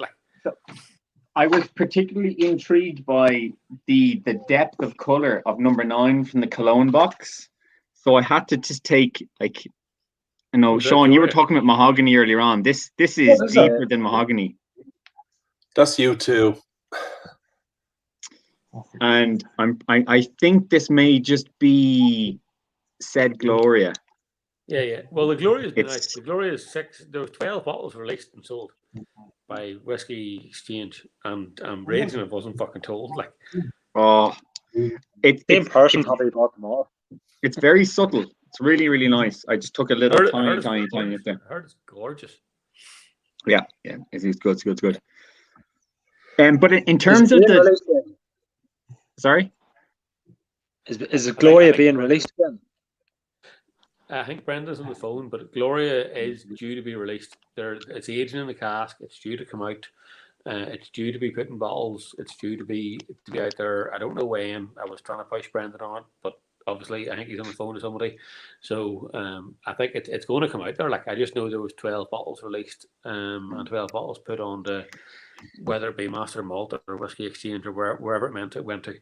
But there was some of them out there and they've been snapped up very quickly.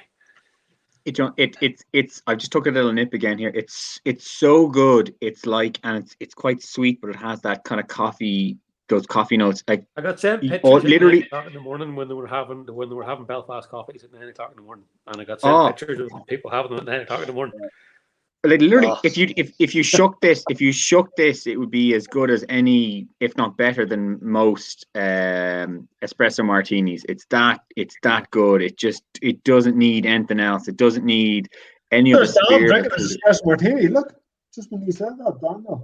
This man just swamped an espresso martini. Good man, Dan. Here, Fanon's battery ran out on his laptop, so he just sent a text. And he said he's rid of his scratcher. So Can we see me? I want to ask him what his brutally honest opinion was on the Poitín. Where's Paul? Where's Paul? Is everybody okay? He's controlling this whole thing. Dan, introduce yourself to the group. Please. Who are you, Dan? Yes, Dan. I am Dan. So I'm Dan. I've only got one name. I'm like Ronaldo. Dan. So I'll take Mick's position in this. If you want me, I can Where's sing your in the short shower. cap? Dan, see that guy over there called Dan? He's also called Dan. To another Dan. There is, yeah. Oh, He's Dan. lovely. This Dan's guy, your man. it's really weird. Which I'm corner are pointing you this in? way, but it's going the other way. I'm Yeah. bottom left. The way I can see it, I'm bottom left. I'm top right. You are bottom left. But it's inverted. With you, Dan. Right, okay, how are we going to figure this out then? So if I'm bottom left, how are we all going to point to each other? So look, I'll just Point the other direction. Yeah, you be Dan, I'll be Daniel. You're Dan, Yeah, I'm that's it. Daniel. I could poke at me, Jesus Well, Christ. no. I only asked a question. Dan, is that I'll go one further. My surname is Hickey, so I'm Dan Hickey, right? I know. We all know you're Hickey. So can I change my name to Moody? Because that'd be much funnier and easier. Yeah. I don't know, can I do that? Dan won. Dan, he's been very moody. Don't listen to him. Dan, what are you drinking? Tell us what you're drinking. Dan, tell us the story. Dan Ronaldo, tell us what you're drinking. Dan Ronaldo. Dan, come back. Have you seen Dan Pennington tonight? Yeah. No, Don's off saving the world. He saves the world with poaching donations. He saves the world with glasses. He saves every car in the world. Every car in Cork is saved by Daniel Pennington. It's a true story. What have you poured, What is Daniel One time, Pennington do? you've got your hand over the camera, Don. But here, one time Herbie came. Herbie, Herbie number 53. He came in his summer holidays once, and Herbie says, "Do you know where I'm going to go this year? I'll go to Cork." So he came into Cork. He went down into the English market, and they started pelting him with stones. And they racked all the windows in his car. And he said, "I'm fucked. I've nowhere to go." He thought he was done for. So he went into Dan Pennington's, and he sorted them out. He fixed them all up good as new. Back away off, 100%. True story. Back to Mexico. No, Brendan, that's recorded. That's recorded. True story. Live. Everybody understand. Savior. That's what he calls it. Savior. I'm gonna jump out for 2 seconds. I'm gonna get back in on the laptop only because I'm on my phone here now. It's annoying, so I'll put it on my laptop and you get my screen. Then you get my best side. Before you go, what are you drinking? Which one? Don't worry, the boys can't see you by this stage, you know. I'm drinking some liqueur intensive cream. What's that for? It moisturizes my insides. This is fun. This very is nice. This is lovely. Where's Dan gone? I think we need to. Yeah, Brandon. Again, to give you your credit, right? And I think it was mentioned earlier, and it never really got said to it. The amount of kudos you have for your communication and your, I'm not going to say information, but your relationship with anybody from a punter to a drinker. Hey, Marty, I disagree. I am very bad at the communication. Well, Paul. No, you're not. Fuck you, Marty. Fuck you. I have his mobile number. I'll be calling him in the morning, right? I'm No, joking. 100%. It's not just me. It's people say it. You can fuck off all you want. Like, Name them. Name them, you Marty. still do it. What people say He it. still Name does it.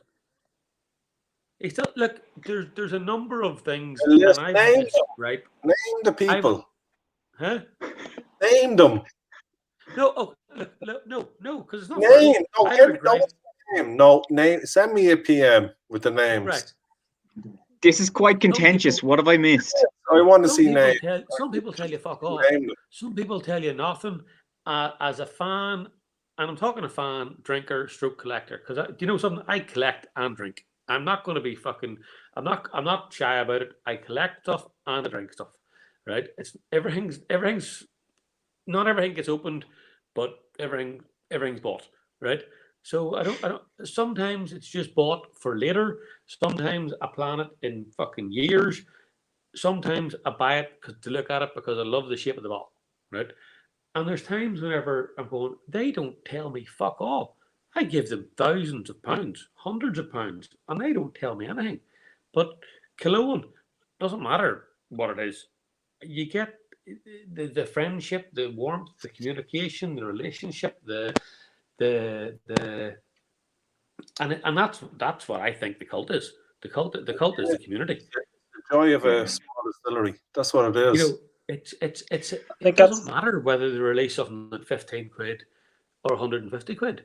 Do you know what I mean? They're releasing something at a reasonable price that you want, that you're prepared to pay for, and you're prepared to risk, and you're prepared to open, and you're prepared to buy, and it's something that you're never going to regret. Yeah, Marty, I think you're right, but I think at the same time, something that we were talking about with Brendan back at Christmas, when I think he mentioned earlier on, the really progressive thing in terms of the brand is about bringing it to sort of, dare I say, the masses. Like I'm a big fan of Killowen.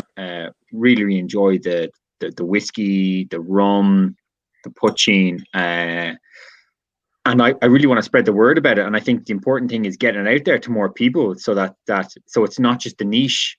If you know what I mean, it's not just the niche whiskey community. And I was chatting to the head of another brand who I won't mention now, but the thing was that they were talking about cask strength spirits and how they're there for a very particular market. Oh, look who's back! Look who's back!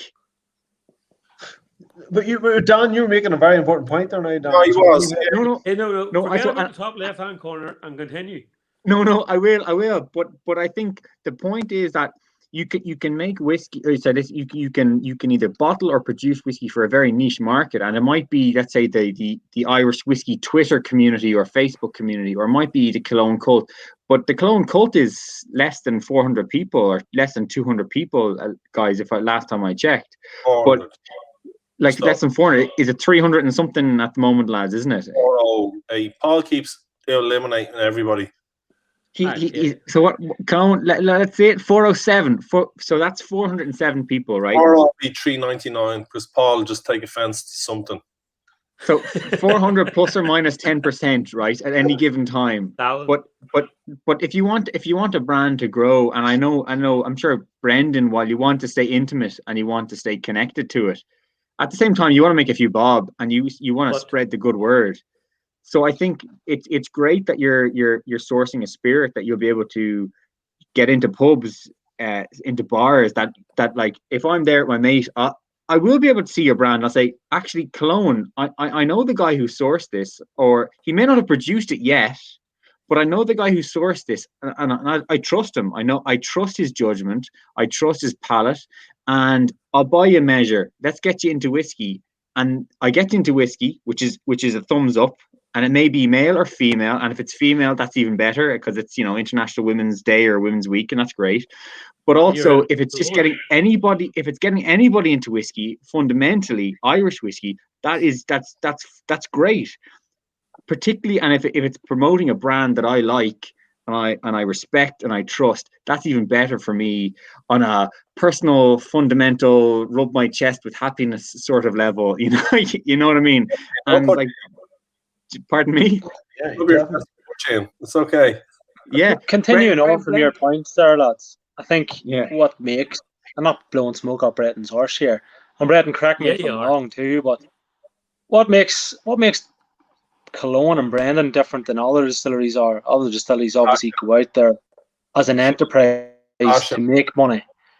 Efficiencies, and let's make money.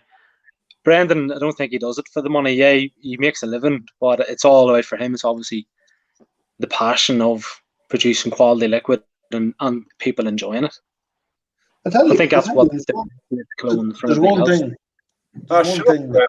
Shut up, will you? Listen to the compliments. Talk about it. Yeah. Shut No, up. that's not a compliment. I'm not complimenting Brendan. Like, he's running the business there, and you could probably say, well, he's not running the No, business. Sean, they're He's just agreeing with you. They're agreeing. What they're basically saying is I haven't spoken in a long time. But yeah. There's a funny fucking thing about coin is that it just didn't motivate me. Something about it sounds a wee bit greedy, but success did motivate me, and I thought it was like, trying to make myself successful in the whiskey field. And I never thought about material values, and I do not give a shit about coin and materialistic things. I just don't. I just want to get on with it. And I do recognise Paul Kane as one of them sort of people too. But I've actually been trying to make myself interested in money. And I couldn't give a fuck about it. And if we all live in a commune someday like the Kult, that's a dream come true, And if we all realise a socialist republic someday too, that's a dream come true. But I don't give a shit about any of it. As long as we have good healthcare, and as long as there's nobody causing any trouble, that's a good day out. Do you know what I mean? That is the plan. So what shite are you talking? I'm talking complete other shit, but it is.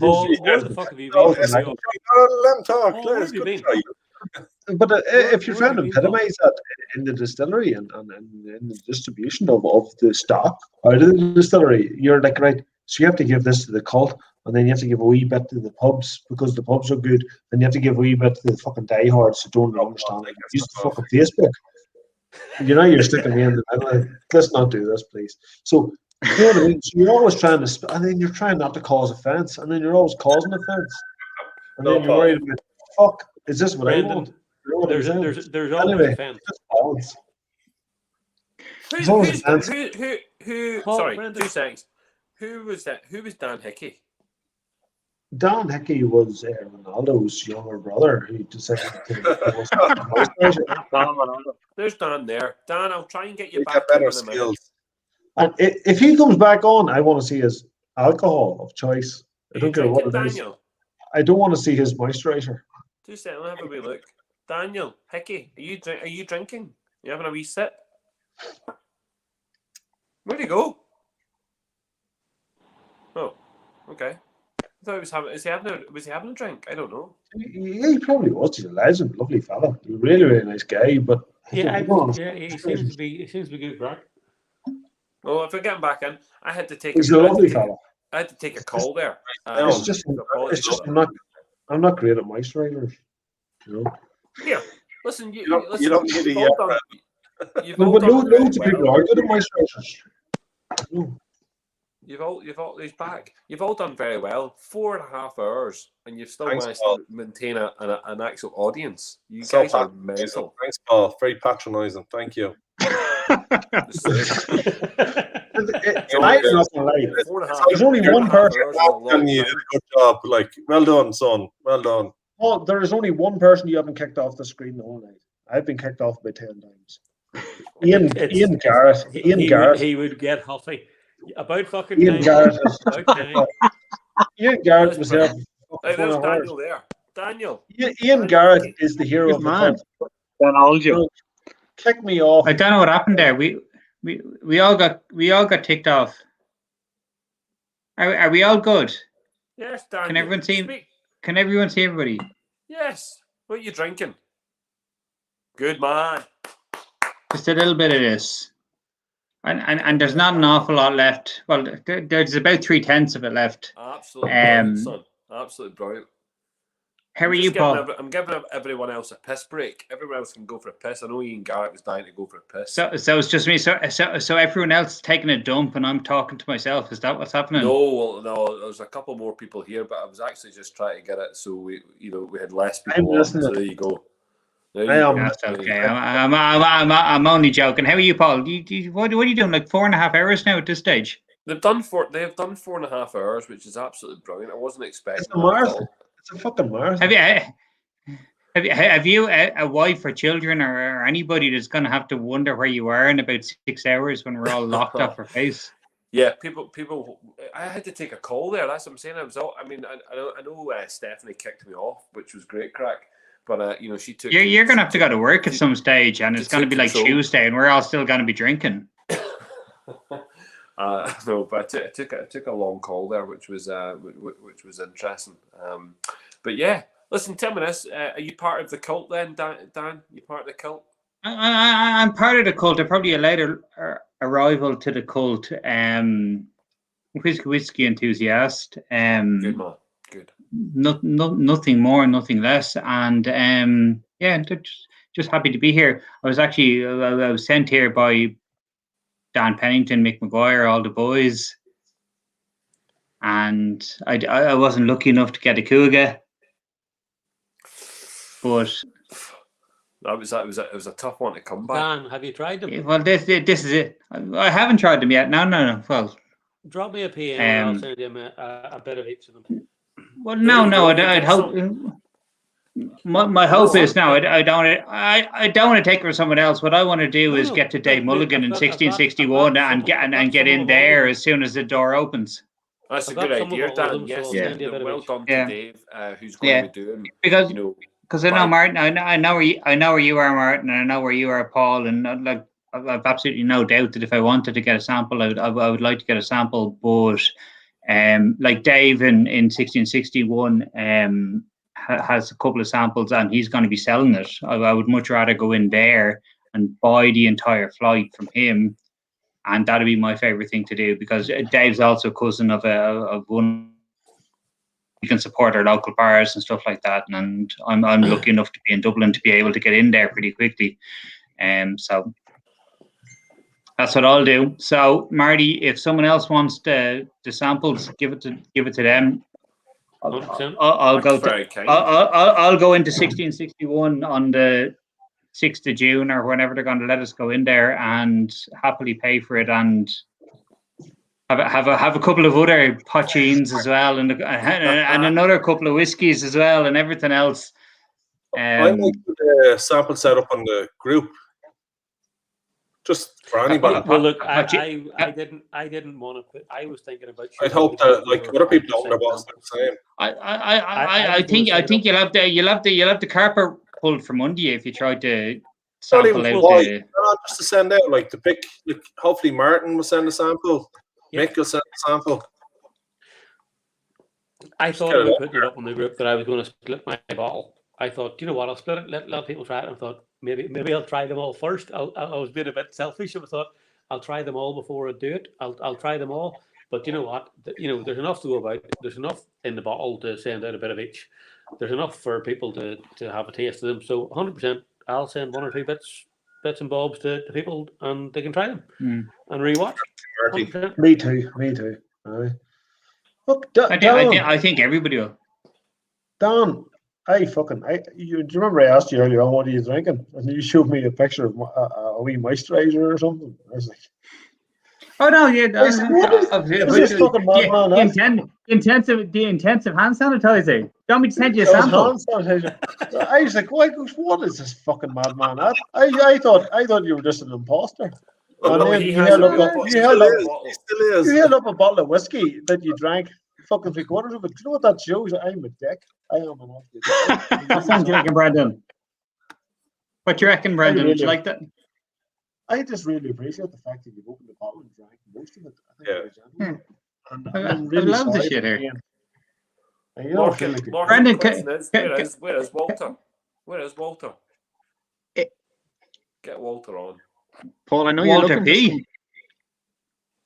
Paul, I know you're looking for somebody, but like, can I ask a genuine question? What were people's favorites tonight? Like, there was some cracking drops there, and for me, it was Mish and Duff. They were the two which really stood out. I think Lutty was a bit of a divil, right? But Mish and Duff just were. Be careful now, Ian St. John. But no, but seriously, Duff and Donner. I'm gonna go for it. I'm going for the pale. I'm going for Duff. Duff was good stuff. You know, I don't know. It was just his fruitiness that came with it. Yeah. I usually like dry Dan. stuff, but this one, because the whiskey is so rough, because the whiskey is squirts. So. That mash is so creamy.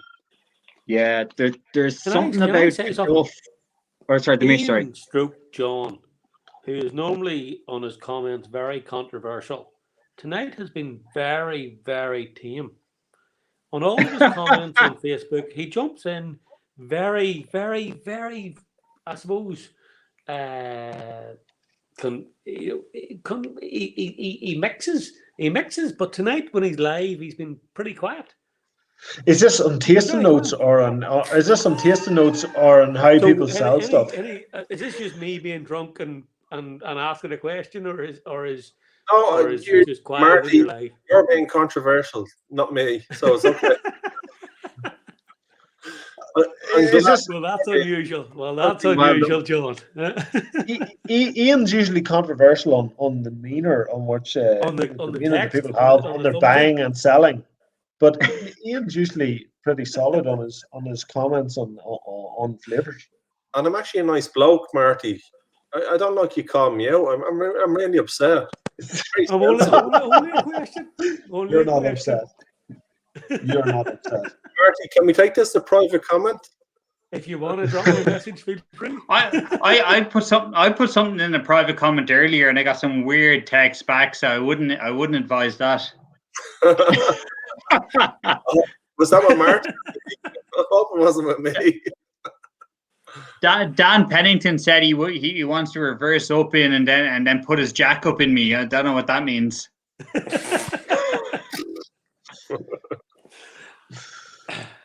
Madness, absolute madness. Right, listen, let's keep it back to the fucking Poitín. Daniel, Is this serious?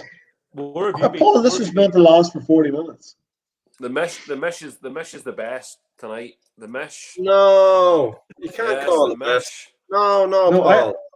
I called the Duff, but mesh is all up good. the Duff. Up the I Duff. call him. He said up the Duff. Ludi. I'm with Paul. Mission Ludi. Up the right. I'm gonna. Do you call it Ludi? Maybe my pronunciation is wrong. I call it Ludi. Yeah, that voice. Maybe it is Ludi because press his unmute button. Sean, it's a southern Sean. Unmute yourself. Have we got a 7 screen now, Paul? What's happened? Because I'm class. He could have done this the whole time. He just didn't.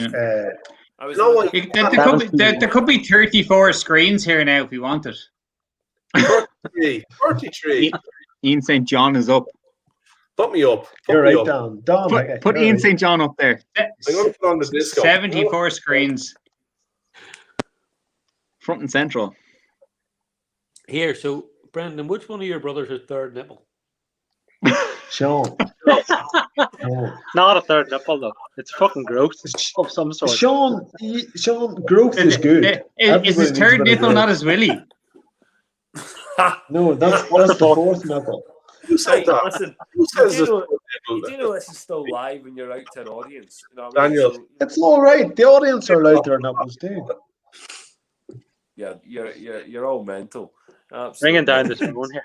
I want Sean's wife to come down and play the harp. The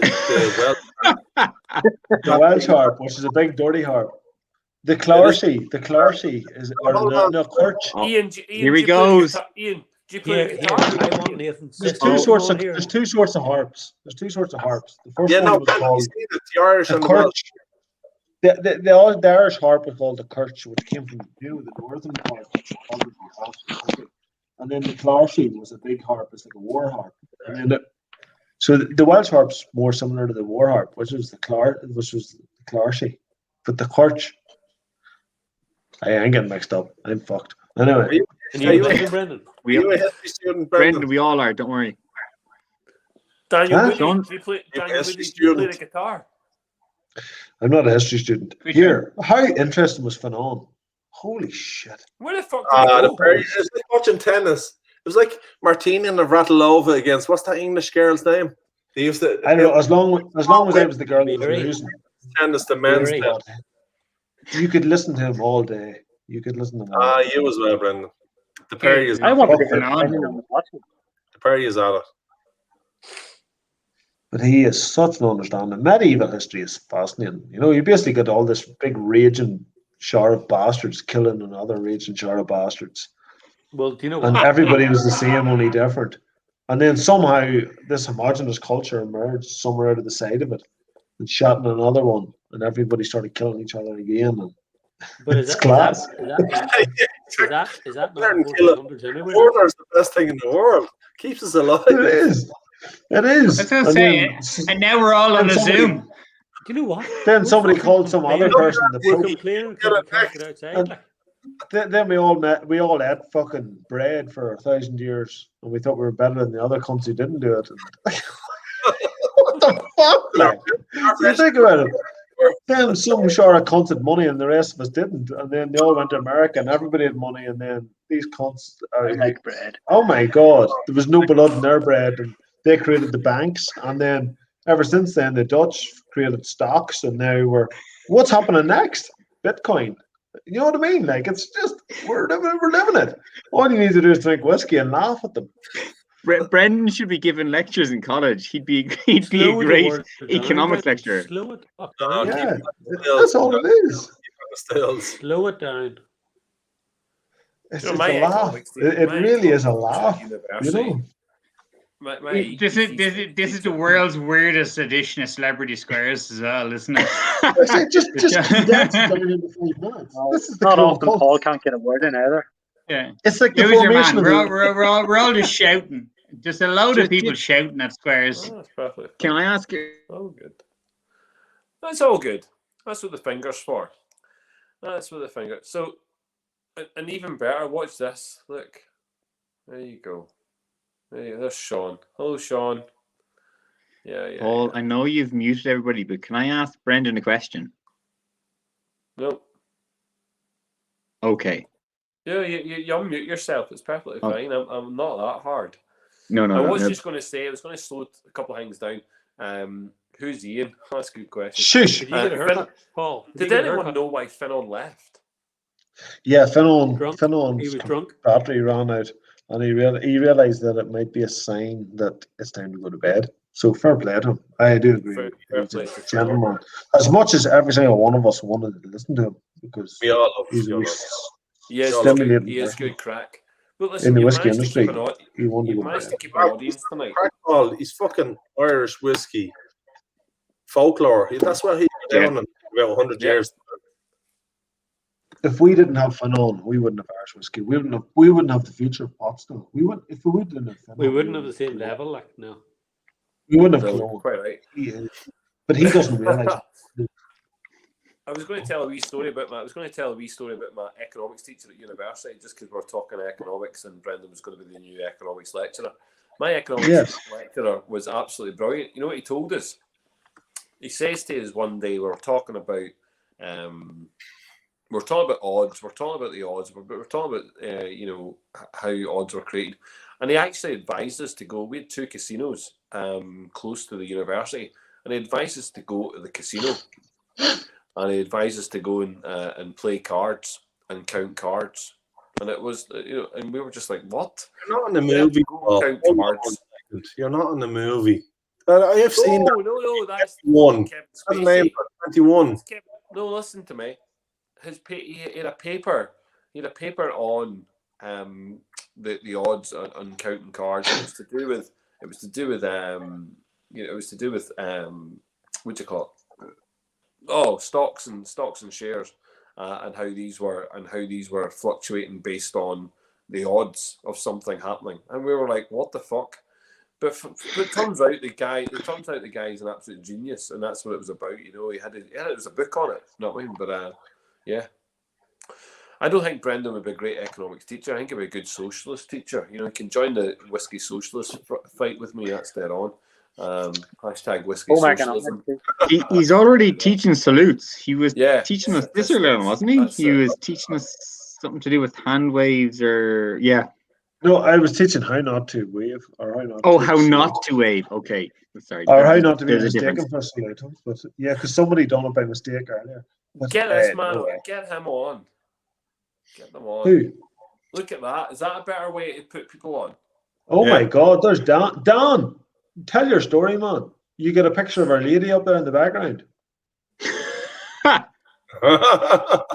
It's his ma. What are you talking about? It's blended out. I can't tell. That's the Poitín, I think, Brendan, is it? Pour another glass of that brick laddie. Anyway, how you getting on, Dan? Dan Hickey. You need to unmute yourself, sir. You need to unmute yourself, and then you need to tell a big tall I can tell you them all. Brendan, pour another drink. Which one? Brick laddie. He's disappeared. Do you want me to pour a Brick laddie? I can't do that. I don't deserve another Brick laddie. You do. Brendan. Brendan. That's a Christmas Ian present. St. John will gift you another bottle. One more. He's ready. Promise you another bottle. Get her in. Twice. He promised at least twice. There's 1, 2, 3, 4, 5. There's 5 witnesses, Brendan. You get another bottle. At least twice. Go get another. This finger glass. fell off last week. And it Brendan, Is there a small chance Brendan won't see Sunday now at this stage? It'll go Saturday, Monday, Tuesday. You're all men. You've no idea. You've no idea how good that is. That is the best. Brendan, if it's allowed, I'll drive to you tomorrow and I'll get it a bit. I had a chance, Ian. I said no. Ian, I saw it in Jeff's pictures, and I've already said to him, I love the bottle. I love the bottle. A lot of people said doesn't matter no. about anything else.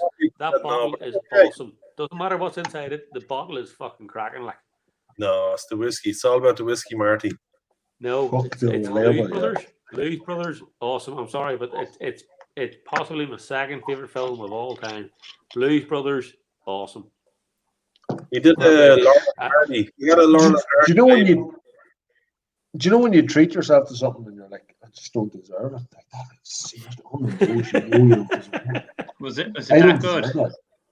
I don't deserve it. Yeah, it is that good. It's better. You should have seen his first comments on it.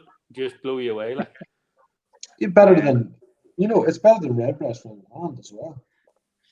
I spent about €1,000 on Redbreast, and then Ian turns around in the WhatsApp group and says, "Oh, do you want some of this?" Like, oh, it's like €350 a bottle. It costs. No, but I have 2 bottles of the Friend of Hand. The Friend of Hand got lucky. They got a good cask.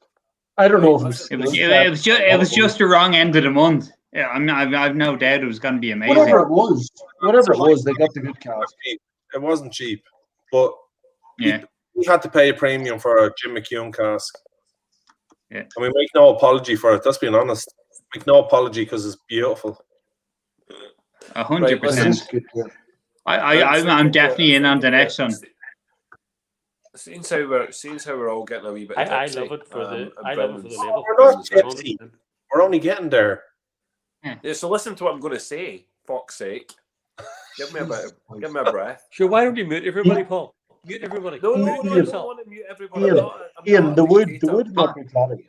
Paul, do you want to say something? Ian, I love it for the label. What, I'm going to say something in 30 seconds. I was thinking to myself, yes, we've heard that one. Well done. Probably one of the best good point. ever. No, I was going to say. I'm saying on live chat, but like honestly, Paul, if you're going to say it, you better say it. Unfortunately. Oh, that's good. Okay, there you go. Right. Okay. Right. I was just going to say, because there's people on here and they're a wee bit. What they could do, right? Exactly. What they could do just now is have a wee bit of banter and not talk over each other, because that's the etiquette. You know what I mean? Just talk normally, be nice to each other. So I want to start a bit of a quiz. You know what I mean? I would like everyone in the room to start telling me what their worst Scotch whiskey is. All right? Not the Irish one, because we'll do that later in the evening.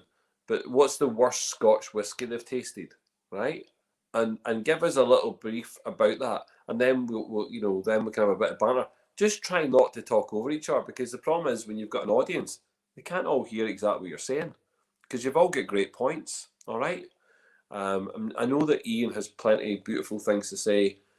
Brendan, beautiful things to say. Danny and Dan and Daniel, Dan.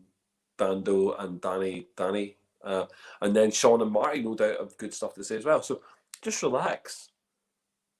Okay, there we go. So we'll start with Daniel Moody. What's your worst Scotch you've ever had? Shush. Like, lads, literally, do you know what? I actually haven't drank a whole lot of Scotch. I'm sure there's people. Right, there you go. And we'll just I'm only playing, Daniel. No. I deserve to be muted. No, to be honest, I do need an education, so it is something I'm open to, because even like tonight with the peated poitín, it sort of does educate your palate. But moving forward, it's something I would like to learn a little bit more about. But I just think there's so much more about Irish whiskey, because I sometimes think the peating in whiskey mutes some of the flavors. Quite genuinely, I think you're sort of fighting through the peatedness to get through what's going on in the whiskey, and maybe that's the ignorant or naive whiskey drinker in me, but that's just my experience so far. I think there's quite a lot going on in whiskey, and then when you have to fight through the peat to get to it, it makes it quite difficult. But that's just me. So, like Brendan and Ian He didn't answer the question at all, did he? Ian. No, I didn't. I was deflecting. He didn't, did he? You asked him what was his worst Scotch whiskey, and he talked about poitín. Paul, yeah. I'll answer. Paul, this is why. What a load of crap. Yeah, right, delete him. Go ahead. Delete him. Paul, Yeah. This is why you're muting people's mics. That was crap. That was crap. That was absolute crap. But it's a genuine answer, because it's a good answer. Mr. It's a legit answer, because I just find that the peat, for me, in my experience of Irish whiskey, mutes some of the flavors, and drinking the poitín, Scotch whiskey, Daniel. Scotch, but not all. No. So they're talking about Scotch whiskey, but what I'm talking, no. I'm not a total idiot. I know they're talking about scam. Marty, you're a devil. I know they're talking about Scotch whiskey, but the principles fundamentally are the same, and I just find sometimes. I took a stroll with a pretty fair maid and a gentleman. Oh, for God's I'll mute my own mic. Somebody mute Paul. Point. No, seriously. Can we get Sean to play the harp? Sean, can you play the harp? You missed out. Then all the wives are playing already. What was he? Don't play the harp. Sean, can you play the harp? Sean, if you can play that harp, that would be unreal. You'd have to rearrange your entire house. Yeah. You can't play that. You'd have to move the couch. Move the couch over to the left so we can see it. Let him try, Brendan. Sean, you're fucking dead. We're going to listen. You'll have to play it with his ankles. He can't play that, yo. Who can play that? The Queen couldn't. Sean. Yes. You okay, son? Jura is the worst Scotch I've tasted. Thank you, Sean. Thank you. Yeah. The Jura 10, really disappointed. It was rotten. There you go. And that's just honesty, Sean. That's all we're looking for. Yeah. Bit of honesty. That's good. I'm going to mute you just now. We're going to go to Marty. Look at that, Marty. Look, what's your worst Scotch? Hurry up. Right. Okay, I'll be quick. I went to James Street South, and me and a mate, respective partners, went to the bar afterwards, and didn't know anything about Irish whiskey, and we were ordering a drink, and I ordered Johnny Walker Black, I think it was. And he said, no, you want to drink this? And he ordered Lafroig, right? And I nearly boked. It was after dinner. It was fucking rank. It was like fucking eating a bit of fucking coal. Rotten. Fucking eating a bit of coal. Right, good answer, Marty. I like it. Rotten. Ian St. John. Worst Scotch. I reckon. Who said Jura? Earlier? Sean. I agree with Sean. And really? Ardna Morgan. Not Ardna Morgan.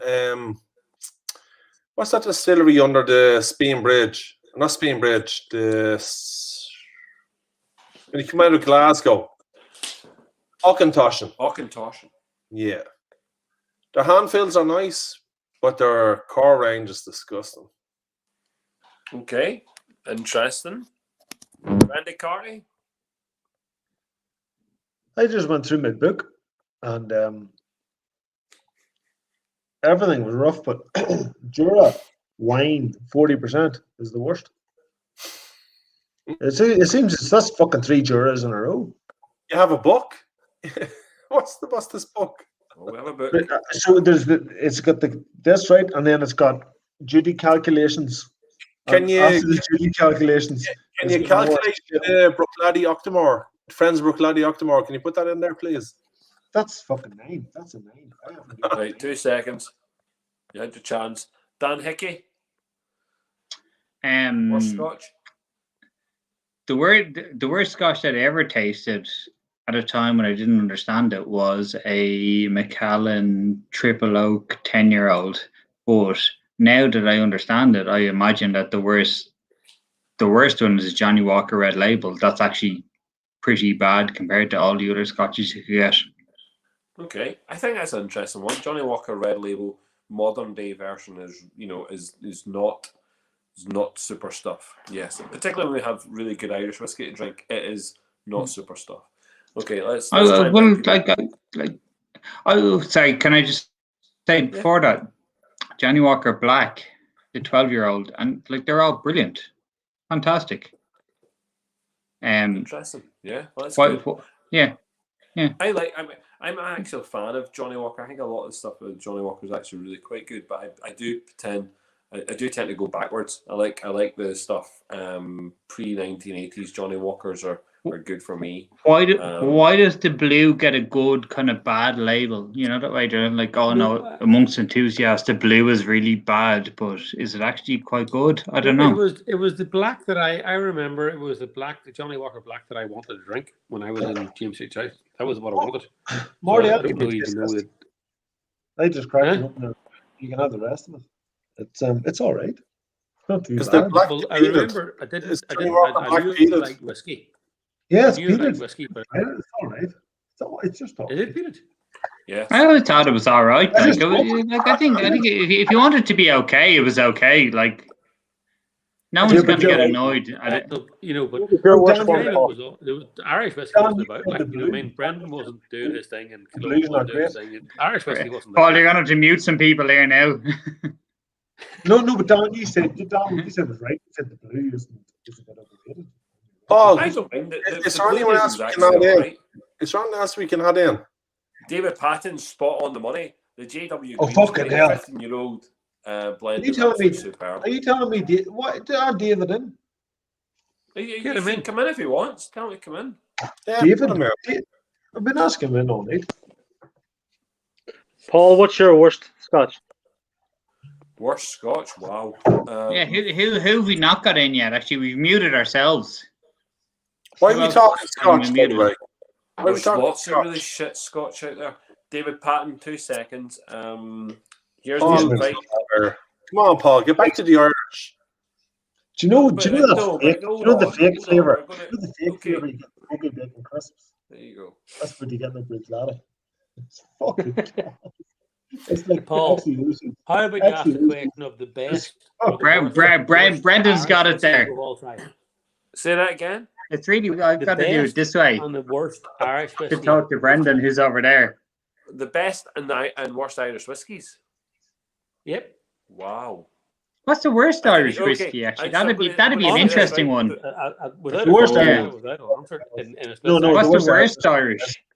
The worst Irish. Fucking brown label Jameson 12-year-old. Do Irish people actually do worst Irish? Is there such a thing? Yes. I'll happily do it. Yeah, 100%. I'll happily do worst Irish. Jameson brown label. And this is live, by the way. 15-year-old label that tastes like boke. It tastes like fucking poo. It tastes like somebody's put it in a fucking ice cream. No. Jameson brown label from 30 years ago doesn't count. If you go does it not? That's what it If does. you go to the southwest of the island, you get licking envelopes. We're all going to get upset here, aren't we?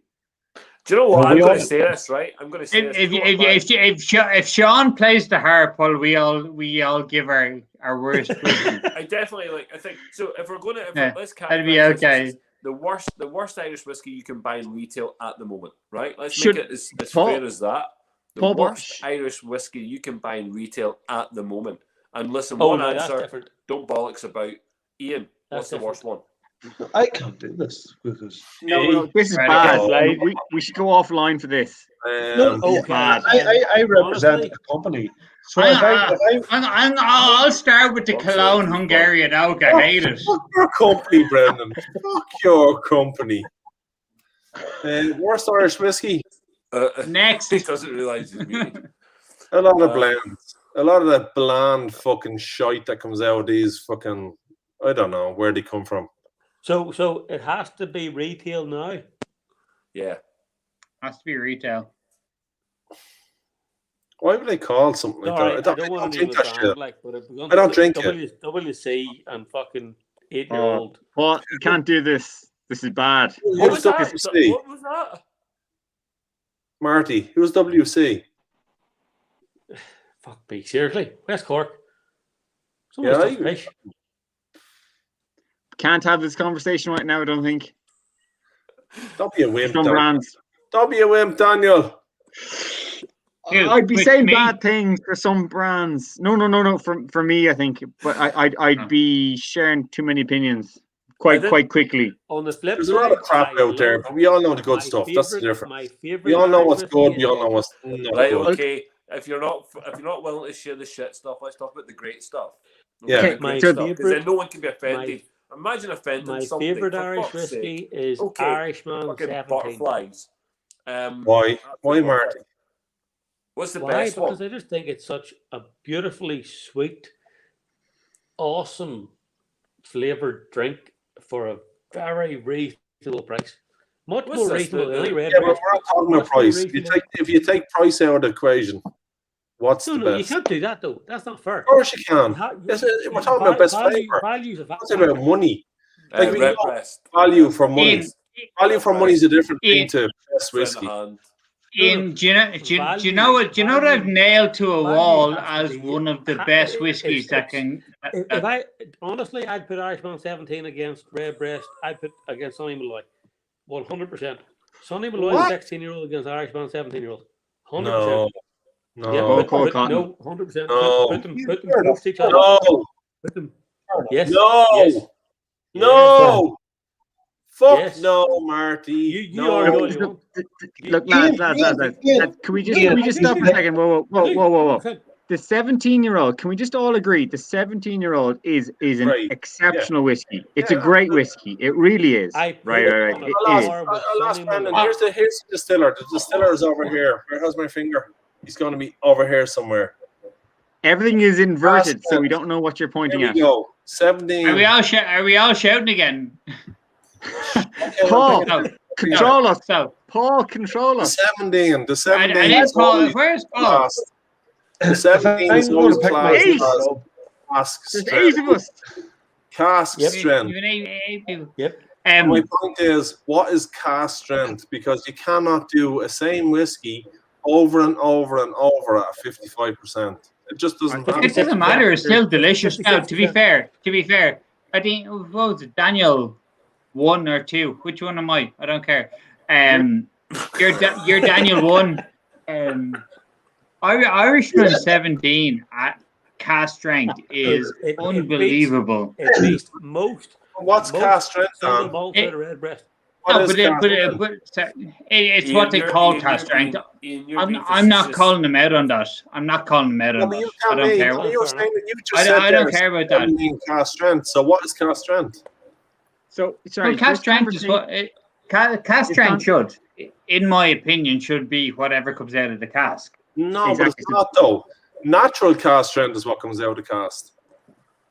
So so this conversation, somebody floated this question. You disagree with Irishman 17? Sorry, what I'm saying is what comes out of the bottle is actually really, really nice. It's telling me I'm not disagreeing with 17. 17 is great, but it's not cask strength. Can't be. No, okay, but it can't be consistent at 55%. Right, Ian. I'm going to say something. 2 seconds. What do you genuinely think is the definition of cask strength whiskey? Give me the definition. You pour it out. You put it into whatever those IVAs are. You pop it into a bottle. and you don't put any water in it. That's Yes. cask strength. That to But me is apparently cask there's an Irish thing where you can put water into a Yeah, cask. that to me is the cask strength. I agree with Ian, 100%. That's what it's about. What I would say is these boys will all come back. You know, the blah blah. The perception is that the cask strength is anything above 46%, and that's a perception. Second to that is that you have the Irishman 17, and they'll talk about this, which is uniformed. So they've obviously decided that they're going to call it cask strength. The Irishman, I'm not disagreeing with any of these people here, Paul. The Irishman 17 is brilliant. Yeah, it's brilliant. But how is it cask strength? They've uniformed the cask strength. It's uniformed. Yeah. Can I interject really quickly? Really quickly. So there was a conversation. Somebody floated a question in one of the Facebook groups the other day. They said, "What is a cask strength whiskey?" So a cask strength whiskey can be literally anything from, let's just say 100%, and this is incorrect. No, that's 100% because it won't exist, down to 40% on the dot. And Brendan, jump in right now. But if it drops below 40%, it is no longer a whiskey, correct? But if during the maturation process, it goes from whatever you cask it at down to 40%, it can be considered a whiskey. So if it is extracted, so for example, I used an example the other day in the Facebook group. I said, look at the Teeling 37-year-old. That was cashed at 41.3 or 41.7%. So if they had to let that roll another year or two, it would no longer be considered a whiskey. It would become a whiskey liqueur or just a liquor or something like that. Am I correct? Based on the I would. You can actually. They would agree too. So technically, you can actually put it into another cask that has a higher ABV and make it a fatting. You could, and technically you could, but if you want, there's the issue around referring to it as a single cask or not. Is it a single cask from its origin, or is it a single cask from the beginning or to the end? That's where it gets quite blurred. Like you look at some of the dream casks, they had various lives. Yeah, it was a conversation we had today, because could you imagine that if you had aged a cask so long that it went below 40%? It's not a whiskey. It's not a whiskey, but if you were blending that whiskey with another 46%, 56%, 66% barrel of whiskey, eventually, is that still considered whiskey? So it's funny you say that, because the answer is no, because well, Brendan can actually, it's probably the best place to say this. So go on. No, I just Brendan. You shouldn't have to. I think you shouldn't have to. I think all of us are actually agreeing with each other. Every single point, each other. Like Dan made a few points in it that Ian actually is agreeing with. Ian is basically saying it's not cask strength, this is cask strength. And I think we all agree with each other. That Poitín we released, it's not cask strength. Romantically, around that 55%. It's a quality. It's not actually cask strength. Would you call it cask strength, Brendan? David, what is the crack? Let David talk. No, I actually romanticized about it being cask strength, but now that we think about it, it's not actually cask strength. Let David. But I'm agree with Brendan. Some of them might have been 57, some might have been 59, some might have been 50, 56, but you brought them all down to 55. Do you know what I mean? Brendan, if you... In the same breath that every single one of the Irishman 17-year-olds is 56%. Yeah, but they had an excuse and we had our excuse, so they're not cask strength, but they're a quality strength. Well, but they're not. They're delicious. There's no denying every single Irishman cask strength is delicious. Whether they're officially cask strength or not is a different story, but Hello, David. How are you? All right. Taking the spotlight. Well, David, I just don't understand why people just can't be so polite and just say, "Welcome, David, into the chat. How are we?" Give it a little bit of thing. You know, we have gone beyond the measure of decency this evening. We've kind of switched into this ramble of no, and yeah, but it's good. You know, it's good crack, and everyone has opinions. So, David, what is the crack with yourself? It's good to see you, sir. Good to see you. Thank you very much. It is now officially the David Patton show. Everyone else is on mute. So love it. David, know you're what? not. You're not. Everybody isn't on mute. But David, you're most welcome. The reason why Paul's been so Oh, for fuck's sake! There you go. Do you know what? For me, the shame is in distilleries selling expensive liquid at 40%. Like I'm talking Bushmills 21. You know, like what right does Bushmills 21 have being 40% ABV? I just think it shouldn't feature. It shouldn't be out there for the money that it is at 40% ABV. Yeah. Okay. Look, someone's going to come back on that. 2 seconds. Go ahead. Ask a question. Please mute me, Paul, if this is a bit too close to the wire. But my feelings on you're getting your finger ready, aren't you? You're getting your finger ready. Fuck New him. distilleries asking He for doesn't own the Cult. €450 a bottle, right? New distilleries turn around and saying, "I've got a bottle of whiskey, and it comes with a X, Y, or Z meal. It comes with an X, Y, or Z experience. It comes with an X, Y, or Z bit of thing."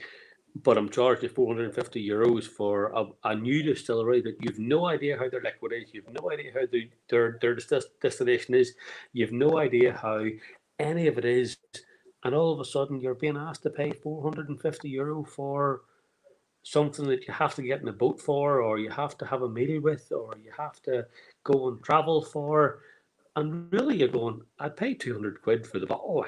And I would happily have the bottle and I'd take it home and I'd try it, or I wouldn't try it, or I'd keep it on the shelf.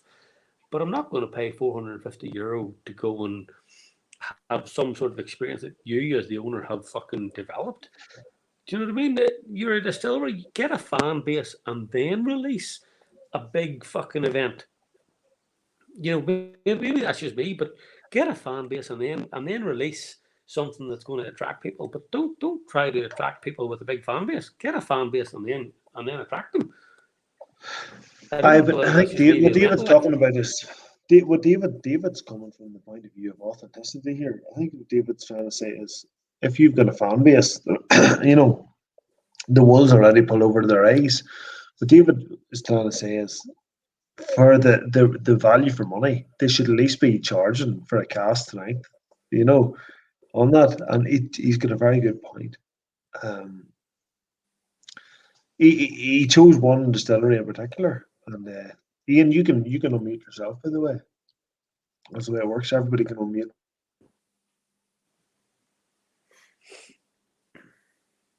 Can I interject? Oh, sorry, maybe I misinterpreted the point.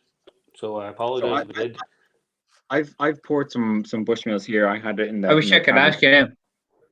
But it is at 40%. But for me, I think Bushmills 21 is really excellent. I think I paid 150 for this on sale in O'Brien's, and would I pay it again? Yeah, I happily would. I think for a 21-year-old, would I like it maybe a couple of percentage points more? Of course. Yeah, perhaps, but it's not gonna. It's for me. For 100, I'm not gonna say no. I'm not gonna turn my nose down for turn my nose down because it's at 40% versus 46%. It's an enjoyable whiskey. I like it. I wouldn't have spent the money on it if I didn't fundamentally like it or think I'd like it. Steve Smathers, and I know, well done, Steve. but I know, Good to see you.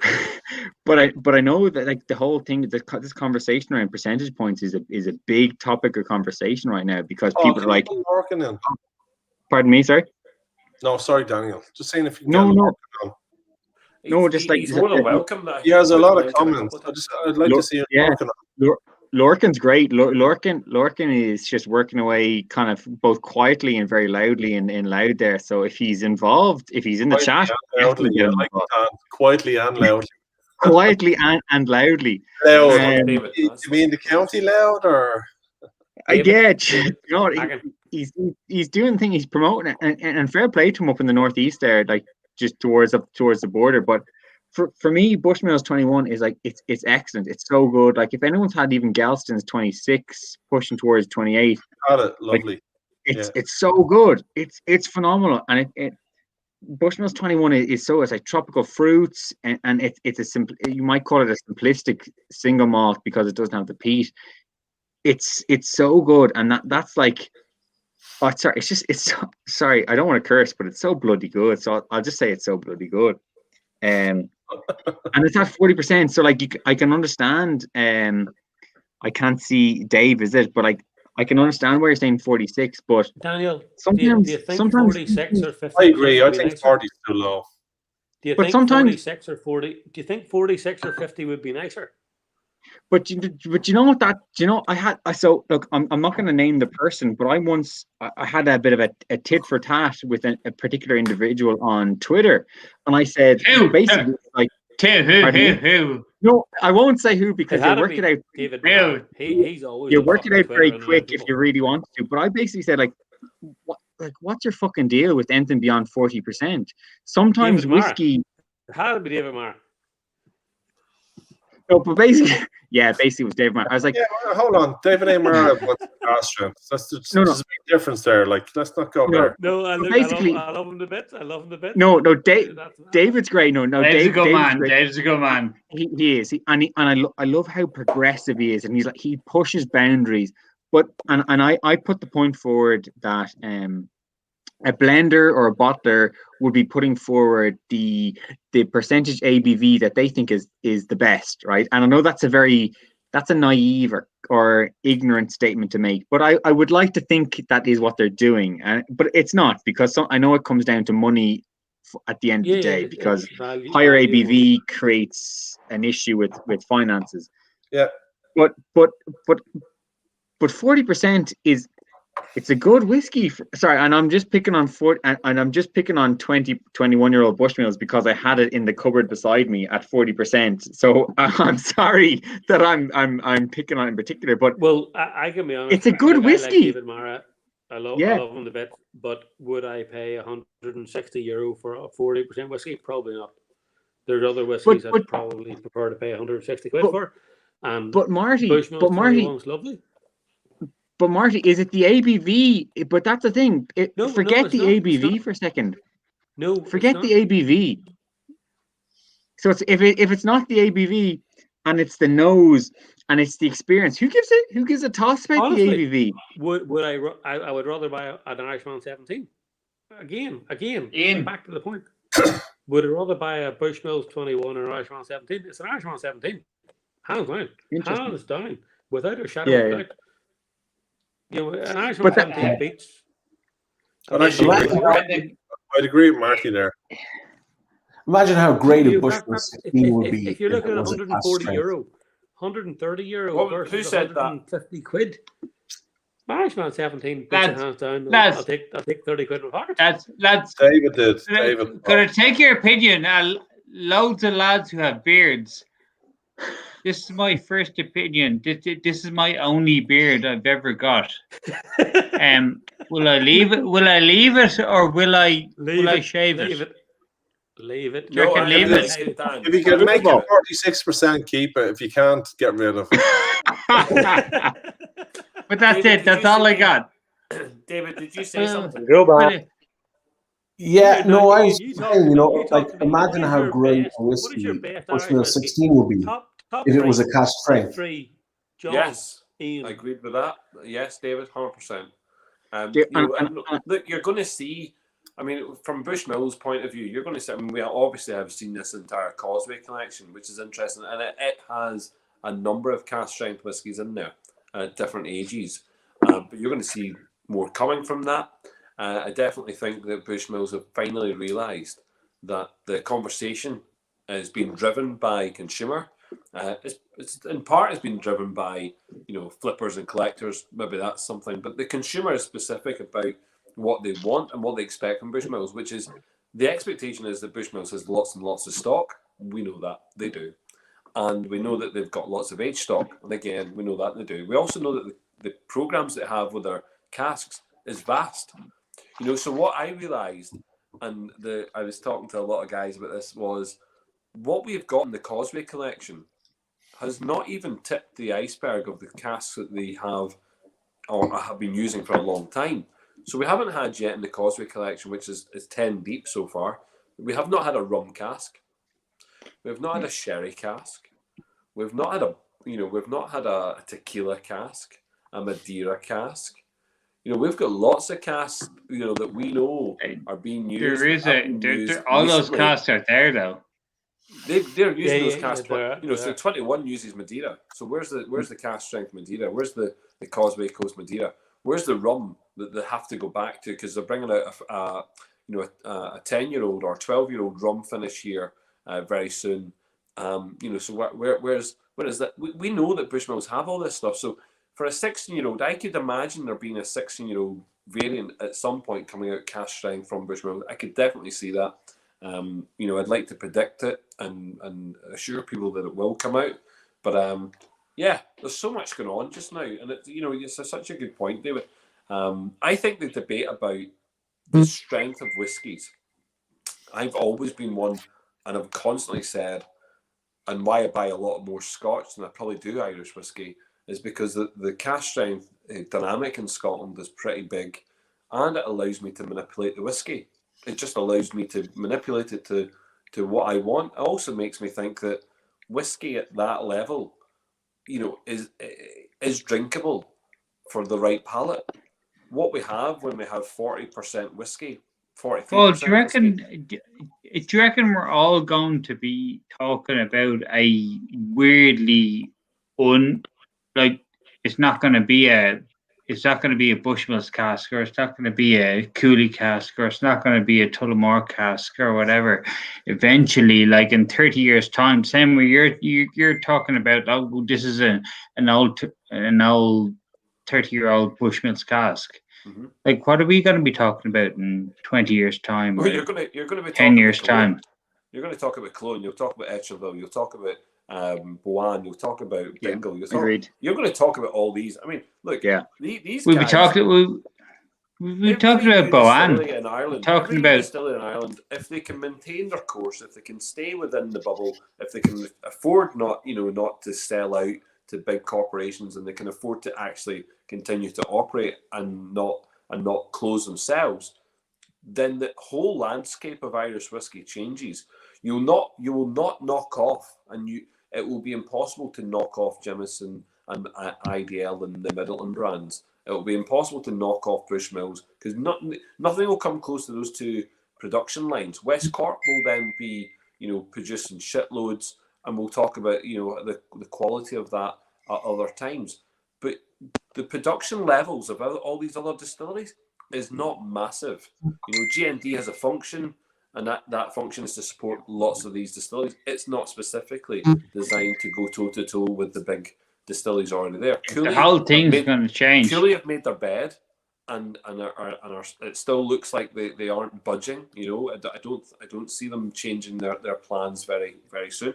So 10 years time, at least, and then maybe 20 years time, we're going to be talking about all these other brands that have come through and are giving us celebrating all of these brands. We're going to be we're going to much so. Yeah. There's no point. We're going to be in the middle of the happiness. Yeah, exactly. And you guys are very very young and very lucky, and you'll survive that, and you'll get that opportunity. The sad people, I feel sorry for the people who are putting a lot of effort into these distilleries, and they're in their 60s and 70s, and they might not even see that through to fruition. I've only came to Irish whiskey from about 2016, 2017. When I get people have been on Irish whiskey and whiskey from fucking 2010, 2005, 2003. You know what I mean? There are people that have been on this journey longer than us, and there will be people on this journey longer after us. Yes. So as long as we can sustain this journey and help this journey and help people grow where we are, and we bring it further, and somebody else picks it up. 100%, Martin. 100%. Further. Do you know what I mean? If we can pick it up where we agree, it up, and we leave it off, as a massive Irish whiskey fan, that look, I love the lotteries. I love the crack. I love buying it. I love selling it. I love drinking it. I love all of it. But if we pick it up here and we bring it a bit further, and somebody else picks it up there and brings it a bit further, you know, then it's all fucking growing. I might actually just go to bed here. Huh? What are we going to do? Sit tight. Go to bed. It's like Go to bed. Go to bed. Let's go to bed. Let's go. Can I get a picture of us? Can I get a picture of us all together? Of course. Are we all taking photos? Is that a pouch, Paul?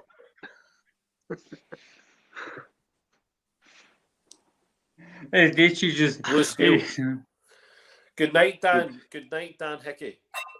Hey, how can I text? How can I text this to all of us? Right. Good night. You can't. You I'll can go to bed and we'll all. I'll put it in the code. Right. Good lad. Is this a record, Paul? What? Is this a record? 5.5 hours? I have got no idea. It was a record for me. This is beyond average marathon. If you did 5.5 hours, they would close off the marathon behind. Like, in fact, not even behind you, but in front of you. They'd be saying, "Just walk home, mate. Just get a taxi home." Hurry Yeah. the fuck up. Well, here, lad. Yeah. Pleasure to meet you all, and thanks for all your crack. Oh, Sean off. Are you away, Sean? I'm heading off. Yeah. Sean's not even going to play the Pressure, harp. Sean. Tell a bit of harp before I go to bed. Yeah. Stay out of trouble. Are you going to play a bit for us? I heard a meal of harp in there, nah. Yeah, He's gone. Right, good.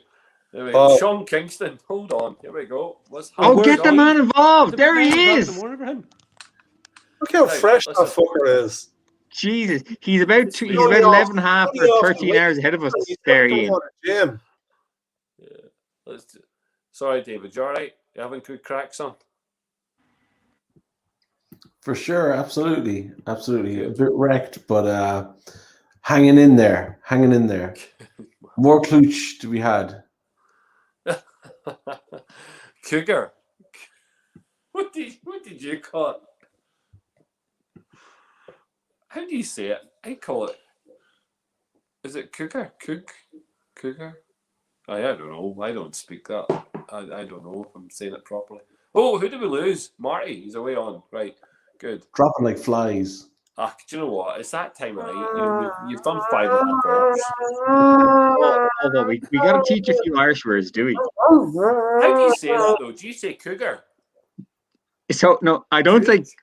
No, it'd be like so. Cúige, like it'd be Cúige. Cúige. So like if it was 5, it was the number 5. It would be Cúig. But if it's because it's I'm going to get in trouble now. There's Sean. How are you, Sean? Sean. How's it going? Good to see you, Sean. As well. It's past midday now, so we can have a little bit of a tipple, I guess. Woo! Yeah. Oh, good on you, big man. Yes, good. Good shout. We'll go the old Pinot Noir Pinot fast. Noir. How'd you find the tasting? I missed out what everyone's favourite was. We're not talking Boan on the programme here tonight, but we can do another time. Look, they've got vintage casks. Oh, come on. No, hold on. Cologne are gone. Let's do Boan. Is it not a Cologne Kult night? It's gone. It's gone. Yeah, I agree with. They've left. They've drowned. Let's go on. I agree with Ian St. John. Ian, that's a thing now. Your name is Ian. The man only died last week. It can't be Ian St. John. You are now, man. What are we going to say about Boan? What do you want to say about Boan? Interesting shit going on there, like. Yeah, the Fionn casks and your 10 cask share. Divilment. It'll be interesting. But here, look, Boan have got themselves in a pickle, don't they? They've got all this whiskey, which isn't theirs at the moment. You know, they're using that to create the brand. When their stuff is ready, 3 years' time now, you know, we're close to 3 years. it needs to be shit hot because there's a lot of engagement with Boan, people buying into the Whistler range, and I think Matt has got a job in his hands. I think Michael's got a job in his hands. These guys are fighting. They're fighting for survival there as far as the distillery is concerned. I think because it needs to have the reputation going forward. They have to wait 3 years for this liquid. I hope they can survive that way. I hope the family that own it can survive that way rather than having to sell out. But the vintage casks. This whole supporting of Finn O'Connor was a genius play. That could have. Sorry, Paul, can I just jump before you get into the vintage cask? In terms of in terms of a background, like if you look at what they were doing with the 7-year-old, I know a lot of people are talking about the 7-year-old cask strength. That 7-year-old cask strength was awesome. That was phenomenal. So I don't know where it was. Sorry, Ian. It's not their liquid though. No, but it's not. But in terms of being cute enough to acquire it and to move it on, that's a savvy proposition. Like to know what's good and to sell it. That in itself shows that you have an understanding of whiskey and that you know what to sell. Yeah. Like we know we've been talking about Brendan with the 10, the 12-year-olds. In terms of the exclusive or the what was the exclusive and the Paul, what did you have for the BWW? BWW? The Bond exclusive and the Bond experience or whatever. But like to know what you have in front of you, that says a lot about you as a brand. So like I would like to think that Bone, they know what they're doing, and Matt's a cute guy. He knows what he's talking about, and the distiller there, I don't know what his name is, so I would be optimistic. Sorry, I'm talking ramble. I'm rambling on it. It came from Dingo. Was it? Yeah, I think look, they've got themselves in a predicament. The vintage casks gives them an opportunity to, I suppose, change the narrative. They can talk about, we're able to do this. We're able to look at different mash bills. I think they'll probably take on their own, maybe they'll take on, and some other distilleries will look at those mash bills and think, will it work for us? If the tasting is right and it gets the right approval from all these different, head distillers, you're going to see people thinking about those older types of mash bills. But I think they've done it's a great PR job. I think it's a good thing for Boan. Yeah, I think they need to come back from their PR nightmare. I think their problem was always water. They never had the water supply. Yeah, they were never allowed to put the water through their stills, wasn't it? Yeah. Yeah, they got that wrong. That's funny. The Whistler 7 is an absolute peach. And do you know what? I did a tasting, Whiskey Festival 2019, Belfast Whiskey Week 2019. I did a tasting with the Redbreast 32 Dream Cask. And I pitted the Redbreast 32 Dream Cask up against a Redbreast Friend at Hand 25-year-old. It was up against a Jack Daniels Select potentially or something.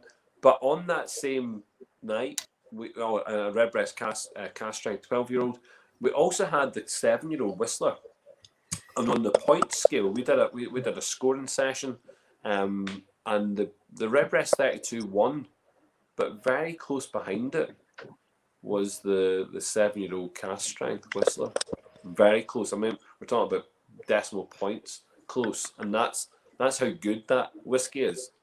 In that comparable, people were just blown away by the 7-year-old, and I think that it takes a bit of balls to release a 7-year-old whiskey as well.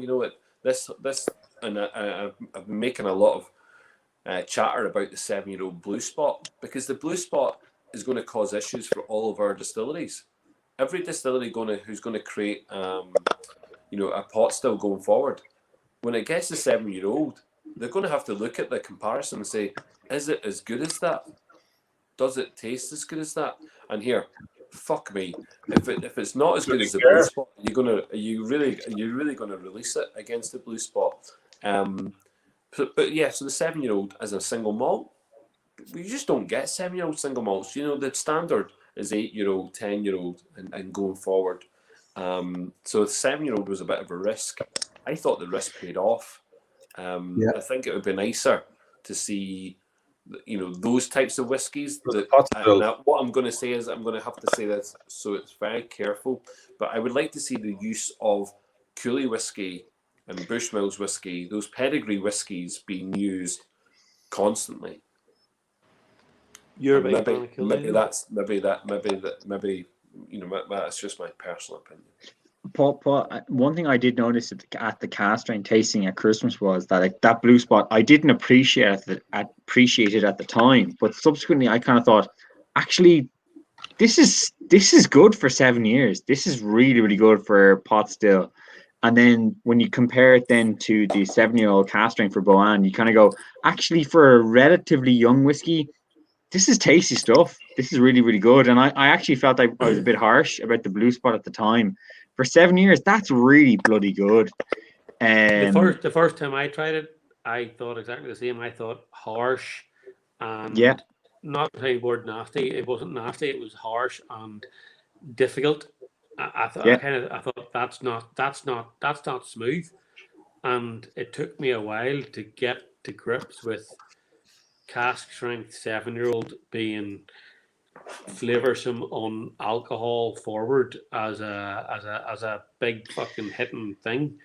Do you mean it took a wee bit? But at the start I went, fuck, that's not even that nice. Like, you know what I mean? It was too powerful for an immediate. I wasn't expecting it. Do you mean it was smoother?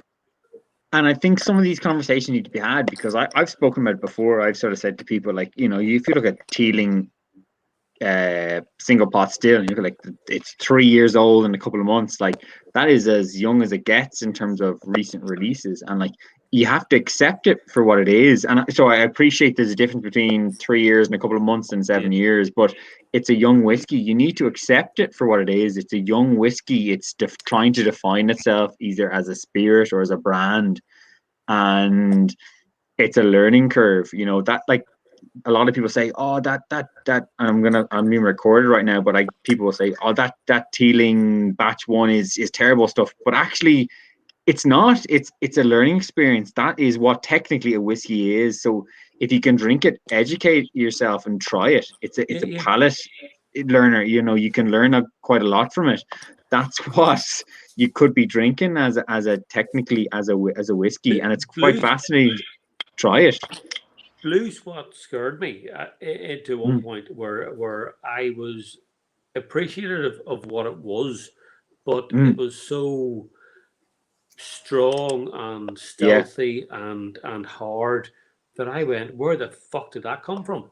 Do you know what I mean? I tasted it expecting one thing, and I got a subtle flavor of whiskey, and I got a big fucking punch of alcohol, and I thought, ooh, and I like.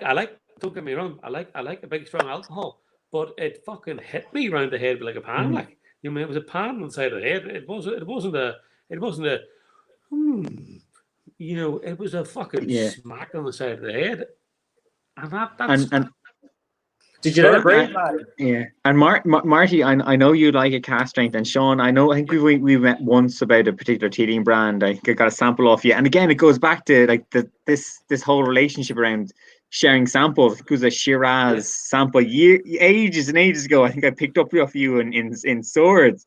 Oh yeah. But like, I know you like a stronger whiskey as well, and Blue Spot is quite like that. It's quite a powerful whiskey from its youth. But have you had a chance to try it?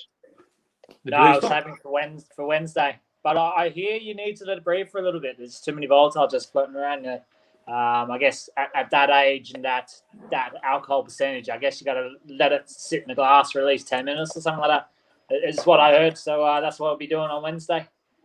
But even more than that, Sean, what I found with it was leaving it in the bottle to just get some oxygen mixing in with it, and like a month later it was actually a whole different animal. So like when I first opened it and tried it, it was kind of quite closed and it didn't overly impress me. It was okay, but take it or leave it. And then after about a month or 2 months in the bottle, when there was only a little bit left in the bottle, it really benefits from having exposure to oxygen. It kind of opened up, and it was a lot better. So Yeah, I think that's a fair point, David. I think it does need that oxygenation just to give it a bit of life. Almost, it is quite closed when it is in the bottle. So yeah, fair point from what I've observed, anyways.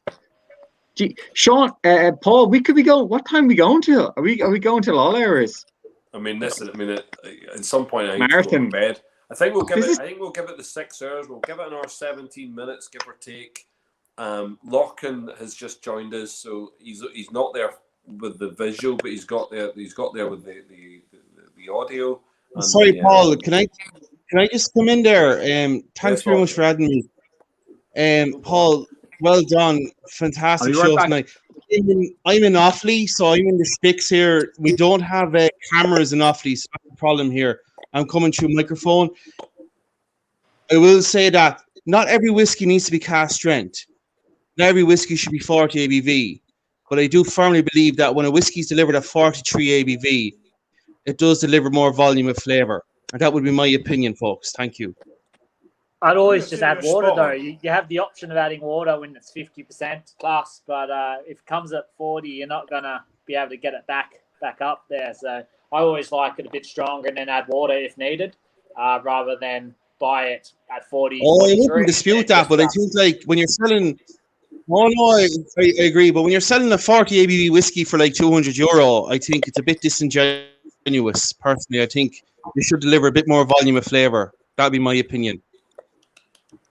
And to be fair, like I don't want to take down the big hitters and the big boys, right? But like Middleton Very Rare is one of those whiskeys where I think like what is an established whiskey brand doing selling a release at €180 at 40 ABV?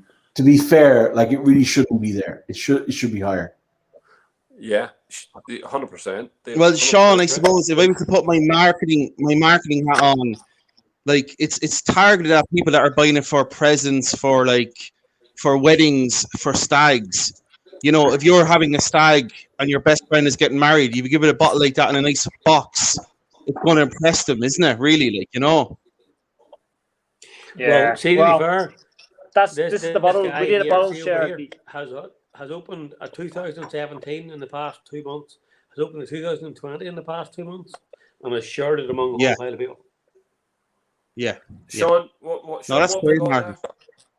Yeah, so I've just done the I've just opened the MBR 2020, and obviously we know the prices on that, and to be honest with you, it's 40%, and I don't know, it just left me wanting, you know, just wanting more. It's just not strong enough, not enough flavour.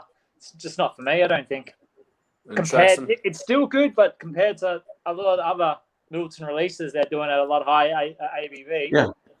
Compared to the Barry Crockett, like the Barry Crockett is what, €250 retail. It's definitely worth the money as a drinker, much more than the regular releases. Here, just you get Barry Crockett for a 190 for Mick Monaghan, lads. Fair enough, Walker. Look, Sean, here, see when you're on, you can talk about your whiskey auction house.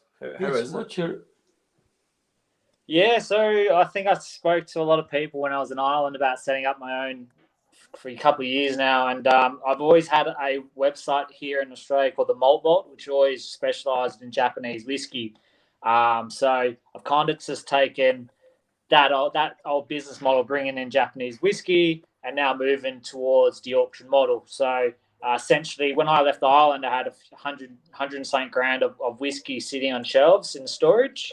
And then I went on a 6-month holiday around Asia, and then ended up in Ireland and didn't work for a couple of months. And paying old Dublin rent and no job kind of digs into a bit of savings. So I just found when you're running a store like that, you're turning over a bottle now and again. I just found it was just too much money sitting there. So I moved to the auction model. So our second auction goes live next Friday. So it's kind of similar to every other auction site. A 0% seller's fee, $3 listing fee, and $5 reserve price fee if you use it. And it's only just a 10% buyer's premium. So in Australia, we have a lot of wine auction places, and you're looking at 16.5% or 22.5% buyer's premium. And even then, like you'd get maybe 20 bottles or 50 bottles of whiskey, and then you'd only win one of them. So you can't really consolidate shipping and stuff like that as well. So yeah, just created Australia's first, I guess, whiskey-only auction sites. And yeah, so 111 bottles first auction, and this one here we have about 170, and a lot of more people lining up for the third. But the market over here is still very young. You'd think there's a lot more people here than Ireland, but yeah, there's no real market for such other than illegal Facebook groups, and that's where pretty much the Australian trade has been, is on illegal Facebook groups. But Sean, tell me this. I mean, there must be a demand for whiskey in Australia, and you know we know this because the likes of the whiskey or the Australian Whiskey Club, which have their buy a bottle and here. Buy a Bushmills bottle if you're very lucky and have it sell out. Thousands of bottles constantly being sold there. So there's obviously a demand for whiskey. I think that would allow the whiskey auction to start to gain a lot of momentum. For you, it's about people purchasing, because you have a lot of people in Australia, because we know this, because they send whiskey over here. So there's a lot of people who will happily sell whiskey privately and through maybe an auction. So you're going to have sellers, but you want buyers, don't you? You're going to have to want people in Australia coming on board and saying, I'll go and I'll look at the investment opportunities, or I'll look at buying something which I can't buy here in retail. I think it will be a very good success story.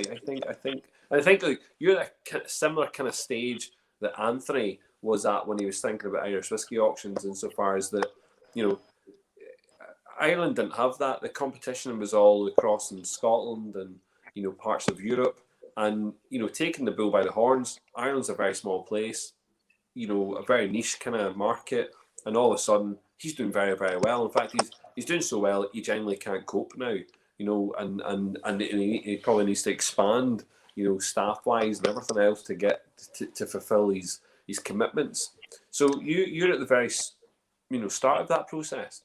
And here, a couple hundred people is a great start, I'll be honest. Sounds great to me. So well done, Sean. 100%, mate. Oh. Yeah, thanks for that. We don't have people, though, in America. You know how in America everyone claims to be Irish, so they'd always be supporting the Irish industry. You very rarely get someone that moves abroad from Australia and be like, I need to buy Australian whiskey, because it tends to just be Australians that drinks the stuff, especially when you go overseas. You may get a bit of Starwood here and there, if you like, or you got big Sullivan's Cove followers, but it's all the other stuff. There's no market for it to sell, secondary, and then you just, if say you're like a Heartwood collector and you miss one of their releases, you have to pay 2-3 times on Facebook just to get one, for your collection or whether to drink. So that's why I created the market. Like we don't get every whiskey down here. Like we don't even have Powell's John Lane on the retail shelves, and I find that ridiculous. So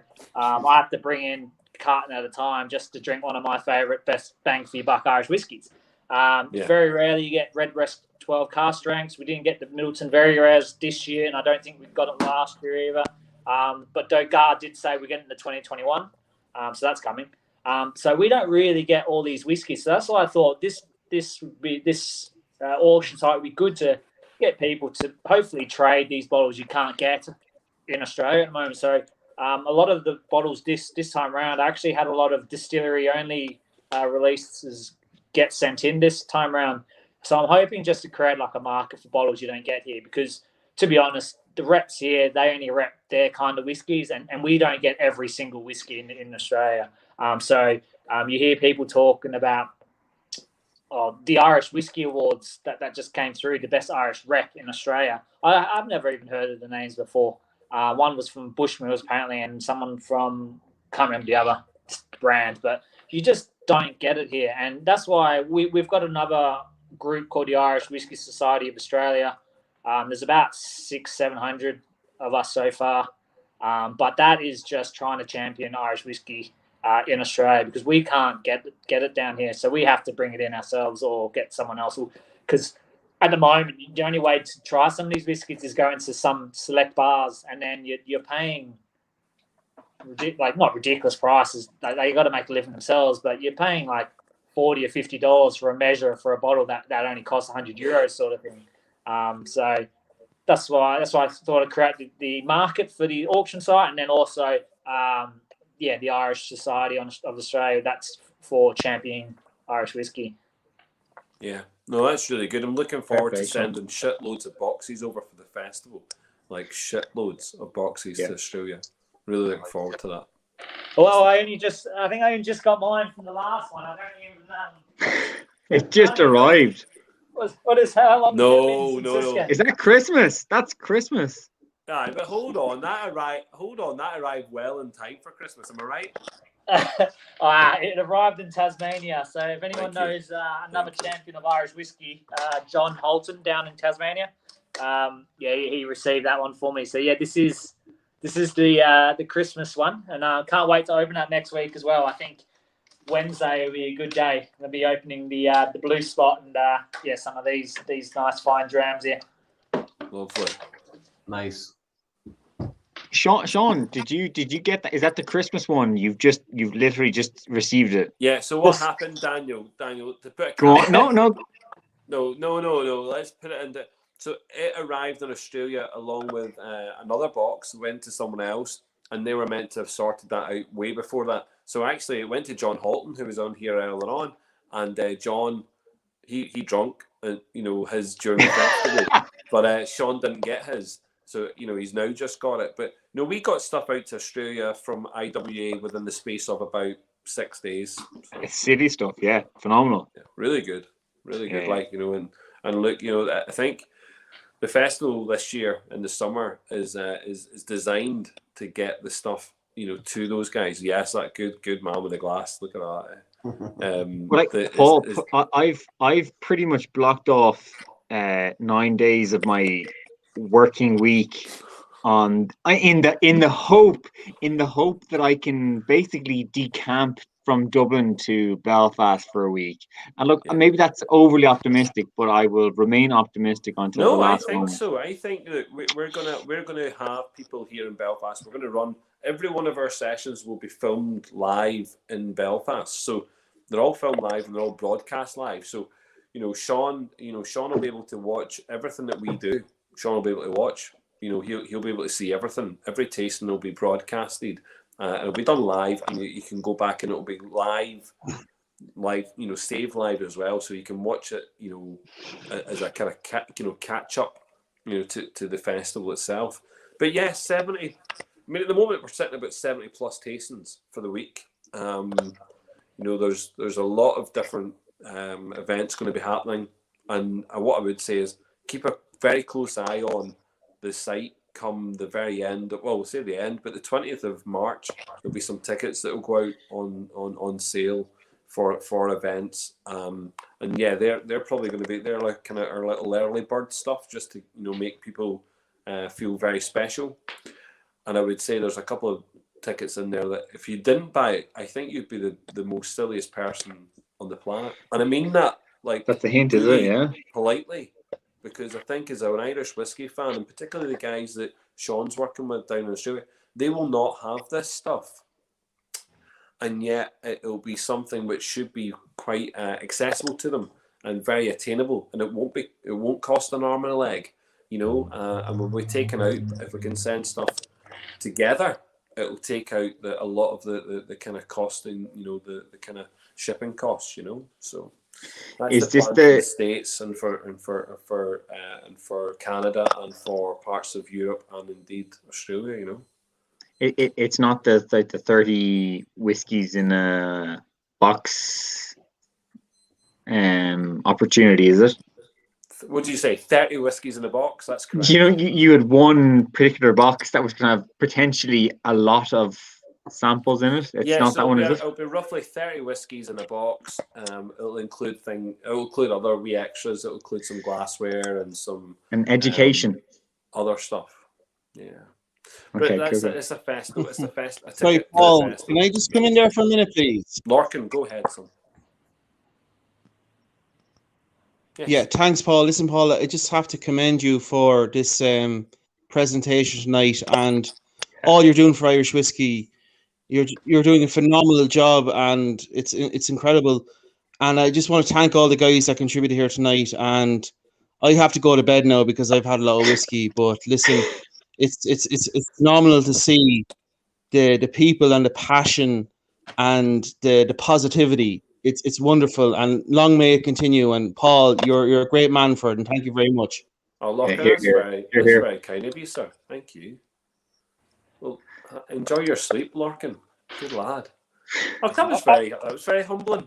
I don't expect anyone to say nice things. There's not an expectation level. Don't be doing that. Just be normal. But that was really kind of him. I can really appreciate that. We're closing on 6 hours. Is this not really all saying nice things about that's you? Where we should be. I think 6 hours is where we should be. I think we did really well to have an audience for 6 hours. That's mad. To me, that's Well, I suppose it's a Friday night. No, I mean here in Ireland, it's a Friday night. So people maybe needed that. You know what I mean? Josh Ryan said something though, and just maybe he's the last kind of comment there. I'm all for the distillers choosing the ABV, and I feel that that's the way it should be enjoyed. I love cask whiskey, yes, and that was their job to pick the exact moment to bottle it.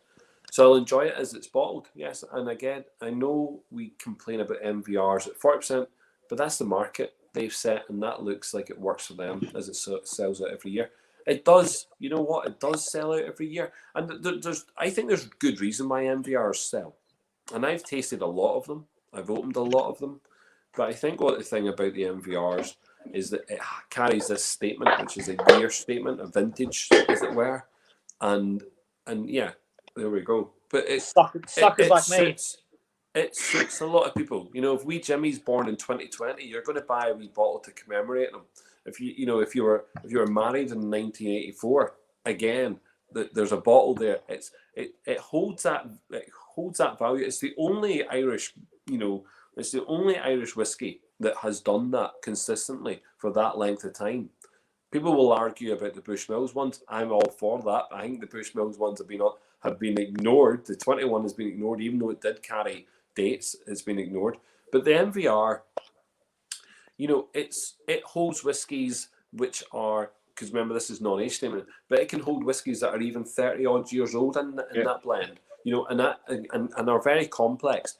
Some of them just don't make the mark.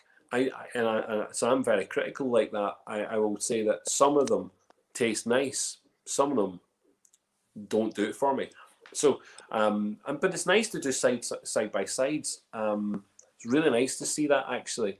But I think they're going to continue. I think the MVRs aren't going away. It was interesting when they kind of split the box packaging, went to the new packaging, and at the same time, this idea that there was less bottles from the 2020 distribution, that really caused a bit of a freaking frenzy, didn't it? And it really caused a bit of a fucking issue for everybody, because actually you could still buy it and it was still being sold in retail while people were trying to sell it in a secondary and tertiary market, which was costing maybe 400% at one point, wasn't it? 400%. How dare it go to that amount of money, within a short space of time? Because actually, as a whiskey community, we really let each other down at that point. We let each other down. We scrambled for greed. We scrambled for money. We saw an opportunity and we took it. And actually, I'll support people who want to make money from whiskey, because that's perfectly fine. And again, people who want to flip, away and flip. But remember the people you're trying to do business with. If you're going to do it like that, remember the people you want to support and who you maybe want them to support you later at another time. The 2020 is a prime example of people taking the piss and ripping people off. Do you know what I mean? And yet we've accepted it. People have accepted it and moved on. We're moving on to the next number. It's number 21. And what does that do? But look, it's to me, I don't collect MVRs anymore, and it's probably I've moved on. Bushmills, big collection. Redbreast, big collection.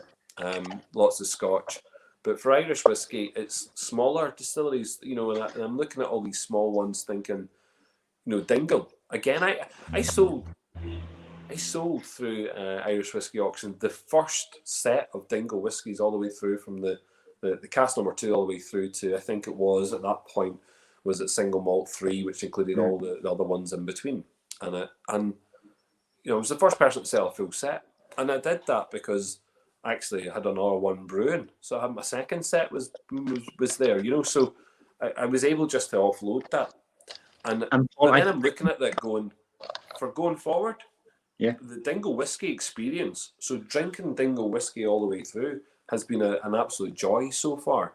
I've really appreciated the journey that Dingle has shown me. I will appreciate, there's no doubt I'll appreciate some of these other distilleries and their journey. Sorry, Sean, one last thing. What's really important is watching those distilleries when they come to launch their product. Let's think of 2 distilleries just now who have products sitting there who could launch tomorrow. If they just went like that, we'll launch brand new product tomorrow. Quite a few of them. Radimon Estate in the north. Radimon Estate in the north is sitting on 4 different expressions of whiskey. 4 different expressions of whiskey that could be released tomorrow at 4 years old. Interesting. Eshlinville Distillery sitting on 2 expressions of whiskey. And again, those 2 expressions are anything between 4 and 8 years old. 4 and 7 years old. 7, yeah. Do you know what I mean? So silly stuff. So we could see that, and yet they haven't done that yet. They haven't gone and done that yet, And I think they're the distilleries. There's 2 of them, but there's lots of them around the country that that will drive my collections. That will drive me going, right, I want this, I want that, I want to taste this, I want to taste that. I'll be a happy man. Sorry, Sean, I cut you off there. Sorry.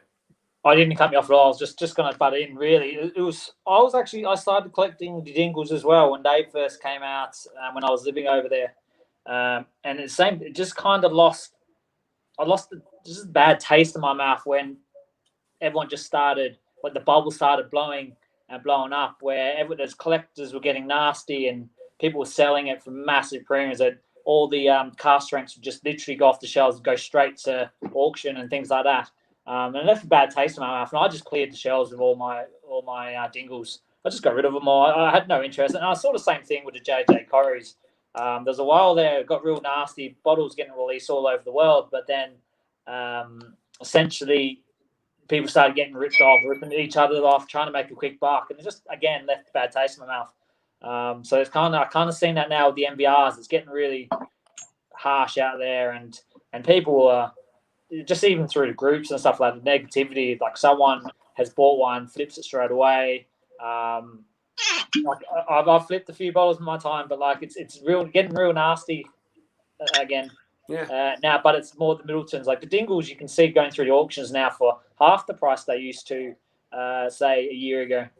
But the MBRs, I'm just hoping that bubble the thing about the good thing about the Dingle, so that's good because it shows that there's a value to whiskey post retail. There's a value, of course there is, but there's also a reality. So that value is inflated by certain parameters. People collecting initially, people wanting the buzz, people really thinking that there's longer term investment. So those that want it quickly for a longer term investment will pay what they expect to pay, thinking about a longer term price point. Those that are purchasing it to flip, are then being actually left in a situation where actually the value of that bottle starts to diminish post a secondary price, because the tertiary price is what you're talking about there, Sean. That's the tertiary price is when someone has bought a Dingle, in the secondary market, and they've probably put it back into the market again, and it's losing value. And it's losing value because everyone, the true collectors, the people who wanted it to collect, had already done the buying, in either at retail or in the secondary market. The tertiary market is the place where people have bought it at secondary prices, and it's gone into again, and it's just bombing because people don't want to pay that amount of money. So it's sad, but for us, it's good because for anyone who wants to buy it to drink it, fucking it's great. Price comes back down. It's accessible for me. I can go and purchase another bottle. So I must have picked up recently I must have picked up about 4 or 5 dingles, which were some of the super value stuff, which again, are very tough to come by because there's only a couple hundred bottles of it, and yet now I'm getting them for like 200, euros. Sweet. Not only I'll take that all day long. The pot stills, 1s, 2, and 3 are really, really good as well. Just to see the journey. Maybe not great for people. Maybe they aren't expecting great pot still, but it's good pot still. But it's a good journey to see. And like I'm not really fussed about that. I mean, the biggest concern I have is like Waterford. Like I have a big concern with Waterford in the secondary market. Waterford going to retail at whatever price point it was, 75 quid or 80 quid, whatever it was, and for that to be in a secondary market, not tertiary market, but secondary market at 40 quid a bottle. Oh, that's bad news for the industry. That's bad, but it's bad news for the entire industry if that's the case, because what that is saying is that there's the valuation of Irish whiskey is diminished at that level. Paul, I just is that not a realization? Is that sorry to cut across you, but like, is that not a fundamental realization? Is that like guys, as in when I say guys or people, I mean like guys, you need to cop yourself on, and I don't mean that towards Waterford specifically. I mean that generally is like you need to cop yourselves on, and that we're overpriced with respect to like relative to say Scotch or some Japanese whiskeys can be a little bit more expensive. Sean, jump in here if I'm incorrect, but some Japanese brands are a little bit more expensive by age, say, than Irish whiskey. Okay, yeah, I mean, okay, so maybe you want to ignore Japanese whiskey, but what you want to say is we're overpriced in comparison to Scotch whiskey of similar ilk, similar age, similar. Correct, and we know we are, Paul. But we know we are, but like I got booted out here or muted earlier on for saying that I'm not a big fan of Scotch because I don't like the peated expressions, because I like to taste more of the intricacies of the spirit versus the peat aspect of the spirit. But like for a 4-year-old Scotch, you wouldn't be spending 75 quid or 80 quid like you would be for Waterford, and happy to let it go to the floor, but you wouldn't be spending that on a Scotch. Coming back to what you said about retail at 75 and selling for 40, it's because they're still 1.1s are still available. You go to Germany or you go to the Netherlands, they're still on shelves there. So that's the reason I feel it's not inflating. You look at the other ones, the Pilgrimage and all the other ones that have sold out, they have started to go up in price, but those 1.1s are essentially still available retail. So anyone that puts something in auction and expects a profit, you're only profiting off lazy people that won't jump on Google or Whiskey Base and type in pretty much Waterford, because it'll pop up. You'll see 10 stores in Germany all selling 1.1s, and you'll see like must-have malts in the Netherlands or whatever. Those sell 1.1s. And that's what I'm saying. For me, it's a worry of the industry, because I don't really care what Waterford have put it out at, because I think the journey of Waterford is phenomenal and whatever they're doing is phenomenal. However, for the price point for them, they must be looking at this really, kind of shakily going, what's going on here? We've put out our product to all these shops. Shops are selling at this price point, and yet people are purchasing them, clearly, but they're purchasing them not to drink, right? So they purchase them solely to flip or to get rid of, and what we're seeing is in that secondary market is we're seeing these prices be low because you can go buy it elsewhere, and it's not that the liquid is phenomenal or not phenomenal. It's got nothing to do with that. The price is based on the fact that you can still purchase it in retail, and yet when it goes to secondary market, no one's going to touch it if you can still buy it there. The auction houses make a mistake, and I was really maybe I should call it an auction house here, or auction houses. Auction houses have a duty of care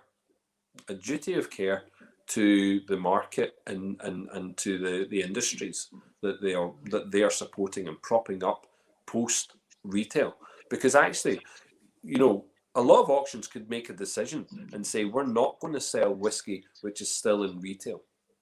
They could come out and say we're not going to support selling bottles that are in retail, because actually we're taking on the consumer in certain points. You know, we're taking on the consumer. We're actually not being honest. We're maybe being a little bit disingenuous. However, I would also say is there's bound to be auction houses who have morals, who have been telling the seller, you're not going to make the money here. You know, this is, you know, and if that message is going out to the seller to say, listen, you can buy that in the shop still, and we, Jimmy, can go and buy that. Oh yeah, well, what about the wee person in Saudi Arabia who can't get to the shops? Yeah, well, okay, that's good, that's interesting. But let's be honest. And Paul, if we Jimmy in Saudi Arabia is willing to go and pay for that amount of money, it's a really fair. Trust, it is a fundamentally really fair point. And Sean, you'll know a little bit more about this beyond, say, the Irish market. And I totally agree with you, Paul, 100%. But I know there is that fundamental issue around, like, even the flipping of bottles through. I'm going to call it out through lottos, etc. You know, who may be flipping bottles that are available at 75 quid on retail, and they're flipping them through 120, 125 via 47 places through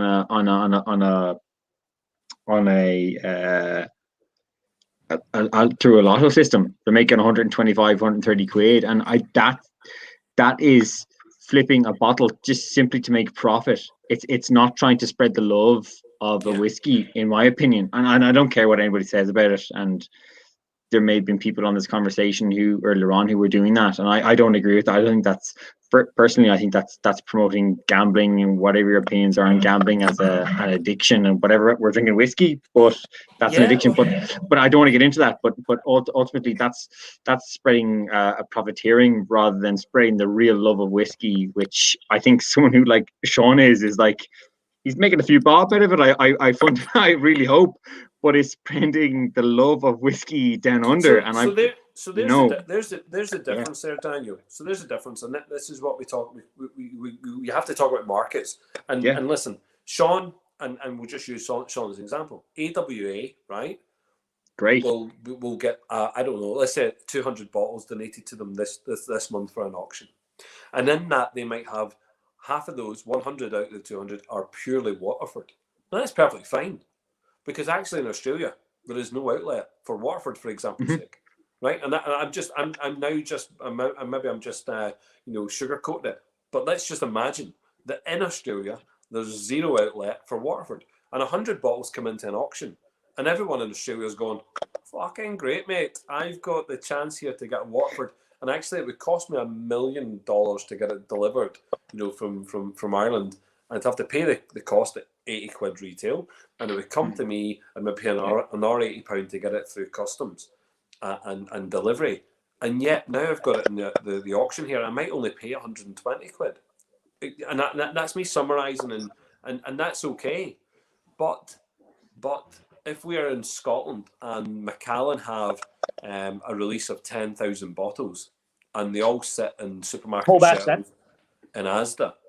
And the Scottish a Scottish auction house decides, we'll take them on this week. Well, really, why are you doing that? Because you're actually making it harder for the distillery to sell their product through the supermarkets. You're allowing those products to go into secondary markets, and you're then dictating a certain price point as well. It's not fair, I don't think, and I think some auction houses that have the hands tied because they want to make money, and that's perfectly fine. And again, we're not going to deny that, but they have their hands tied because people will have that argument. Some people will want this bottle because they cannot get to this point. They're not in this country or whatever it is. Sorry, Sean. No need, sir. Just this thought. What are your feelings towards the Teeling celebratory single pot still auction they did, where they went straight to auction and cut out all the flippers? So, if I'm going to jump in there real quick because I acquired one of those particular bottles because you could say you're blinded by an aspect of chariotism, but also I thought it was Fucking hell, Sean! You've caught me out now. I've started to talk, so I'm bound here now. But I'd like to think there was positive merit behind it. But I'd like to think my eyes have been open since, because there have been other Irish brands that have released their own spirits since, and even in the last maybe 2 or 3 days have released their own spirits at a fraction of the price. And would I pay what they're suggesting? I don't know if I would. I don't know if you're aware of some of them, Sean. I'll drop you a line offline if you haven't. Are you talking Ballykeith? I'm not saying yes or no. I actually went down to visit them when they were still in the infancy. They had a guy over who used to make gin for Chase Distillery, I think, in the UK. And he seemed, Jamie, I think his name was, and he seemed to know that was probably one of the best tours I've ever done, because the owner was busy. So he took me around, and he told me all the bull crap of what they would what you would say to people in public and what they actually do in real life, and how he made the award-winning Chase, like, helped out with the Chase gin. And I don't think he's there anymore. So I'm just wondering, like, did he lay that whiskey and then now he's not there anymore? So are they without the head distiller, or what's the story there? Like to be honest, do I want to spend 450 quid for a cask strength 3 or 4 year old whiskey? Look, this is recorded. Someone might watch this. Do I want to spend 450 quid for a 4-year-old cask strength whiskey with 2 special glasses? Are they Kilkenny whiskey, Kilkenny crystal inscribed or whatever whiskey? Can I not, do I want to spend it? Can I justify spending it? Those are 2 different things, and I don't know if I can. And even €195 for a 46% bottle. Do you buy it because you're being charitable, or are you feeding the greed of a distillery to try to get as much money in as possible? We're the conversation is shifting now, and to be honest, I've had this conversation with a member of the group that has left the chat now, who was on earlier on, and he was the only person to last about 4.5 hours of it, and he has a bald head, and he's a very sound lad with glasses, and lives in South County Dublin as well, right? But I had this conversation outside his apartment with him, and he said, we both said we'd love to collect all of the whiskies that are now being produced by all the distilleries, and we kind of thought it's hard to justify it when some distilleries are taking the piss. So I bought that. To be honest, I bought that through auction, that bottle of Teeling for, you could argue silly money once upon a time. And would I do it again? Probably not, because I've realized that it's silly money. Even if a lot of that money went to charity, there's a lot of silly money being spent on 3-year-old and 4-year-old whiskey, simply because someone once said, is the whiskey an ornament or is it a drink? Do you know what I mean? For drinking back. But here, and second, it can be an ornament. It can be an ornament in yourself for as long as you want. But at some point, you need to either you drink it or someone has to drink it. I think that let's don't get me wrong. You could empty that bottle of Watford and it would still look pretty. Yeah, it's a slick bottle. It's a pretty bottle. Sean, I'm just conscious that was a very good question. I think it's interesting. I think all of these new releases, which are commanding price points of their own, all these new distilleries commanding price points. When you break it down, you either buy the inaugural release because you want to keep it and collect it, and you want it to have it as maybe an investment or a trophy, right? Or you buy it because you want to taste it. Now there'll be not much difference between the inaugural release and the next release. Not much difference. And for those who want to drink it, they'll just be smart enough to understand that the next release, that second batch, is the same, and they'll drink the second batch, and they'll pay way less for it. Yeah. Those that want it for the investment purpose will pay the X amount of money at the start. I thought the way most, not saying most, there's a lot of distilleries now who've gone down that route of having an auction for their first release, and Teelan did it through Whiskey Auctioneer Perth in Scotland. Yeah.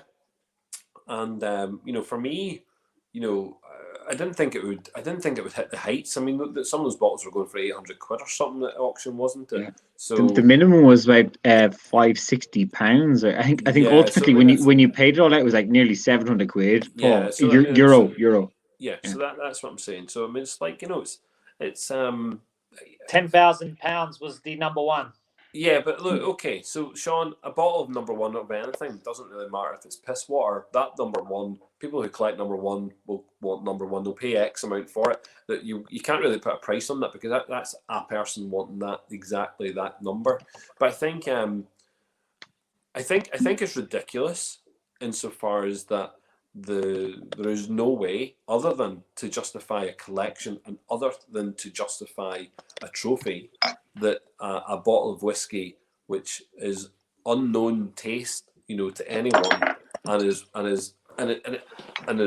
a couple of years old, not tested in the market, not really given its due course, can really justify prices like that, particularly when other distilleries, and like we've mentioned them already, some of these distilleries are choosing not to release the liquid until it tastes good. Now, some distilleries have released liquid and it will be debatable as to whether or not it's good enough. Now, that might be a connoisseur that might suggest that. It might be an enthusiast. It might just be even the basic whiskey drinker. But surely, as anyone who's involved in the Irish whiskey industry, as a consumer and also a producer, knows that what they're trying to do is create good whiskey. Yeah. And when someone opens a bottle of whiskey and drinks it and has a bad review of it and gives a bad review of it, that's not good just for that distillery. It's not good for the industry. So, because what you have there is maybe a mass amount of liquid going out across the world, and people think, oh, that's Irish whiskey. I'm going to drink that. That's good. Look, it's it's brand new, whatever it is.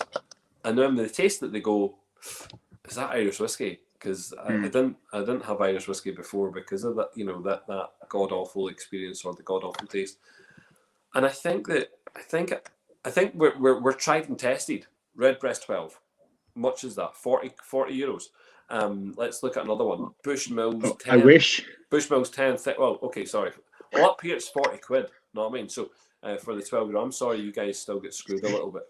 But Bushmills 10. It's like it's like it's maybe 25, 30 quid. These are tried and tested 10, 12 year old whiskies at very cheap prices. Yes.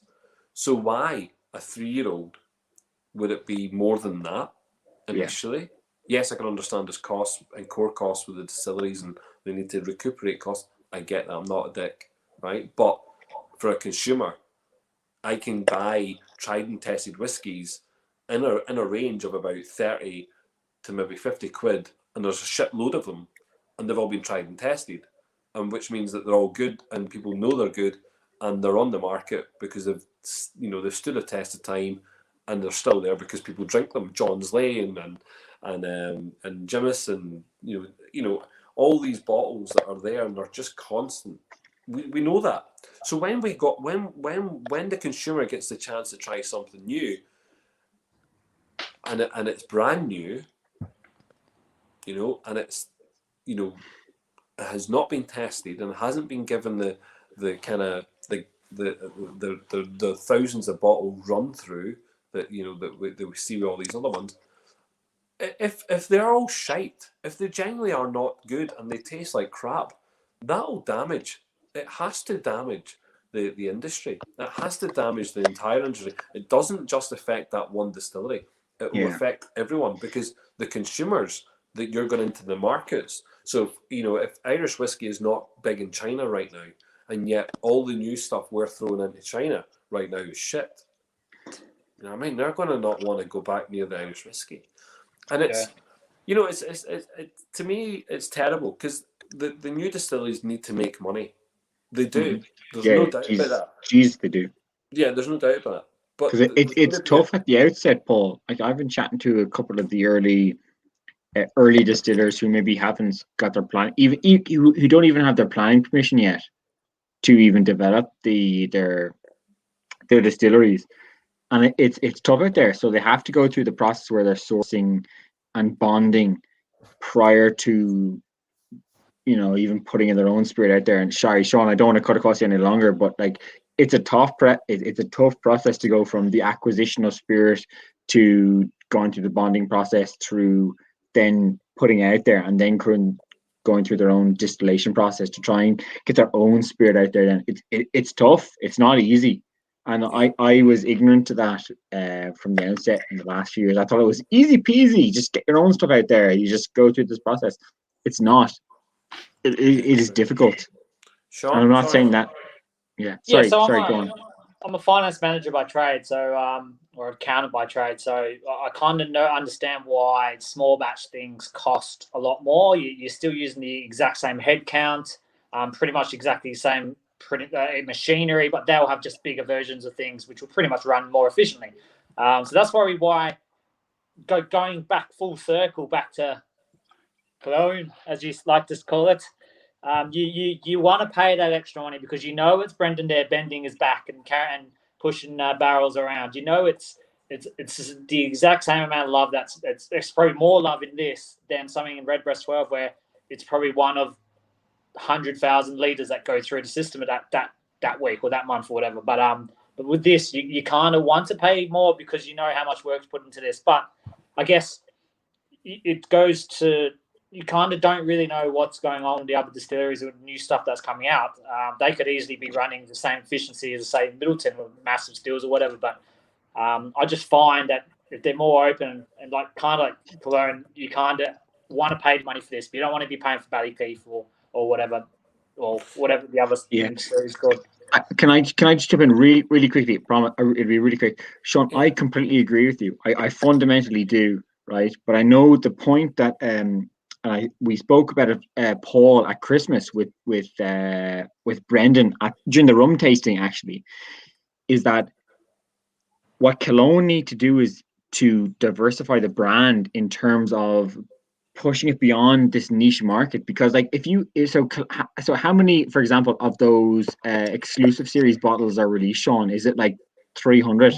Yes, so there's 388, and I know for sure 300 of them were bought by Kult people. So you can't think that leaves 88 for the bars or whatever. So unless he starts pumping out more than 1,000, he won't have the chance to go expand because exactly. So I am a Kult member, and I don't have any of those bottles. I actually don't, and I love Killowen whiskey, and I'm not trying to, I know him beforehand, but I met Brendan before even Killowen existed in a way. Like I always joke about this, and it's my claim to fame, but I met Brendan before he even put the roof on Killowen, and we had this joke in the headline, and we spoke about it earlier on, and Jesus. Second hell, if I could get all 7 bottles, and Paul, that's why I bought the Killowen set for next week, because it was this transition from Killowen from, I'm going to be an asshole, but from nothing to where they are now, and it was an experience. That was partly why I picked it up. But anyways, the point I'm trying to get is that to try and push a brand forward, you kind of need to go beyond this acquisition of spirit to try and push them forward. And I've lost my trail of thought from what I really wanted to say, in that you kind of need to push beyond the Killowen cult, if you know what I mean. I fucking hell, what am I trying to say, Paul? But their whiskey needs to stay on the shelf longer than a few it does days. And it's not gonna, I don't feel that it's gonna expand unless they have some on the shelf. And that's what I think Starwood did in Australia. Basically, their model is get volumes out there to remain on shelves, and now they're expanding in the US market. It's just they need bottles on shelves to expand, or it's always just going to be the same old people buying. And we are the fanatics. We will buy every single bottle. It's very easy for us as the niche. And I said this to another owner of a brand recently. I said, like, there's a niche market in the Twitter Irish whiskey community. There's like the 100 people who will always buy cask strength. They'll say that is class. But beyond that, do you want to push a brand on to the wider market? You need to make it a really good product. You need to make it attractive in terms of its marketing and its like labeling and its like attractiveness, and you want to make it accessible and like that. Do I want to push on brands like when I go up to a bar in a club or in a bar? Do I want to? No, I'm going to be an asshole. I'm going to be a man here, and I know this is the bad thing to say on International Women's. I know International Women's Week or International Women's Day, but like if I'm a man, I'm a straight man, and if I'm at a bar and I want to attract somebody, I say I'll buy you a drink. Can I buy you an Irish whiskey? I would like to be able to push a brand like someone who I respect, like Brendan, because we're talking Killowen. I'd like to say, can I suggest, may I buy you this Irish whiskey under the Killowen brand, because I know who has sourced it or produced it from the outset. I'd love to do that. I would really love to do that because I back them. And I'm not going to say any more because I probably said too much or divulged too much. Sean is laughing away there. Sean. David, do you have much to say? Do you know what? I can't get a word in edgeways because you guys are such yappers. But what I would say is, like, Killowen, the quality is there. When I drink it, it's worth the money. We're talking about kind of Redbreast and stuff. Like, it's hard to beat Redbreast at that price point. But then there's distilleries like Waterford, for example. They're putting out 3-year-old spirit for 75 quid. I fail to see the value for money in that when compared to some of the bigger boys. So, like, I think from a collector point of view, fantastic. Collect it if you want to collect it. But for me, the whiskey stands up when the quality is there. Killowen, price point, the quality is there. For me, Waterford, the quality is not there at that price point.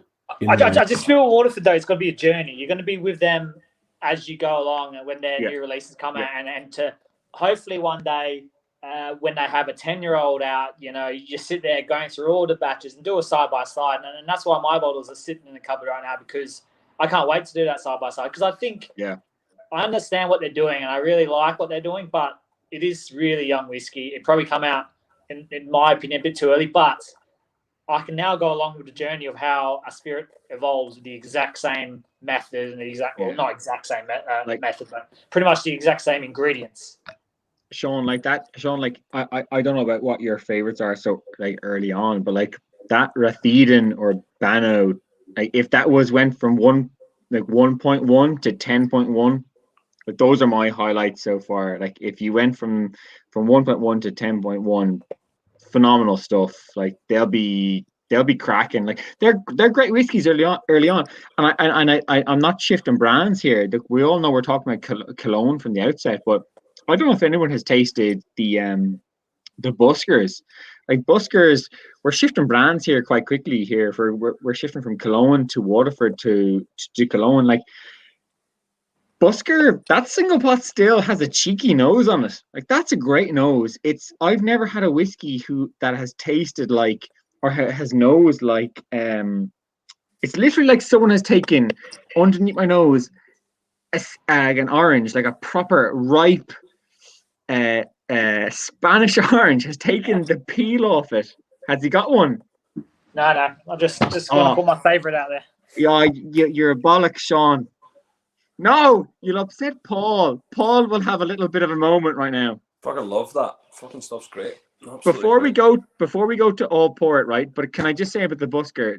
In all fairness, the Busker, I've had no single pot still that has made my nose just go, holy shit. Even with the all port single cast there with the Redbreast, just the nose on the Busker was just like, it was like somebody made me snort orange citrus. Oh geez, we've got Josh coming in here.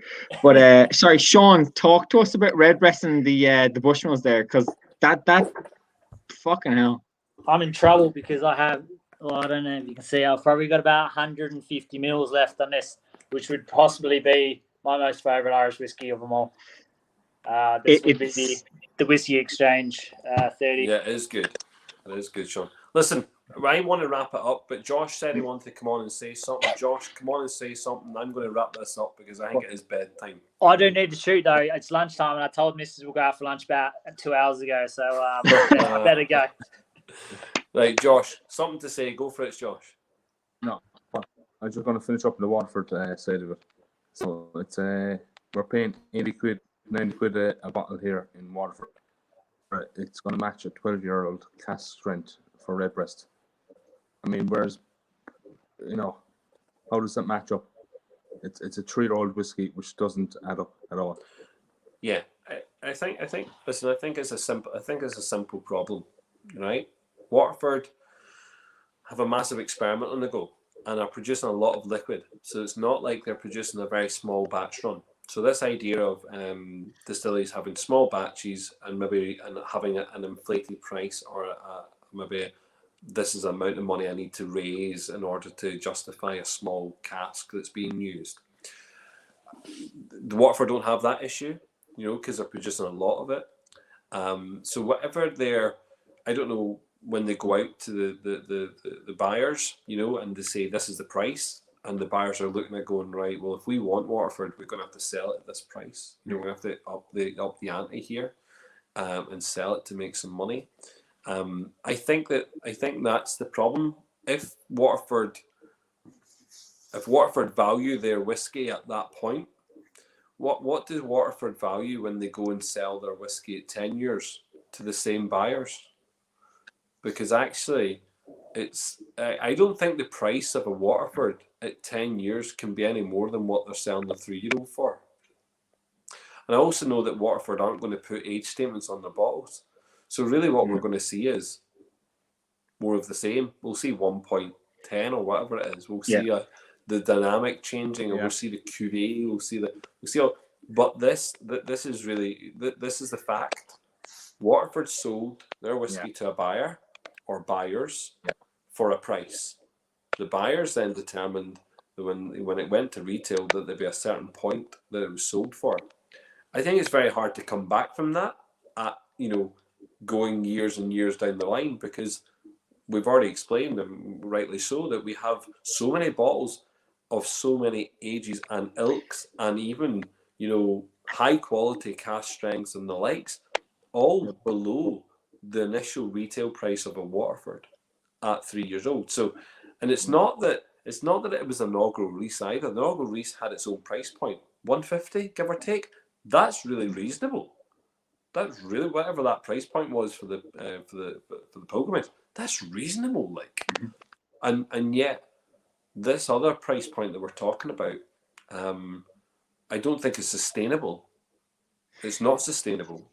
And actually, could it even be a turnaround, and could it even be less going forward from Waterford to the buyer? I don't know. And can I jump in just like when you think about the variables that define a price, it's the batch. So in terms of Waterford, it's the farm release. So it's the SFO, single farm origin. So whether it's say from the origin, so is it Ratheden, is it Bannow Island, is it Balclcavan?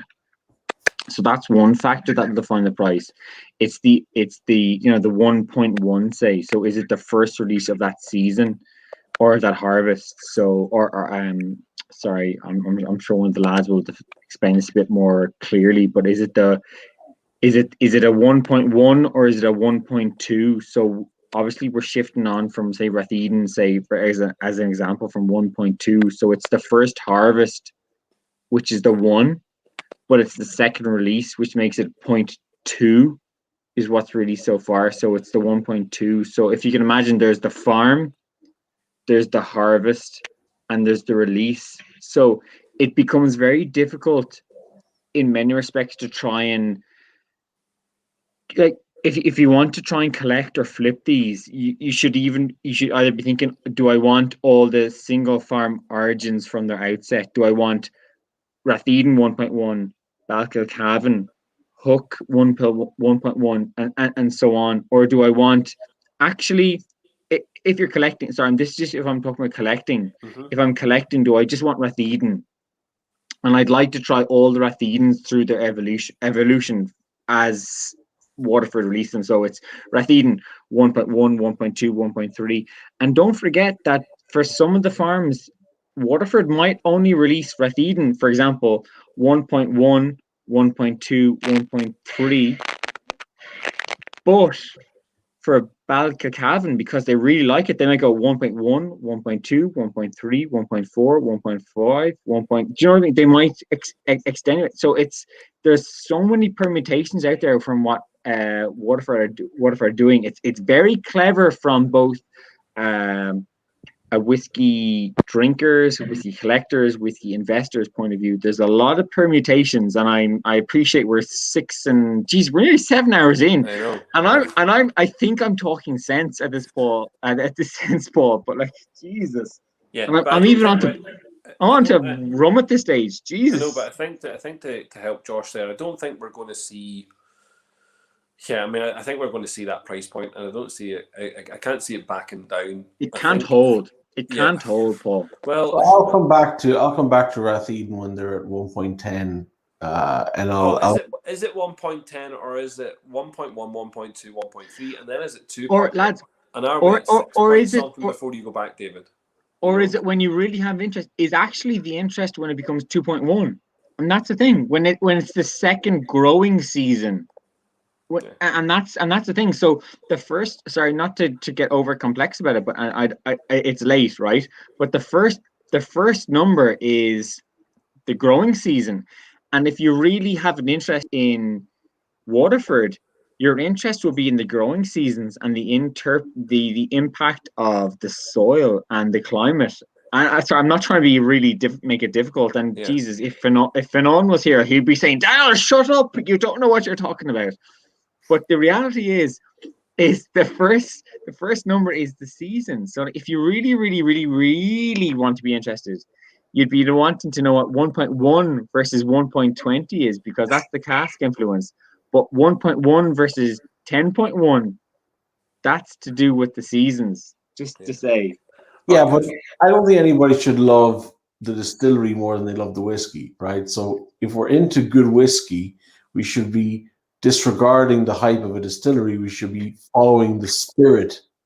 And if you're following the spirit, you don't pay 80 quid for a 3-year-old whiskey beyond trying it. And you know what, that's just so Paul, is that just sensible? It's and that's where the thing is, because like you could look at a distillery a brand like so Dunville's, for example, and I would say Dunville's as a brand are like amongst the best. Yeah, so there you go. And I would have them downstairs. So like when I'm talking to people about like trying to introduce them to whiskey, I say like try a Dunville's cask strength. It'll in terms of alcohol, it might be a bit much, but just accept it. That's my introduction whiskey to try and tell someone about a sherry finished whiskey, because it's so bloody good. I'm trying to wrap this up and go to bed, and we're now. Sorry, Paul. We're now getting interesting questions. So, Stephen, yes, you're talking about these bottles of Waterford and Killowen who are trying their best, but how many bars in Belfast or Dublin would have them in stock? Oh, easy. Well, I'm assuming that a lot of bars in the south will happily take Waterford and put them behind their shelves and let people try them. I think very little will have Killowen because there's very little stock. So there's a big difference between the thousands of bottles coming through Waterford, against the blends of Killowen, which there were a maximum of 7 times 300 bottles. That's this is the point I was making earlier on, though, Paul. Sorry, I know he's making a very valid point. So I'm based in Dublin. I would happily go along to a nightclub or a bar and be talking to a friend or chatting to somebody at the bar and trying to chat them up and say, try this instead of a Jameson. And like Jameson's grand. Look, we all know Jameson's fine. It's good, right? But would I like to be promoting the small guy or someone who I like? Like I've met Brendan a few times. Would I like to promote my mate, a guy I've met a few times at tastings? Yeah, I would like to just say, taste his whiskey instead. And I'm sure you guys would be the same, and I would happily do so. So I'm glad he's pushing something that will be at a bar rather than just amongst the niche whiskey community. It's very easy for us amongst 200 or 300 people amongst in a tasting, Paul. You know yourself, like it's very easy for us amongst 200 or 300 people to say this is great whiskey. This is super. But amongst the average consumer, drinking it day to day on a night out, I want to push Killowen, like genuinely, because I like it as a spirit, and I like Paul as a lad, or sorry, Brendan as a lad. You're Paul. I like Brendan as a lad, and the rest of the gang. They're Jesus. He's gone flush. I think Stephen's second point is so But you know what I mean. If bars are open tonight, would someone ask for a Jameson Black Barrett or a Redbreast Pils as their go-to? Of course they would. Listen, They would. 100%.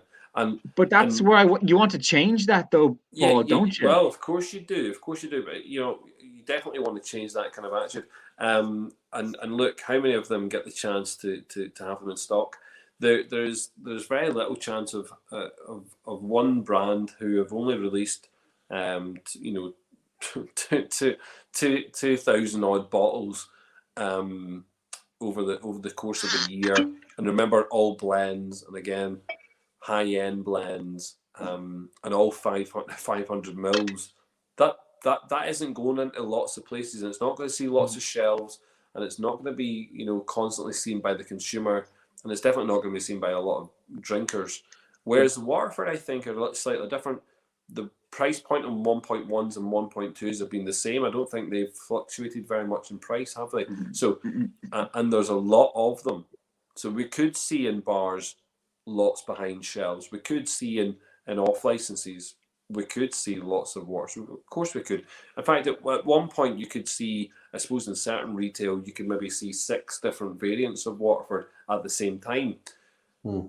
Well, the 6 variants or the 7 variants of Killowen don't exist unless you go to an auction right now and have a wee look, because actually, they were drip fed and they went out at certain points, throughout the year. So it is completely different. And I think that as consumers, we all drink whiskey.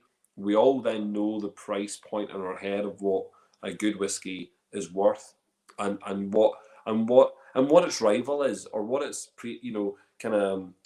if you want a whiskey to compare, you'll go this and this, and then you compare on price also, and you can do that with whiskies which are predominantly more expensive than these tried and tested whiskies. It's very difficult for the overall consumer to say, I'm going to go and buy that. You know what I mean? And do you know what the one thing I'd like to say is, so I'm dribbling and I'm drinking Bushmills 21, and we were giving a bit. We were both complimenting and slagging it earlier on. But the thing is that, like, I've lost my trail of thought here. What was I going to say? If you're trying to push a brand, you want to make it inclusive. Yeah. You really do. And do you know what? Can I see in a back of a bar, Paul? Genuinely, can you see Ratheden 1.1 and Waterford? What they're doing is phenomenal. We can all accept that, and we all are accepting of terroir and so on. We won't go into the scientific discussion, but Ratheden 1.1, Alcalcavan 1.1, Banno 1.1. We can keep going, but can you see 20 or 30 1.1s behind the bar? You can't. But can we see maybe? But exactly, there's no bloody space. But can you see maybe a handful of 1.1s to get people interested? You probably say yeah. I can definitely see a handful, just like you see a handful of Redbreasts or you see a handful of Bushmills. You will see in certain bars, you will see a handful of Waterfords, and there'll be a choice. You can go between different types of farms. Listen, I'm going to wrap it up. Sorry. Go on for it. I'm going to kick you out first, Daniel. Daniel, thank you very much. Good night, sir. Take care. Thank you, Paul. Really appreciate it. Thank you so much. Thank you. David, any last words? Could anything you want to say? It was a pleasure to spend the last 6 hours, 52 minutes chatting with yourself. Managed to sell a car in between as well. Missed about 40 minutes in that process. Paul, gentleman, stand-up guy. Catch you on the next one. Cheers, David. Enjoy your sleep.